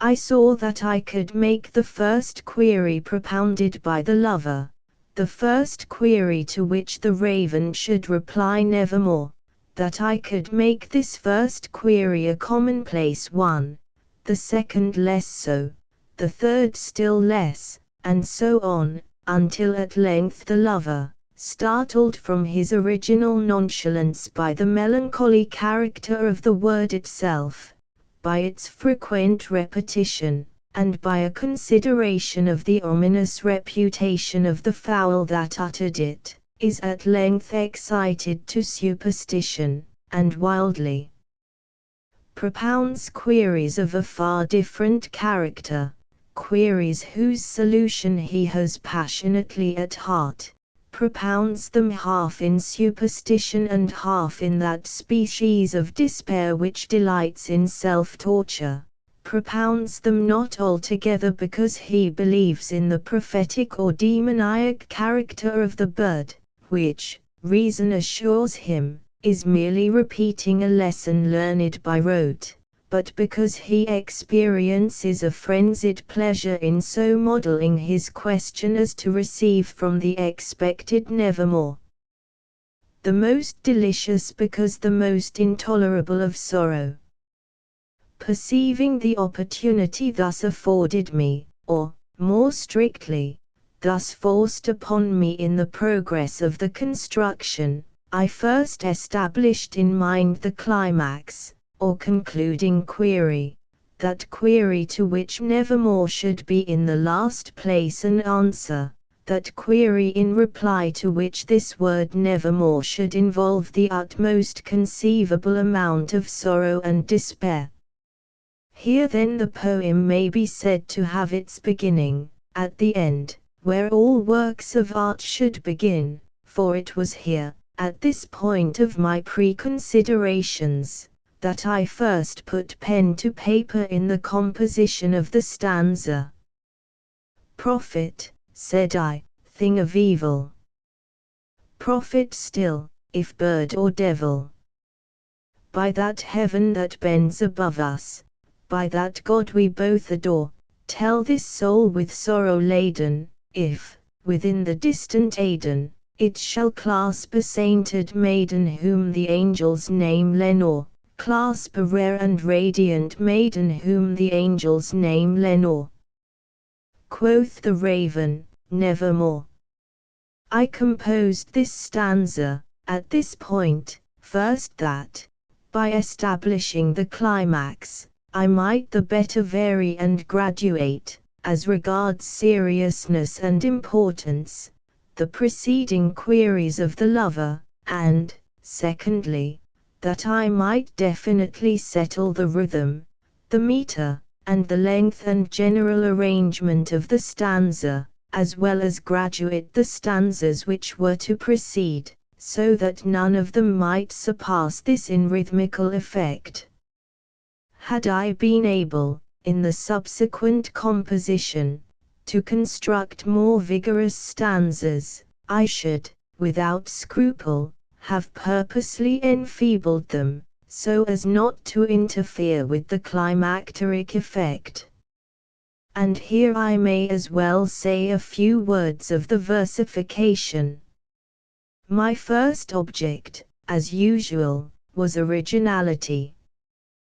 The extent to which this has been neglected, in versification, is one of the most unaccountable things in the world. Admitting that there is little possibility of variety in mere rhythm, it is still clear that the possible varieties of meter and stanza are absolutely infinite, and yet, for centuries, no man, in verse, has ever done, or ever seemed to think of doing, an original thing. The fact is, that originality, unless in minds of very unusual force, is by no means a matter, as some suppose, of impulse or intuition. In general, to be found, it must be elaborately sought, and although a positive merit of the highest class, demands in its attainment less of invention than negation. Of course, I pretend to no originality in either the rhythm or meter of the Raven. The former is trochaic, the latter is octameter or catalectic, alternating with heptameter catalectic repeated in the refrain of the fifth verse, and terminating with tetrameter catalectic. Less pedantically, the feet employed throughout, trochees, consist of a long syllable followed by a short. The first line of the stanza consists of 8 of these feet, the second of 7 1/2, in effect 2/3, the third of 8, the fourth of 7.5, the fifth the same, the sixth 3.5. Now, each of these lines, taken individually, has been employed before, and what originality the Raven has, is in their combination into stanza. Nothing even remotely approaching this combination has ever been attempted. The effect of this originality of combination is aided by other unusual, and some altogether novel effects, arising from an extension of the application of the principles of rhyme and alliteration. The next point to be considered was the mode of bringing together the lover and the raven, and the first branch of this consideration was the locale. For this the most natural suggestion might seem to be a forest, or the fields, but it has always appeared to me that a close circumscription of space is absolutely necessary to the effect of insulated incident. It has the force of a frame to a picture. It has an indisputable moral power in keeping concentrated the attention, and, of course, must not be confounded with mere unity of place. I determined, then, to place the lover in his chamber, in a chamber rendered sacred to him by memories of her who had frequented it. The room is represented as richly furnished, this in mere pursuance of the ideas I have already explained on the subject of beauty, as the sole true poetical thesis. The locale being thus determined, I had now to introduce the bird, and the thought of introducing him through the window, was inevitable. The idea of making the lover suppose, in the first instance, that the flapping of the wings of the bird against the shutter, is a tapping at the door, originated in a wish to increase, by prolonging, the reader's curiosity, and in a desire to admit the incidental effect arising from the lover's throwing open the door, finding all dark, and thence adopting the half fancy that it was the spirit of his mistress that knocked. I made the night tempestuous, first, to account for the raven's seeking admission, and secondly, for the effect of contrast with the physical serenity within the chamber. I made the bird alight on the bust of Pallas, also for the effect of contrast between the marble and the plumage, it being understood that the bust was absolutely suggested by the bird, the bust of Pallas being chosen, first, as most in keeping with the scholarship of the lover, and, secondly, for the sonorousness of the word, Pallas, itself. About the middle of the poem, also, I have availed myself of the force of contrast, with a view of deepening the ultimate impression. For example, an air of the fantastic, approaching as nearly to the ludicrous as was admissible, is given to the raven's entrance. He comes in with many a flirt and flutter. Not the least obeisance made he, not a moment stopped or stayed he, but, with mien of lord or lady, perched above my chamber door. In the two stanzas which follow, the design is more obviously carried out.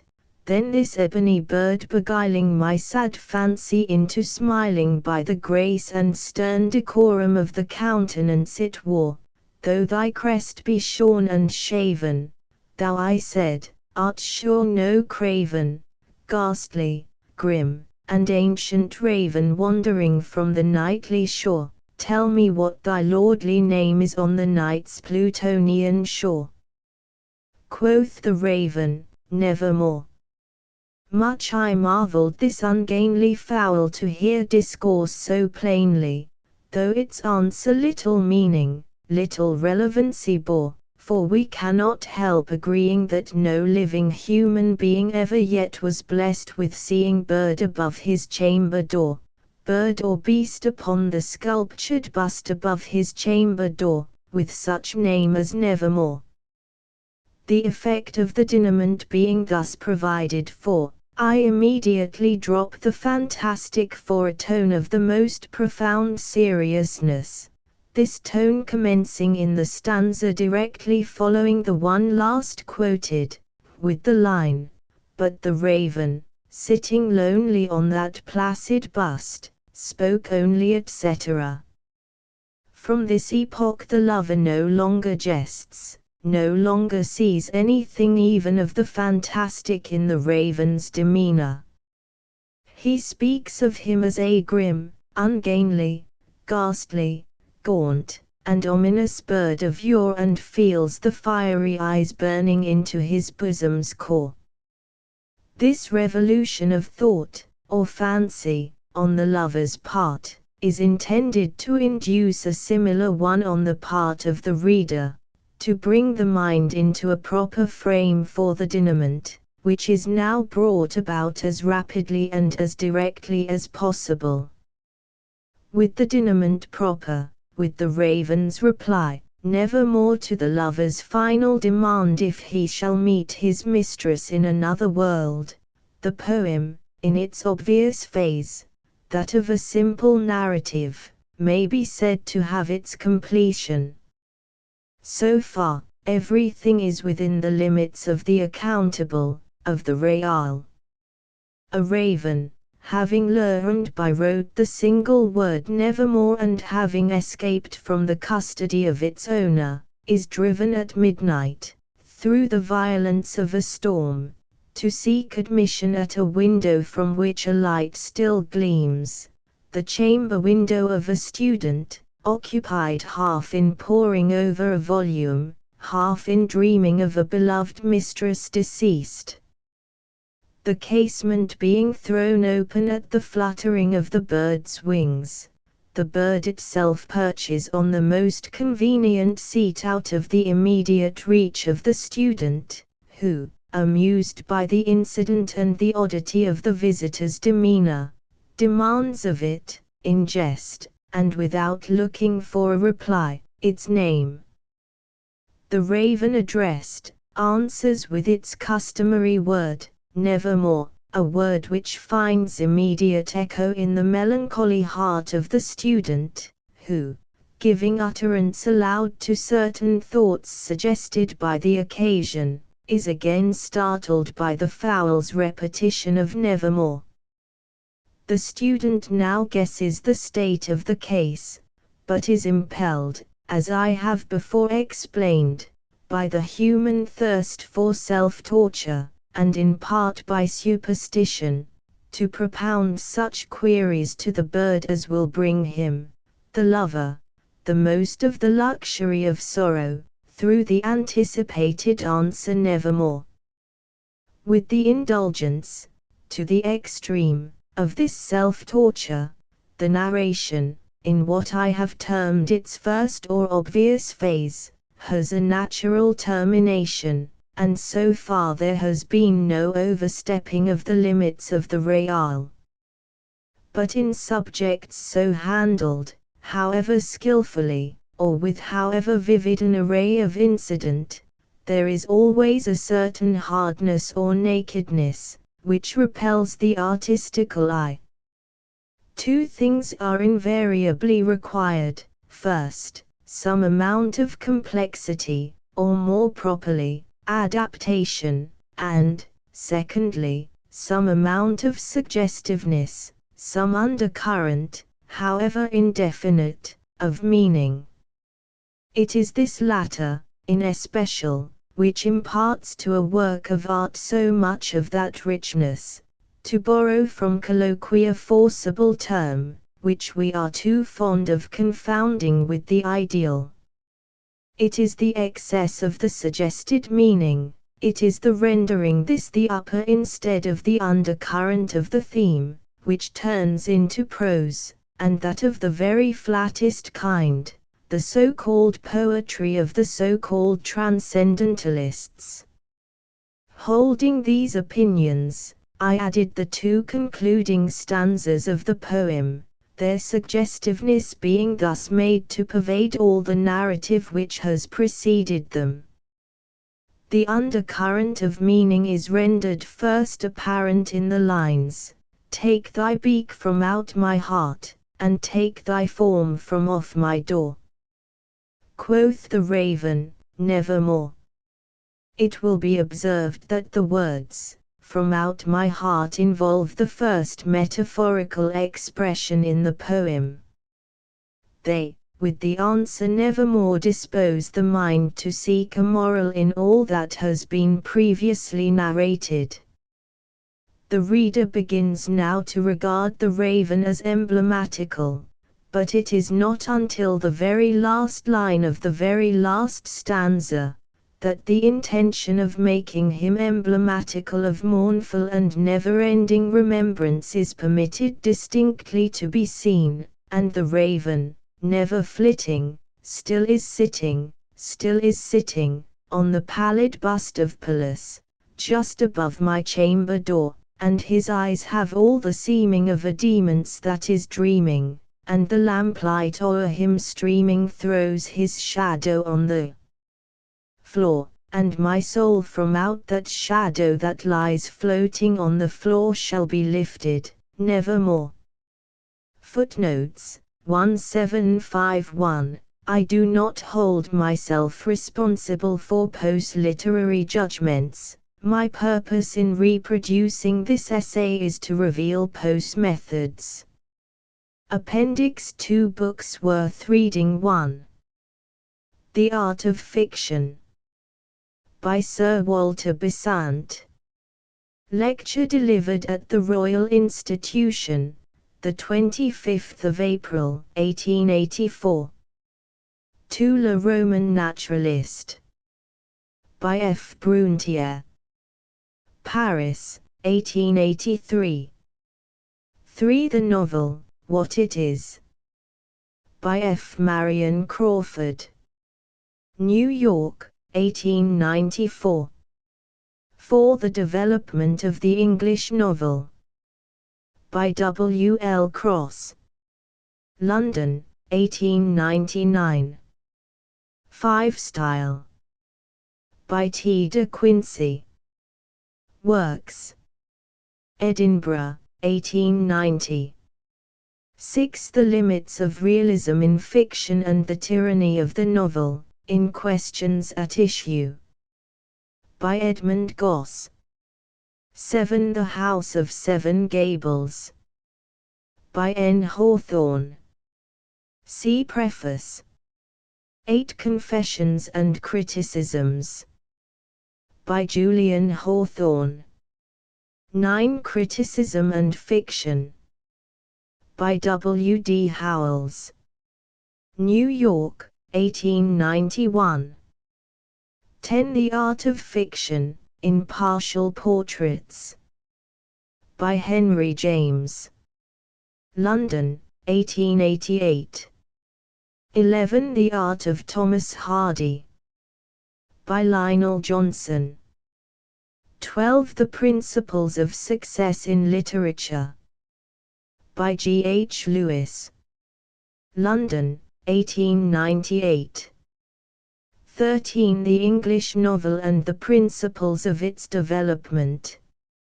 New York, 1883. 14. The Philosophy of the Short Story, in Pen and Ink. By Brander Matthews. New York, 1888. 15. Pierre and Jean. By Guy de Maupassant. See Preface. 16. 4 Years of Novel Reading. By Professor Moulton. London, 1895. 17. The British Novelists and Their Styles. By David Masson. London, 1859. 18. Appreciations, with an essay on style. by Walter Pater. London, 1890. 19. The English Novel, by Walter Raleigh. London, 1894. 20. Style, by Walter Raleigh. London, 1897. 21. The Logic of Style, by W. Renton. London, 1874. 22. The Philosophy of Fiction, by D. G. Thomson. New York, 1890. 23. A Humble Remonstrance and a Gossip on Romance, in Memories and Portraits, by R. L. Stevenson. 24. The Present State of the English Novel, in Miscellaneous Essays, by George Saintsbury. London, 1892. 25. Notes on Style, in Essays, Speculative and Suggestive, by J. A. Symonds. London, 1890. 26. The Philosophy of Style, by Herbert Spencer. London, 1872. 27. Introduction to the Study of English Fiction, by W. E. Symonds. Boston, USA, 1894. 28. Le Roman Experimental, Paris, 1881.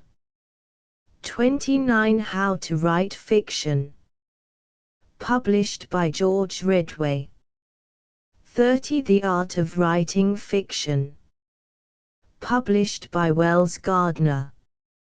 31. On Novels and the Art of Writing Them, by Anthony Trollope, in his Autobiography Volume 2. Appendix 3. Magazine Articles on Writing Fiction, One Way to Write a Novel, by Julian Hawthorne. Cosmopolitan, Volume 2 p. 96. Names in Novels, Blackwood, Vol. Close p. 230. Naming of Novels, Macmillan, Volume C.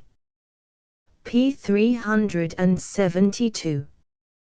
Fiction as a Literary Form, by H. W. Mabai. Scribner's Magazine, Volume V. p. 620. Candor in English Fiction, by W. Besant, Mrs. Lynn Linton, and Thomas Hardy. New Review, Volume 2. p. 6. The Future of Fiction, by James Sully. Forum, Volume 9. p. 644. Names in Fiction, by G. Saintsbury. Macmillan, Volume Lix. p. 115. Real People in Fiction, by W. S. Walsh. Lippincott, Volume Slate. p. 309. The Relation of Art to Truth, by W. H. Mallock. Forum, Volume 9 p. 36. Success in Fiction, by M. O. W. Oliphant. Forum, Vol. 7. p. 314. Great Writers and Their Art. Chambers's Journal, Volume LXV. p. 465. The Jews in English Fiction. London Quarterly Review, Volume X8. 1897. Heroines in Modern Fiction. National Review, Volume X6. 1897. Acclaim for the Art of Fiction, by E. G. Wheelwright. Westminster Review, Volume XLV. 1896. The Speculations of a Storyteller. By G. W. Cable. Atlantic Monthly, Volume X8. 1896. A Novelist's Views of Novel Writing. By E. S. Phelps. Employers Magazine, Volume 8. 1896. Hints to Young Authors of Fiction. By Grant Allen. Great Thoughts, Volume 7. 1896. Novels Without a Purpose. North American Review, Volume Culxit. 1896. The Fiction of the Future. Symposium. Ludgate Monthly, Volume 2. 1896. The Place of Realism in Fiction. Humanitarian, Volume 7. 1895. By D. R. W. Barry, Adore, Miss E. Dixon, Sir G. Douglas, G. Gissing, W. H. Mallock, Richard Price, Miss A. Sargent, F. Wedmore, and W. H. Wilkins. The Influence of Idealism in Fiction. By Ingrad Harting. Humanitarian, Volume 6. 1895. Novelists on Their Works. Ludgate Monthly, Volume I. 1895. Novel Writing and Novel Reading. Interview with Baring Gould. Cassell's Family Magazine, Volume XY. 1894. The Women Characters of Fiction. By H. Schutz Wilson. Gentleman's Magazine, Volume XXA. 1894. School of Fiction Series. In Atalanta, Volume 7. 1894, 1. The Picturesque Novel, as represented by R. D. Blackmore. By K. Macquoid. 2. The Autobiographical Novel, as represented by C. Bronte. By Dr. H. Japp. 3. The Historical Novel, as represented by Sir Walter Scott. By E. L. Arnold. 4. The Ethical Novel, as represented by George Eliot. By J. A. Noble. 5. The Satirical Novel, as represented by W. M. Thackeray. By H. A. Page. 6. The Human Novel, as represented by Mrs. Gaskell. By Maxwell Gray. 7. The Sensational Novel, as represented by Mrs. Henry Wood. By E. C. Gray. 8. The Humorous Novel, as represented by Oliver Goldsmith. By Dr. H. Japp. The Shudder in Literature. By Jules Clarity. North American Review, Volume CLV. 1892. The Profitable Reading of Fiction. By Thomas Hardy. Forum, Volume VP 57. The Picturesque in Novels. Chambers's Journal, Volume XI. 1892. Realism in Fiction. By E. F. Benson. 19th Century, Volume XXIV. 1893. Great Characters in Novels. Spectator, Volume XZ. 1893. The Modern Novel. By A. E. Barr. North American Review, Volume Clicks. 1894. The Novels of Adventure and Manners. Quarterly Review, Volume Calc 6. 1894. The Women of Fiction. by H. S. Wilson. Gentleman's Magazine, New Series, Volume 3. 1894. Why do certain works of fiction succeed? By M. Wilcox. New Scientific Review, Volume I, 1894. Magazine Fiction, and How Not to Write It. By F. M. Budd. Lippincott's Magazine, Volume Liv. 1894. The Picaresque Novel. By J. F. Kelly. New Review, Volume 13. p. 59. The Irresponsible Novelist. Macmillan's Magazine, Volume XY. p. 73. Great Realists and Empty Storytellers. By H. H. Boysen. Forum, Volume 18. p. 724. Motion and Emotion in Fiction. By R. M. Doggett. Overland Monthly, New Series, Volume XXV. p. 614. Tendencies in Fiction. By A Language North American Review, Volume Kelsey. p. 153. The Two Eternal Types in Fiction. By H. W. Mabai.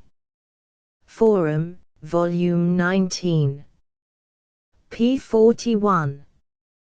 The Problem of the Novel. By A. N. Meyer. Arena, Vol. 17. 1897. My Favorite Novel and Novelist. The Muncie Magazine, Vols. 1718–1897. By W. D. Howells, B. Matthews, F. B. Stockton, Mrs. B. Harrison, S. R. Crockett, P. Burgett, W. C. Russell, and A. Hope Hawkins. Hard Times Among the Heroines of Novels. By E. M. Madden.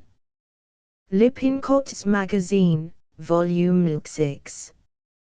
1897. On the Theory and Practice of Local Color. By W. P. James. Macmillan's Magazine, Volume XXV. 1897. The Writing of Fiction. By F. M. Budd. Lippincott's Magazine, Volume LX. 1897. Novelists' Estimates of Their Own Work. National Magazine, Boston, USA, Volume X. 1897. Fundamentals of Fiction. By B. Burton. Forum, Volume XX. 1899. On the Future of Novel Writing. By Sir Walter Besant. The Idler, Volume 13. 1898. The Short Story. By F. Wedmore. 19th Century, Volume XLIII. 1898. The Complete Novelist. By James Payn. Strand, Volume 14. 1897. What is a Realist? By A. Morrison. New Review, Volume 16. 1897. The Historical Novel. By B. Matthews. Forum, Volume XIV. 1897. The Limits of Realism in Fiction. By Paul Burgett. New Review, Volume 8. p. 201. New Watchwords in Fiction. By Hall Caine.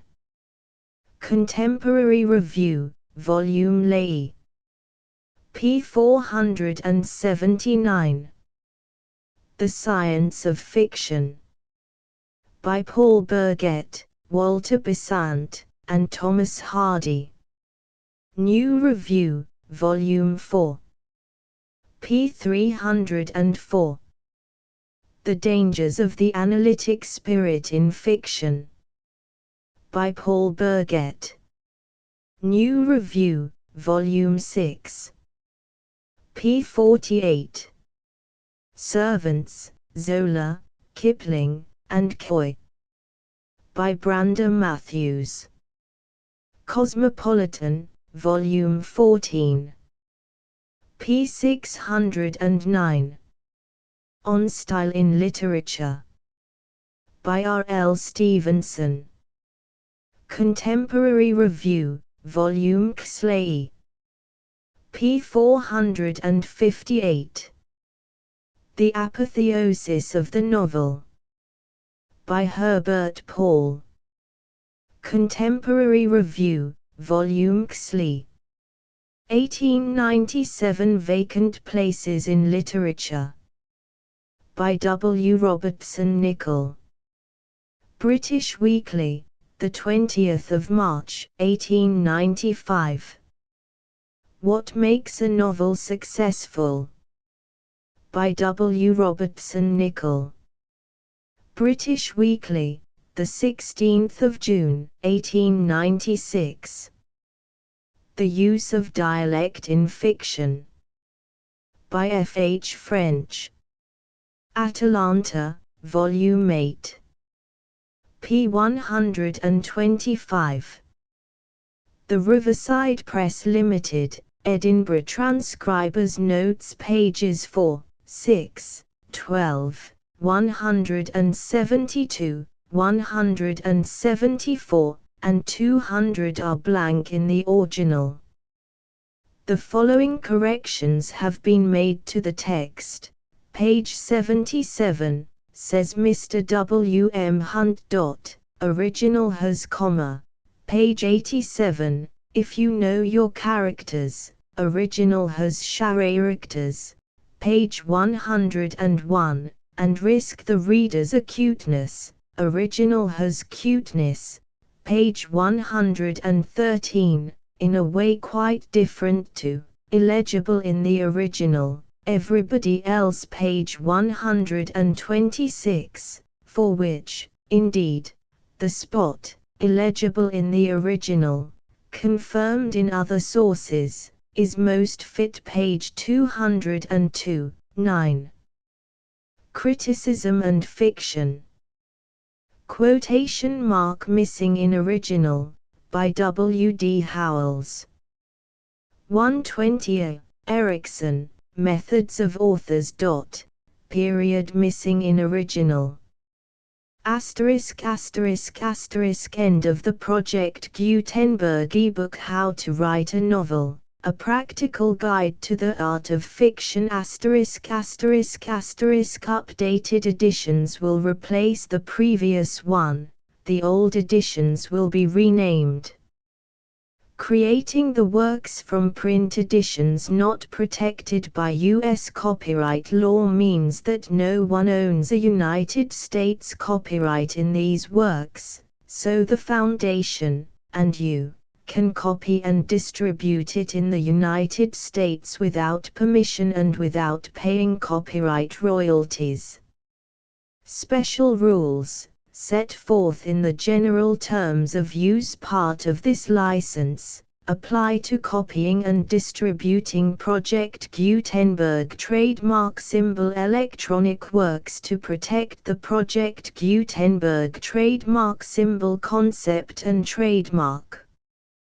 Project Gutenberg is a registered trademark, and may not be used if you charge for an ebook, except by following the terms of the trademark license, including paying royalties for use of the Project Gutenberg trademark.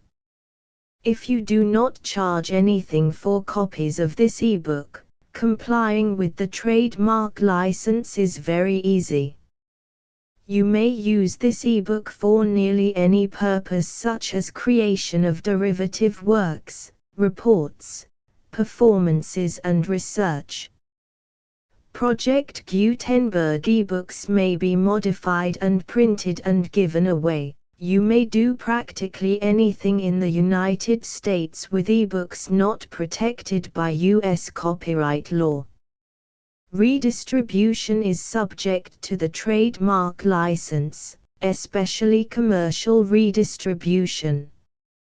Start. Full license. The full Project Gutenberg license. Please read this before you distribute or use this work to protect the Project Gutenberg trademark symbol mission of promoting the free distribution of electronic works.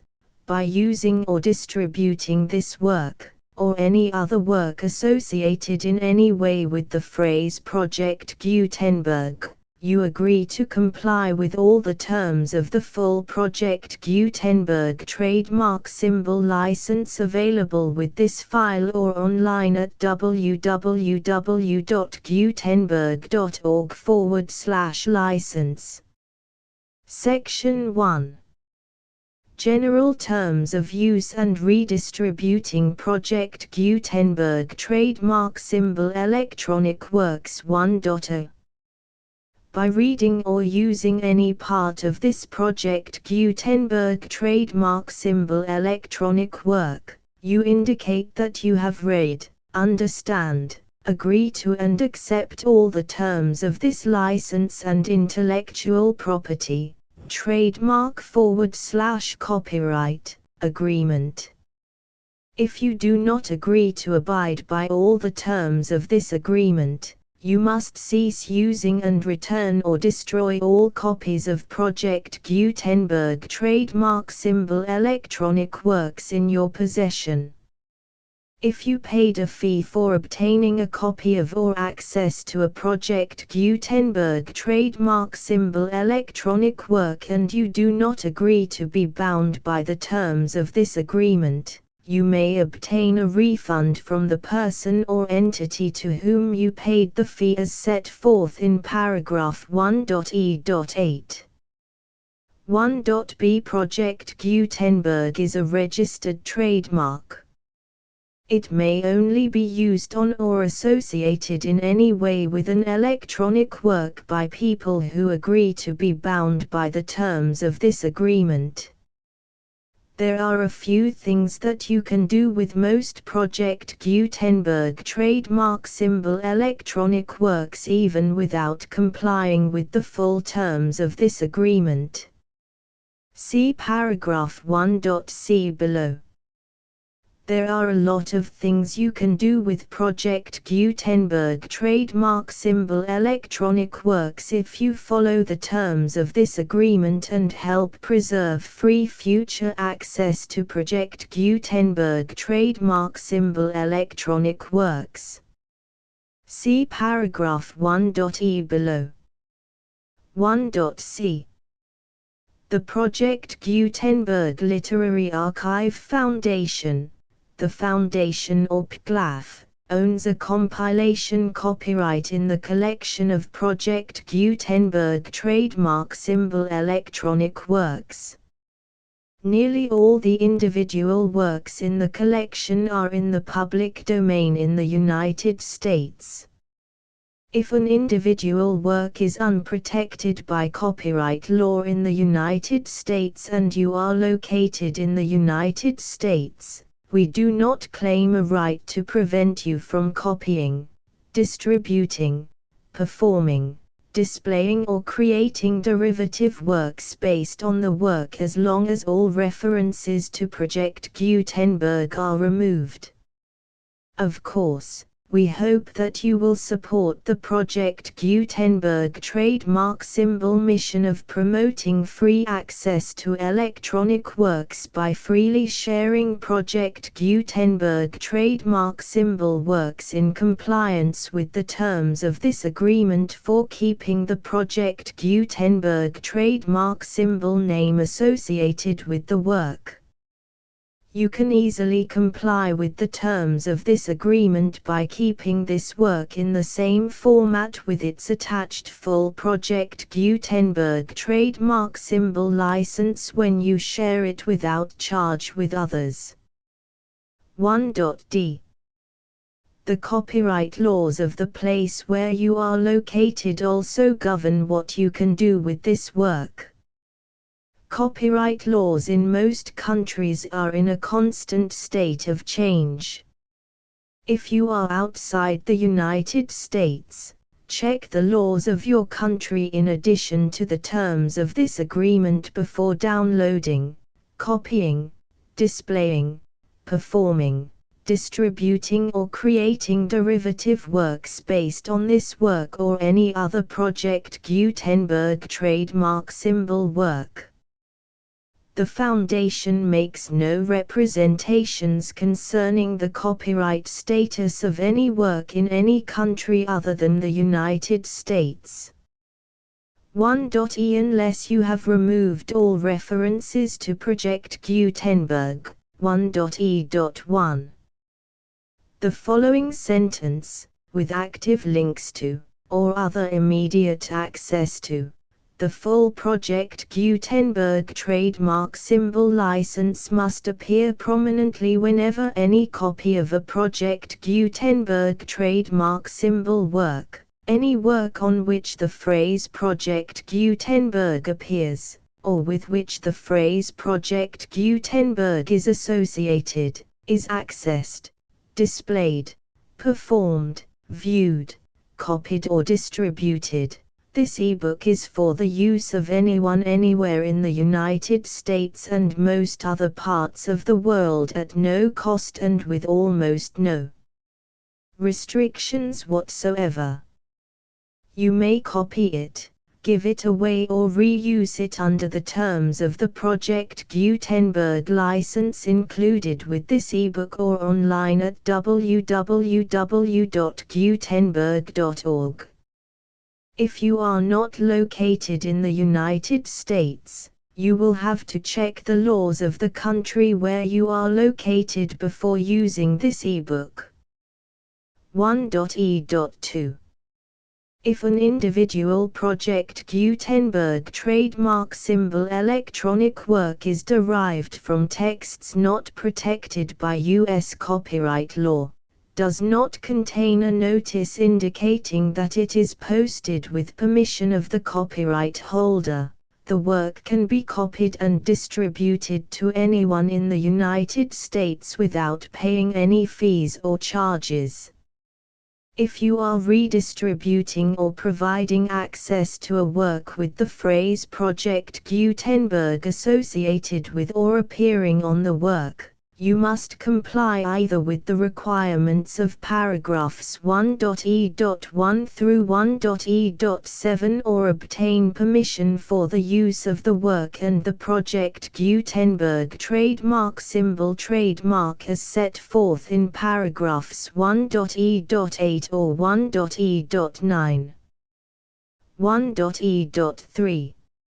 If an individual Project Gutenberg trademark symbol electronic work is posted with the permission of the copyright holder, your use and distribution must comply with both paragraphs 1.e.1 through 1.e.7 and any additional terms imposed by the copyright holder. Additional terms will be linked to the Project Gutenberg trademark symbol license for all works posted with the permission of the copyright holder found at the beginning of this work. 1.e.4. Do not unlink or detach or remove the full Project Gutenberg trademark symbol license terms from this work, or any files containing a part of this work or any other work associated with Project Gutenberg trademark symbol. 1.e.5.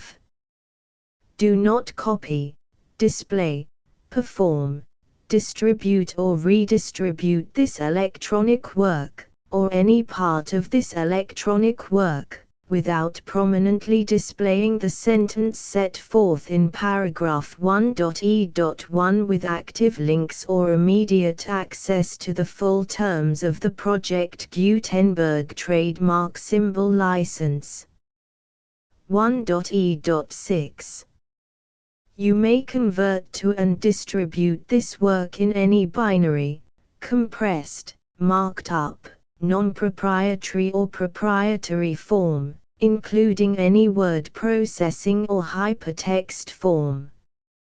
However, if you provide access to or distribute copies of a Project Gutenberg trademark symbol work in a format other than plain vanilla ASCII or other format used in the official version posted on the official Project Gutenberg trademark symbol website, www.gutenberg.org, you must, at no additional cost, fee or expense to the user, provide a copy, a means of exporting a copy, or a means of obtaining a copy upon request, of the work in its original plain vanilla ASCII or other form.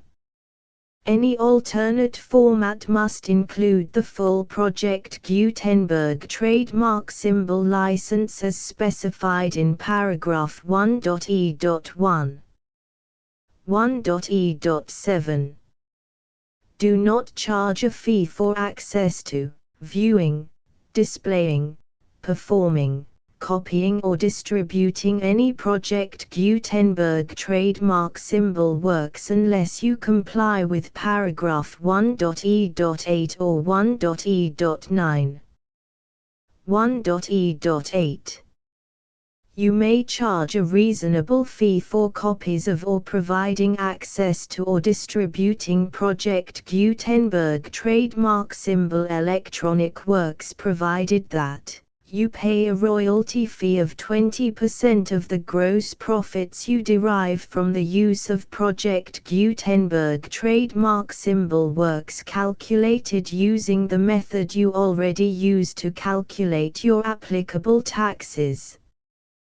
The fee is owed to the owner of the Project Gutenberg trademark symbol trademark, but he has agreed to donate royalties under this paragraph to the Project Gutenberg Literary Archive Foundation. Royalty payments must be paid within 60 days following each date on which you prepare, or are legally required to prepare, your periodic tax returns. Royalty payments should be clearly marked as such and sent to the Project Gutenberg Literary Archive Foundation at the address specified in Section 4, Information about donations to the Project Gutenberg Literary Archive Foundation. You provide a full refund of any money paid by a user who notifies you in writing, or by email, within 30 days of receipt that he does not agree to the terms of the full Project Gutenberg trademark symbol license. You must require such a user to return or destroy all copies of the works possessed in a physical medium and discontinue all use of and all access to other copies of Project Gutenberg trademark symbol works. You provide, in accordance with paragraph 1.f.3, a full refund of any money paid for a work or a replacement copy, if a defect in the electronic work is discovered and reported to you within 90 days of receipt of the work. You comply with all other terms of this agreement for free distribution of Project Gutenberg trademark symbol works. 1.e.9. If you wish to charge a fee or distribute a Project Gutenberg trademark symbol electronic work or group of works on different terms than are set forth in this agreement, you must obtain permission in writing from the Project Gutenberg Literary Archive Foundation, the manager of the Project Gutenberg trademark symbol trademark. Contact the Foundation as set forth in Section 3 below. 1.f1.f.1. Project Gutenberg volunteers and employees expend considerable effort to identify, do copyright research on, transcribe and proofread works not protected by U.S. copyright law in creating the Project Gutenberg trademark symbol collection. Despite these efforts, Project Gutenberg trademark symbol electronic works, and the medium on which they may be stored, may contain defects such as, but not limited to, incomplete, inaccurate or corrupt data, transcription errors, a copyright or other intellectual property infringement, a defective or damaged disk or other medium, a computer virus, or computer codes that damage or cannot be read by your equipment. 1.f.2 Limited warranty. Disclaimer of damages, except for the right of replacement or refund described in paragraph 1.f.3. The Project Gutenberg Literary Archive Foundation, the owner of the Project Gutenberg trademark symbol trademark, and any other party distributing a Project Gutenberg trademark symbol electronic work under this agreement, disclaim all liability to you for damages, costs and expenses, including legal fees.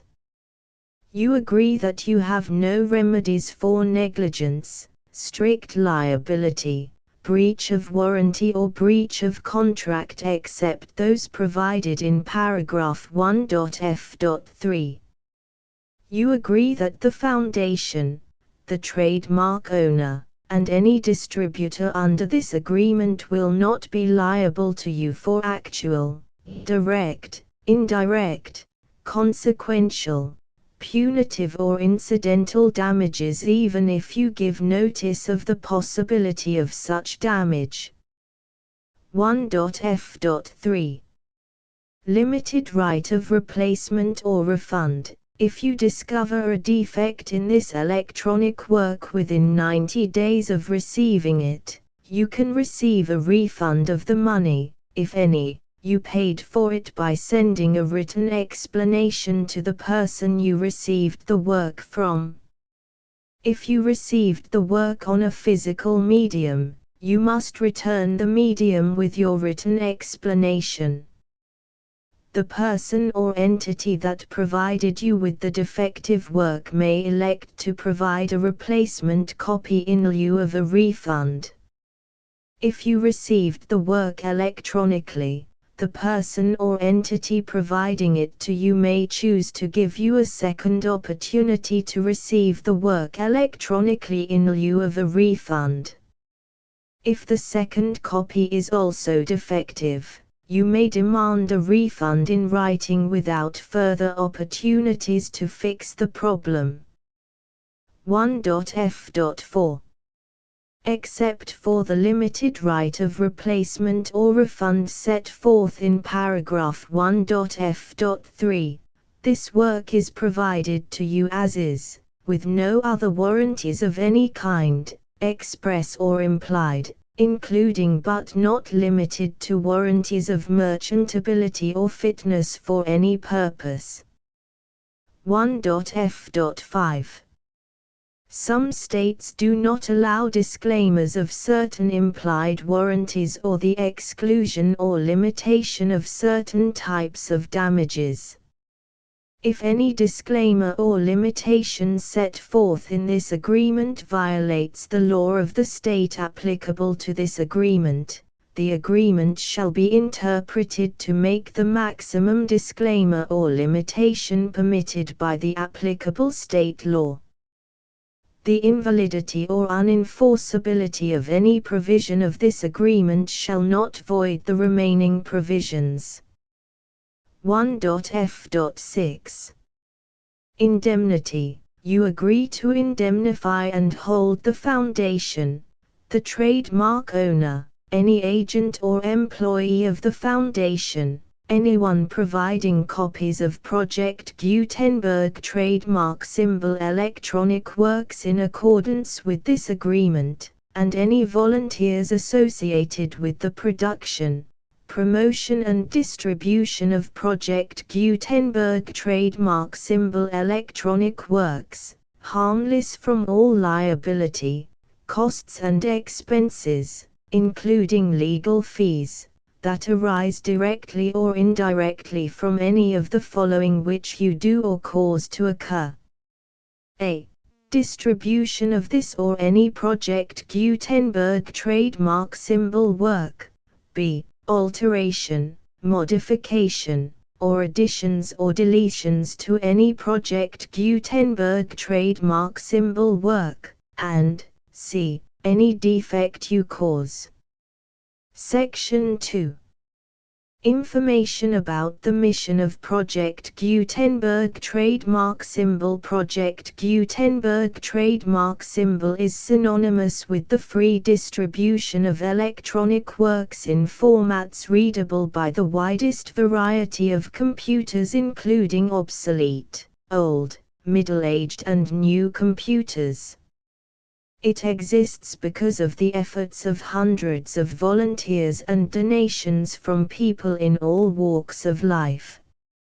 Volunteers and financial support to provide volunteers with the assistance they need are critical to reaching Project Gutenberg trademark symbol's goals and ensuring that the Project Gutenberg trademark symbol collection will remain freely available for generations to come. In 2001, the Project Gutenberg Literary Archive Foundation was created to provide a secure and permanent future for Project Gutenberg trademark symbol and future generations. To learn more about the Project Gutenberg Literary Archive Foundation and how your efforts and donations can help, see sections 3 and 4 and the Foundation information page at www.gutenberg.org. Section 3. Information about the Project Gutenberg Literary Archive Foundation. The Project Gutenberg Literary Archive Foundation is a non-profit 501(c)(3) educational corporation organized under the laws of the state of Mississippi and granted tax-exempt status by the Internal Revenue Service. The Foundation's IN or Federal Tax Identification Number is 64-6221541. Contributions to the Project Gutenberg Literary Archive Foundation are tax-deductible to the full extent permitted by U.S. federal laws and your state's laws. The Foundation's business office is located at 809 North 1500 West, Salt Lake City, UT 84116. 801-596-1887. Email contact links and up-to-date contact information can be found at the Foundation's website and official page at www.gutenberg.org/contact. Section 4. Information about donations to the Project Gutenberg Literary Archive Foundation. Project Gutenberg trademark symbol depends upon and cannot survive without widespread public support and donations to carry out its mission of increasing the number of public domain and licensed works that can be freely distributed in machine-readable form accessible by the widest array of equipment, including outdated equipment. Many small donations, $1 to $5,000, are particularly important to maintaining tax-exempt status with the IRS. The Foundation is committed to complying with the laws regulating charities and charitable donations in all 50 states of the United States. Compliance requirements are not uniform and it takes a considerable effort, much paperwork and many fees to meet and keep up with these requirements. We do not solicit donations in locations where we have not received written confirmation of compliance. To send donations or determine the status of compliance for any particular state, visit www.gutenberg.org/donate.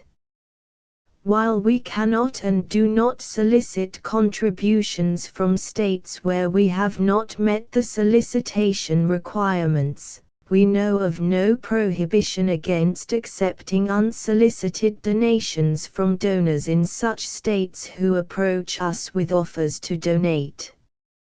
International donations are gratefully accepted, but we cannot make any statements concerning tax treatment of donations received from outside the United States. U.S. laws alone swamp our small staff. Please check the Project Gutenberg web pages for current donation methods and addresses. Donations are accepted in a number of other ways, including checks, online payments and credit card donations. To donate, please visit www.gutenberg.org/donate. Section 5. General information about Project Gutenberg Trademark Symbol Electronic Works. Professor Michael S. Hart was the originator of the Project Gutenberg trademark symbol concept of a library of electronic works that could be freely shared with anyone. For 40 years, he produced and distributed Project Gutenberg trademark symbol ebooks with only a loose network of volunteer support.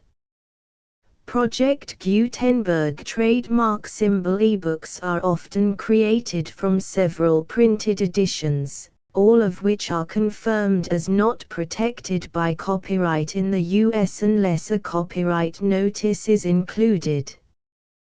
Thus, we do not necessarily keep ebooks in compliance with any particular paper edition. Most people start at our website, which has the main PG search facility, www.gutenberg.org. This website includes information about Project Gutenberg trademark symbol, including how to make donations to the Project Gutenberg Literary Archive Foundation, how to help produce our new ebooks, and how to subscribe to our email newsletter to hear about new ebooks.